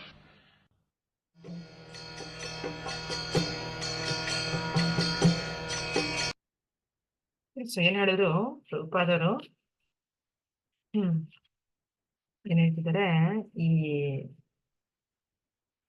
ಕಣ್ಣಾರೆ ನೋಡೋದು ಅಲ್ವಾ, ನಾವು ಕಣ್ಣಾರೆ ನೋಡ್ಬೇಕು ಅಂತ ಏನ್ ಕೇಳ್ತೀವೋ, ನೋಡಿದ್ದನ್ನ ನಂಬ್ತೀವಿ ಅಂತೀವಲ್ಲ, ಅದು ಮೂರ್ಖತ್ವ ಅಂತಿದ್ದಾರೆ. ಕಣ್ಣಿಂದ ನೋಡೋದು ನಿಜ ಅಲ್ಲ, ಬಟ್ ಕಿವಿಯಿಂದ ಕೇಳೋದಿದೆಯಲ್ಲ ಅದು ತುಂಬಾ ನಿಜ. ಕಿವಿಯಿಂದ ನಾವು ಕೇಳಿಸ್ಕೋಬಹುದು, ಕಿವಿಯಿಂದ ಕೇಳಿಸ್ಕೊಂಡ್ರೆ ತುಂಬಾ ಅದು ಏನಂತ ಅದು ಪ್ರಾಮಾಣಿಕ. ಈಗ ಒಂದು ಶಿಶುನು ಅಷ್ಟೇ, ಅದೇ ಹೇಳಿದ್ರಿ, ಒಂದು ಶಿಶು ಗರ್ಭದಲ್ಲಿ ಇದ್ದಾಗ ತಂದೆ ಆಲ್ರೆಡಿ ಇದ್ದಾರೆ, ಕರೆಕ್ಟಾ? ತಂದೆ ತಾಯಿ ಮಿಲನೆಯಿಂದಾನೆ ಮಗು ಹುಟ್ಟತಾ ಇರೋದು. ಆದ್ರೆ ಆ ಮಗುಗೆ ತಂದೆ ಯಾರು ಅಂತ ಗೊತ್ತಿಲ್ಲ. ಮಗುಗೆ ಓನ್ಲಿ ತಾಯಿ ಮಾತ್ರ ಗೊತ್ತು. ತಾಯಿ ಗರ್ಭದಲ್ಲಿ ಜನ್ಮ ತಗೊಂತಾರೆ, ಹೊರಗಡೆ ಬಂದ ತಕ್ಷಣ ತಾಯಿ ಮಾತ್ರ ಗೊತ್ತು ಮಗುಗೆ. ತಂದೆ ಯಾರು ಅನ್ನೋದು ನೋಡುತ್ತೆ, ಬಟ್ ತಂದೆ ಅಂತ ಗೊತ್ತಾಗಲ್ಲ, ಗುರ್ತಿಡಿಯಕ್ಕಾಗಲ್ಲ, ನೋಡಿದ ಮಾತ್ರಕ್ಕೆ ಗೊತ್ತಾಗಲ್ಲ. ಬಟ್ ತಾಯಿ ಹೇಳ್ತಾಳೆ, ಇವ್ರು ನಿನ್ ತಂದೆ ಅಲ್ವಾ? ಅದೇ ತರ ಶಾಸ್ತ್ರ ಅನ್ನೋದು ಹೇಗೆ ತಾಯಿ ತಂದೆನ ತೋರ್ಸತ್ತೋ, ಶಾಸ್ತ್ರ ಭಗವಂತನ ತೋರ್ಸುತ್ತೆ. ರೈಟ್? ಆಮೇಲೆ ಇನ್ನೊಂದು ಹೇಳಿದ್ರು, ಡಾಕ್ಟರ್ ಫ್ರಾಕ್ ಫಿಲಾಸಫಿ ಹೇಳಿದ್ರು, ಈಗ ಒಂದು ಕಪ್ಪೆ ಇದೆಯಂತೆ. ಒಂದು ಕಪ್ಪೆ ಬಾವಿದಲ್ಲಿದೆ. ಬಾವಿ ಎಷ್ಟು ದೊಡ್ಡದಾಗಿರುತ್ತೆ? ಒಂದು 5 ಫೀಟ್ ಏನೋ ಇರುತ್ತೆ, 3 ಫೀಟ್ 5 ಫೀಟ್ ಇರುತ್ತೆ ಅಷ್ಟೇ ಆಳ. ಇನ್ನೊಂದು ಕಪ್ಪೆ ಎಲ್ಲೋ ದೊಡ್ಡ ಸಮುದ್ರದಿಂದ ಬಂದಿದೆ ಅದು. ಅಂಡ್ ಈ ಕಪ್ಪೆ ಏನ್ ಕೇಳ್ತಿದೆ, ನಿನ್ ಸಮುದ್ರ ಎಷ್ಟು ದೊಡ್ಡದಾಗಿದೆ ಅಂತ ಕೇಳುತ್ತೆ. ತುಂಬಾ ದೊಡ್ಡದು, ಅದು ಎಷ್ಟು ದೊಡ್ಡದು ಅಂತ ನಾ ಹೇಳಕ್ಕಾಗಲ್ಲ. ಎಷ್ಟು ದೊಡ್ಡದಿರ್ಬೋದು? ನನ್ ಬಾವಿಕ್ಕಿಂತ 3 ಪಟ್ಟ, ನನ್ ಬಾವಿಕ್ಕಿಂತ 10 ಪಟ್ಟ ಅಂತ ಅದು ಊಹಿಸ್ತಾ ಇದೆ ಅದು. ಸೊ ಊಹೆಯಿಂದ ಸಮುದ್ರ ಎಷ್ಟು ದೊಡ್ಡದು ಅಂತ ನಾವು ಊಹಿಸಕ್ ಆಗತ್ತಾ? ಊಹೆ ತಿಳ್ಕೊಳಕ್ ಆಗತ್ತ ಎಷ್ಟು ಅಗಲ ಇದೆ, ಎಷ್ಟು ಉದ್ದ ಇದೆ ಅಂತ? ಸಮುದ್ರನ ಯಾರು ಅಳಿಯಕ್ ಆಗಲ್ಲ. ಹಂಗೆ ಪ್ರಪಂಚನೂ ಅಷ್ಟೇ. ಇದು ಈಗ ಅದೇ ಸೈಂಟಿಸ್ಟ್ ಎಲ್ಲರೂ ಊಹಿಸ್ತಾ ಇದಾರೆ ಅಂತಾರೆ. ಪ್ರಭುಪಾದ ಹೇಳ್ತಾರೆ, ಊಹೆಯಿಂದ ತಿಳ್ಕೊಳಕ್ ಪ್ರಯತ್ನ ಮಾಡ್ತಾರೆ. ಸ್ಪೆಕ್ಯುಲೇಟಿಂಗ್. ಎಷ್ಟು ಸ್ಟಾರ್ಸ್ ಇದೆ, ಎಷ್ಟು ಪ್ರಪಂಚ ಇದೆ, ಏನಿದೆ, ಬಟ್ ಅವ್ರು ಯಾರಿಗೂ ಗೊತ್ತಿಲ್ಲ ಪೂರ್ತಿ. ಈ ಭೌತಿಕ ಪ್ರಪಂಚದ ಬಗ್ಗೆನೆ ಪೂರ್ತಿಯಾಗಿ ಗೊತ್ತಿಲ್ಲ ಅವ್ರಿಗೆ. In what to speak of ಆಧ್ಯಾತ್ಮಿಕ ಲೋಕ. ಆಧ್ಯಾತ್ಮಿಕ ಲೋಕ ಅಂತ ತುಂಬಾ ದೂರ ಇದೆ. ಅದೇ ಹೇಳ್ತಾರೆ, ಈ ಭೌತಿಕ ಈ ಒಂದು ಬ್ರಹ್ಮಾಂಡ ಏನಿದೆಯೋ, ಈ ಬ್ರಹ್ಮಾಂಡದ ಕವರಿಂಗ್ ಅಂದ್ರೆ ಏನು, ಕೊನೆ ಲೇಯರ್, 5 ಲೇಯರ್ಗಳಿರುತ್ತೆ. ಒಂದು ಭೂಮಿ, ಒಂದು ಆಕಾಶ, ವಾಯು, ಅಗ್ನಿ, ಆತರ 5 ಲೇಯರು ಎಷ್ಟು ದೊಡ್ಡದಾಗಿದೆ ಅಂದ್ರೆ ಅಷ್ಟು ದೊಡ್ಡದಾಗಿದೆ. ಒಂದೊಂದು 1000 ಪಟ್ಟು ದೊಡ್ಡದಂತೆ. ಅಂಡ್ ನಾವು ಭೌತಿಕ ಲೋಕನ ದಾಟಿ ಆಧ್ಯಾತ್ಮಿಕ ಲೋಕಕ್ಕೆ ಹೋಗ್ಬೇಕು. ಹೇಳಕ್ಕಾಗತ್ತೆ? ನಾವ್ ಇಲ್ಲಿ ಕುತ್ಕೊಂಡು ಊಹೆಯಿಂದ ನಾವು ಮಾತಾಡಕ್ ಆಗತ್ತ? ಆಧ್ಯಾತ್ಮಿಕ ಲೋಕದ ಬಗ್ಗೆ ಹೇಳಕ್ಕಾಗತ್ತೆ? ಭೌತಿಕ ಲೋಕದ ಬಗ್ಗೆನೇ ಹೇಳಕ್ ಆಗ್ತಿಲ್ಲ ಅಂದ್ರೆ ಪಾಪ ಅಲ್ವಾ? ನಿಜ ಆಗಿದೆ. ಸೊ ಆತರ ನಾವು ಊಹೆ ಮಾಡಕ್ಕಾಗಲ್ಲ. ಹೆಂಗೆ ಒಂದು ತೆಂಗಿನಕಾಯಿ ಹೊರಗಡೆ ಶೆಲ್ ಇರುತ್ತಲ್ವಾ, ಹೊರಗಡೆ ಗಟ್ಟಿ ಇರುತ್ತೆ, ಚಿಪ್ ಇರುತ್ತೆ, ಒಳಗಡೆ ನೀರಿದೆ, ಎಳ್ನೀರಿದೆ, ಸಾಫ್ಟ್ ಆಗಿದೆ. ಅದೇ ತರ ಈ ಬ್ರಹ್ಮಾಂಡ ಕೂಡ ಹಾಗೆ ಕವರ್ ಆಗಿರೋದು. 5 ಲೇಯರ್ಗಳಿದೆ, ಒಳಗಡೆ ನಾವಿರೋದು, ಒಳಗಡೆ ನೀರಲ್ಲಿ ನಾವಿರೋದು. ಸೊ ಹಾಗಾಗಿ ನಾವು ಊಹೆಯಿಂದ ಭಗವಂತನ ಧಾಮದ ಬಗ್ಗೆ, ಭಗವಂತನ ಲೋಕದ ಬಗ್ಗೆ ತಿಳ್ಕೊಳಕ್ ಆಗಲ್ಲ. ಎಷ್ಟೊಂದು ಕೋಟಿ ಕೋಟಿ ಕೋಟಿ ಕೋಟಿ ಯೂನಿವರ್ಸ್ ಎಲ್ಲ ಬ್ರಹ್ಮ ಸಮೇತದಲ್ಲಿ ಗೊತ್ತಾಗತ್ತೆ ನಮ್ಗೆ. ನಮ್ಮ ಬ್ರಹ್ಮ ಸಮೇತದಲ್ಲಿ ಹೇಳ್ತಾರೆ ಎಷ್ಟೊಂದೆಲ್ಲ ಬ್ರಹ್ಮಾಂಡಗಳಿದೆ ಅಂತ. ಒಂದೇ ಬ್ರಹ್ಮಾಂಡದ ನಾವಿರೋದು ಒಂದ್ ಬ್ರಹ್ಮಾಂಡದಲ್ಲಿ, ಆತರ ಹಲವಾರು ಬ್ರಹ್ಮಾಂಡಗಳಿದೆ. ಸೊ ಇದು ಎಲ್ಲಿ ಗೊತ್ತಾಗತ್ತೆ ನಮ್ಗಿದು? ನಾವು ಕಣ್ಣಿಂದ ನೋಡಕ್ಕಾಗತ್ತೆ? ನಮ್ ಬ್ರಹ್ಮಾಂಡ ನಾವು ನೋಡಕ್ ಆಗದೇ ಇಲ್ಲ ಅಲ್ವಾ? ಸೊ ನಮ್ ಬ್ರಹ್ಮಾಂಡ ನಮ್ಗೆ ಕಾಣೋದಿಲ್ಲ ಕಣ್ಣಿಗೆ. ಇದು ಶಾಸ್ತ್ರದಲ್ಲಿ ಕೊಟ್ಟಿರೋದನ್ನ ನಾವು ಓದಿ ತಿಳ್ಕೊಬಹುದು. ಬ್ರಹ್ಮ ಸಮೇತದಲ್ಲಿ ಕೊಟ್ಟಿದೆ ಅದು. ಆತರ source of knowledge should be hearing, not by seeing. ಜ್ಞಾನನ ನೋಡೋದ್ರಿಂದ ನಾವು ತಿಳ್ಕೊಳಕ್ ಆಗಲ್ಲ, ಕೇಳೋದ್ರಿಂದ ತಿಳ್ಕೊಬಹುದು. ಅದಕ್ಕೆ ಹೇಗ್ ಕೇಳಿಸ್ಕೊಳ್ಳೋದು, ಯಾರಿಂದ ಕೇಳಿಸ್ಕೊಳ್ಳೋದು? ಅವಾಗ ಗುರು ಹತ್ರ ಹೋಗ್ಬೇಕು ಅಂತ ಹೇಳಿದ್ರು ಒಬ್ಬ ಆಧ್ಯಾತ್ಮಿಕ ಗುರು ಹತ್ರ ಹೋದ್ರೆ ಕೇಳಿಸ್ಕೊತೀವಿ ನಾವು. ಹರೇ ಕೃಷ್ಣ ಮಹಾಮಂತ್ರ ಕೊಡ್ತಾರ ಅವ್ರು, ಜ್ಞಾನ ಬರುತ್ತೆ ನಮ್ಗೆ. ಆ ಮಂತ್ರದಿಂದ ನಮ್ಗೆ ಜ್ಞಾನ ಚಕ್ಷು ಸಿಗತ್ತೆ, ನಾಲೆಡ್ಜ್ ಬರುತ್ತೆ ನಮ್ಗೆ. ಹೌದಪ್ಪ, ನನ್ನ ಲೈಫ್ನ ಏನ್ ಮಾಡ್ತಾ ಇದ್ದೀನಿ, ಎಲ್ಲಿ ಕಳೀತಾ ಇದ್ದೀನಿ ನಾನು, ಯಾವ್ದ್ರ ಹಿಂದೆ ನಾನೆಲ್ಲ ಮುಗಿಸ್ಬಿಟ್ಟೆ, ಇಷ್ಟೇ ನಾನು ಕೊನೆಗೆ ಇಷ್ಟು ಕಷ್ಟಪಟ್ಟರೆ ನಂಗೆ ಇಷ್ಟೇನ ಸಿಕ್ಕಿದ್ದು, ಇದು ತಿಳ್ಕೊಳಕ್ ಇಷ್ಟು ವರ್ಷ ಆಗೋಯ್ತು, ಮುಗೀತಾ, ಒಂದು ಟೈಮೇ ಆಗೋಯ್ತಾ, ಒಂದು ಲೈಫ್ ಸ್ಪ್ಯಾನ್ ಆಗೋಯ್ತಾ. ಸೊ ಒಂದು ಗುರು ನಮ್ಗೆ ಮುಂಚೆನೆ ಹೇಳ್ತಾರೆ, ನೀನ್ ಇದನ್ನ ತಗೋ, ಈ ಮಂತ್ರ ತಗೋ, ಇದನ್ನ ಉಚ್ಚಾರಣೆ ಮಾಡು, ಮುಂಚೆನೆ ಕೊಟ್ಬಿಡ್ತಾರೆ. ಸೊ ಸಣ್ಣ ವಯಸ್ಸಿಂದ ಮಾಡ್ತಾ ಮಾಡ್ತಾ ಮಾಡ್ತಾ ಮಾಡ್ತಾ ಮಾಡ್ತಾ ನಮ್ಗೆ ಎಷ್ಟು ಜ್ಞಾನ ಬರುತ್ತೆ, ಎಷ್ಟು ಜ್ಞಾನೋದಯ ಸಿಗತ್ತೆ ಅಲ್ವಾ? ಸೊ ಅದಕ್ಕೆ ಗುರು ಹತ್ರ ಹೋಗೋದು ಮುಖ್ಯ. ಯಾವಾಗ ಗುರುವಿಂದ ಕೇಳಿಸ್ಕೊಂತೀವೋ, ಪ್ರಾಮಾಣಿಕ ಗುರುವಿಂದ ಕೇಳಿಸ್ಕೊತೀವೋ, ಅವಾಗ ನಮ್ಗೆ ಜ್ಞಾನೋದಯ ಆಗುತ್ತೆ, ಜ್ಞಾನ ಸಿಗತ್ತೆ, ಸರಿಯಾದ ಜ್ಞಾನ ಸಿಗತ್ತೆ, ನಿಜವಾದ ಜ್ಞಾನ ಅಂತ ಹೇಳ್ತಾರೆ. ಓಕೆ, ಮತ್ತೆ ಇವತ್ತಿನ ಕ್ಲಾಸು ಪ್ರಶ್ನೆ ತಗೋಬಹುದು. ಹರೇ ಕೃಷ್ಣ. ಎಲ್ಲರಿಗೂ ತುಂಬಾ ತುಂಬಾ ಧನ್ಯವಾದ ನಿಮ್ಮ ಅಮೂಲ್ಯ ಸಮಯ ಕೊಟ್ಟಿದ್ದಕ್ಕೆ. ಎಲ್ರಿಗೂ ಇಷ್ಟ ಆಯ್ತಾ ಇವತ್ತಿನ ಕ್ಲಾಸ್? ಹೌದು Mataji, ಚೆನ್ನಾಯ್ತಾ? yes Mataji, and thank you so much for your time also. ಚೆನ್ನಾಗಿತ್ತು ಮಾತಾಜಿ. ಇಷ್ಟೊಂದು ವಿಷಯ ಗೊತ್ತಿರ್ಲಿಲ್ವಲ್ಲ, ತಿಳ್ಕೊಂಡ್ವಿ ಇಷ್ಟೊಂದು. ಅಂದ್ರೆ ಪೂರ್ತಿ ಅರ್ಥ ಮಾಡ್ಕೊಳಕ್ ಆಗಲ್ಲ ಮಾತಾಜಿ. ಇಲ್ಲ, ಆಗಲ್ಲ ಮಾತಾಜಿ. ಇಲ್ಲ, ತುಂಬಾ ತಿಳ್ಕೊಬೇಕು. ತುಂಬಾ ಇದೆ, ತುಂಬಾ ಇದೆ, ತುಂಬಾ ಇದೆ. ಯಾವ್ದೋ ಮೆಮೊರೈಸ್ ಆಗದೇ ಇಲ್ಲ, ಜ್ಞಾಪಿಸ್ಕೊಳ್ಳೋಣ ಅಂದ್ರೆ ಬರೋದೇ ಇಲ್ಲ ಜ್ಞಾಪಕ ತಕ್ಷಣ. Thanks mataji. Hare Krishna. Thank you mataji. Hare Krishna. Vishanta mataji, Prema mataji, Hare Krishna. Kalpana mataji, Kalavathi mataji, Hare Krishna. Gangaya prabhu, Hare Krishna prabhuji. Mataji, yes prabhuji. ನನ್ಗೆ ಆಸೆ ಏನಿದೆ ಗೊತ್ತಾ, ಕಂತು ಮಾಡಿ ಹಾಕೋದು ಆಸೆ ಇದೆ, ಬಟ್ ನನ್ಗೆ ಫಾಲೋ ಅಪ್ ಆಗಲ್ಲ ಅಂತ ನಾನ್ ಭಯ ಪಡ್ತಿದ್ದೀನಿ ಹಾಕೋದು. ಏನ್ ಪ್ರಭು? ಟೆಂಪಲ್ ಅಲ್ಲ, ಕತ್ತಲ್ಲಿ ಕಂಟಿ ಮಾಲೆ ಹಾಕೋತೀವಲ್ವಾ, ಸೊ ಅದ್ ಹಾಕೋ ಆಸೆ ತುಂಬಾ ಇದೆ ನಂಗೆ. ಬಟ್ ಆದ್ರೂ ಭಗವಂತ ಕೂರ್ಸ್ಕೊಡ್ತಿಲ್ಲ, ಅಂದ್ರೆ ಫಾಲೋ ಅಪ್ ಆಗಲ್ಲಲ್ವಾ, ತಪ್ಪಾಗುತ್ತೆ ಅಂತ ನಾನು ತುಂಬಾ ಫಾಲೋ ಅಪ್ ಮಾಡ್ತೀನಿ. I am very much vegetarian. Even ನನ್ ಕಲೀಗ್ ಜೊತೆ ನಾನು ಊಟಕ್ಕೆ ಹೋಗಲ್ಲ, ಅಷ್ಟು ಮುಟ್ಟಲ್ಲ, ಹಿಡಿಯಲ್ಲ, ಅಷ್ಟು ಫಾಲೋ ಅಪ್ ಮಾಡ್ತೀನಿ. ಅವ್ರಂತಾರೆ ನಿನ್ ಬ್ರಾಹ್ಮಣ ಏನೋ ಅಂತಾರೆ, ಬ್ರಾಹ್ಮಣ ಇದ್ರೆ ಆಗ್ಬೇಕಂತಲ್ಲ, But ಅದ್ ನಂಗೆ ಇಷ್ಟ ಇಲ್ಲ, ನಂಗೆ ಇಷ್ಟ ಇಲ್ದೇ ಇರೋ ಕೆಲಸ ನಾನು ಮಾಡಲ್ಲ. ಅದರಿಂದ ನಾನು ಎಷ್ಟೋ ಫ್ರೆಂಡ್ಸ್ ಕಳ್ಕೊಂಡಿದ್ದೀನಿ. ನನಗೆ ಏನು ಪ್ರಾಬ್ಲಮ್ ಇಲ್ಲ, ಭಗವಂತ ಇದ್ದಾನೆ, ಕೃಷ್ಣ ಇದ್ದಾನೆ, ಯಾರು ಬೇಕಾಗಿಲ್ಲ ನಂಗೆ, ಹೋಗಿ ಅಂದಿದ್ದೀನಿ ಅವ್ರಿಗೆ. ಸೊ ಅದಕ್ಕೆ ನಂಗೆ ಹಾಕೋದಿದೆ, ಬಟ್ ಅದು ಫಾಲೋ ಅಪ್ ಮಾಡೋದು ಅಂದ್ರೆ ಆನಿಯನ್ ಯಾಕಂದ್ರೆ ಲಿಂಗಾಯತ್ ಫ್ಯಾಮಿಲಿ, ಸೊ ನಮ್ಮ ಮನೇಲಿ ಮಾಡೇ ಮಾಡ್ತಾರೆ. ಯಾಕೆ ವಯಸ್ಸದವರು ಪೇಷನ್ಸ್ ಅದು ಇದು ಇರ್ತಾರೆ ಅಂದ್ಕೂಲೆ ಅದು ವಿಟಮಿನ್ಸ್ ಎಲ್ಲ ತಿನ್ಲೇಬೇಕಾಗತ್ತೆ, ಹಾಕ್ಲೇಬೇಕಾಗತ್ತೆ, ಮೆಡಿಸನ್ ಅದು ಇದು. ಸೊ ಮಿಕ್ಸಪ್ ಅಂದ್ರೆ ಇರುತ್ತೆ, ಬಟ್ ಹಾಕೊಂಡ್ರೆ ಏನ್ ಆಗಲ್ವಾ, ಹಾಕೊಳ್ಬೋದಾ ಅಂತ ಕೇಳ್ಬೇಕಿತ್ತು ನಿಮ್ಗೆ. ಸೊ ಅದಕ್ಕೆ ಕೇಳ್ತಾ ಇದ್ದೀನಿ, ಏನ್ ಮಾಡ್ಲಿ ಮತ್ತೆ.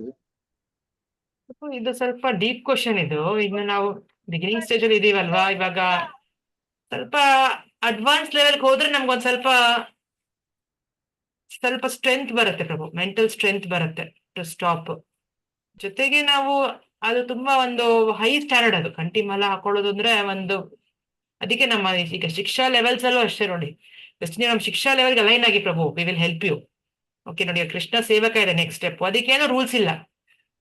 ಬಟ್ ಯಾವಾಗ ಕೃಷ್ಣ ಸಾಧಕ ಬರ್ತೀವೋ, 8 ರೌಂಡ್ ಬರ್ತೀವೋ, ಅವಾಗ ನಾವು ರೂಲ್ಸ್ ಅಂಡ್ ರೆಗ್ಯುಲೇಷನ್ ಫಾಲೋ ಮಾಡ್ಬೇಕು ಅಂತ ಹೇಳ್ತೀವಿ. 8 ರೌಂಡ್ ಜಪ ಮಾಡ್ತಾ ಮಾಡ್ತಾ rules and regulations compulsory follow ಮಾಡ್ಬೇಕು, 4 ನಿಯಮಗಳನ್ನ ಆಚರಿಸ್ಬೇಕು ಅಂತೀವಿ. ಸೊ ಅವಾಗ ಅದು ಅಪ್ಲೈ ಆಗತ್ತೆ. ಅಲ್ಲಿವರೆಗೂ ನೀವು ಯೋಚನೆ ಮಾಡ್ಬೇಡಿ prabhuji, okay, will help you. But ಸದ್ಯಕ್ಕೆ ಹಾಕೊಳಕ್ ಹೋಗ್ಬೇಡಿ ಪ್ರಭು, ಸದ್ಯಕ್ಕೆ ಭಗವಂತನ ಮೇಲೆ ಇದೆ, ಭಗವಂತನ ಮೇಲೆ ಬಿಡ್ತೀನಿ. ಯಾವಾಗ ಅವ್ನಿಗೆ ಇಷ್ಟ ಬರುತ್ತೋ ಅವಾಗೇ ಬರ್ಲಿ, ಅಲ್ಲಿವರೆಗೂ ಅಲ್ಲಿವರೆಗೂ ಎಷ್ಟು just chant your rounds prabhu, ನೀವು ಜಪ ಮಾಡಿ, ಎವ್ರಿ ಡೇ ರೆಗ್ಯುಲರ್ ಆಗಿ ಜಪ ಮಾಡಿ, that is very important. Okay prabhu, Hare Krishna. Vaijayanti mataji Hare Krishna, Sangeeta mataji Hare Krishna. Hare Krishna mataji, ದಂಡವತ್ ಪ್ರಣಾಮ. ಹರೇ ಕೃಷ್ಣ ಮಾತಾಜಿ, ದಂಡವತ್ ಪ್ರಣಾಮ. Thank you Mataji.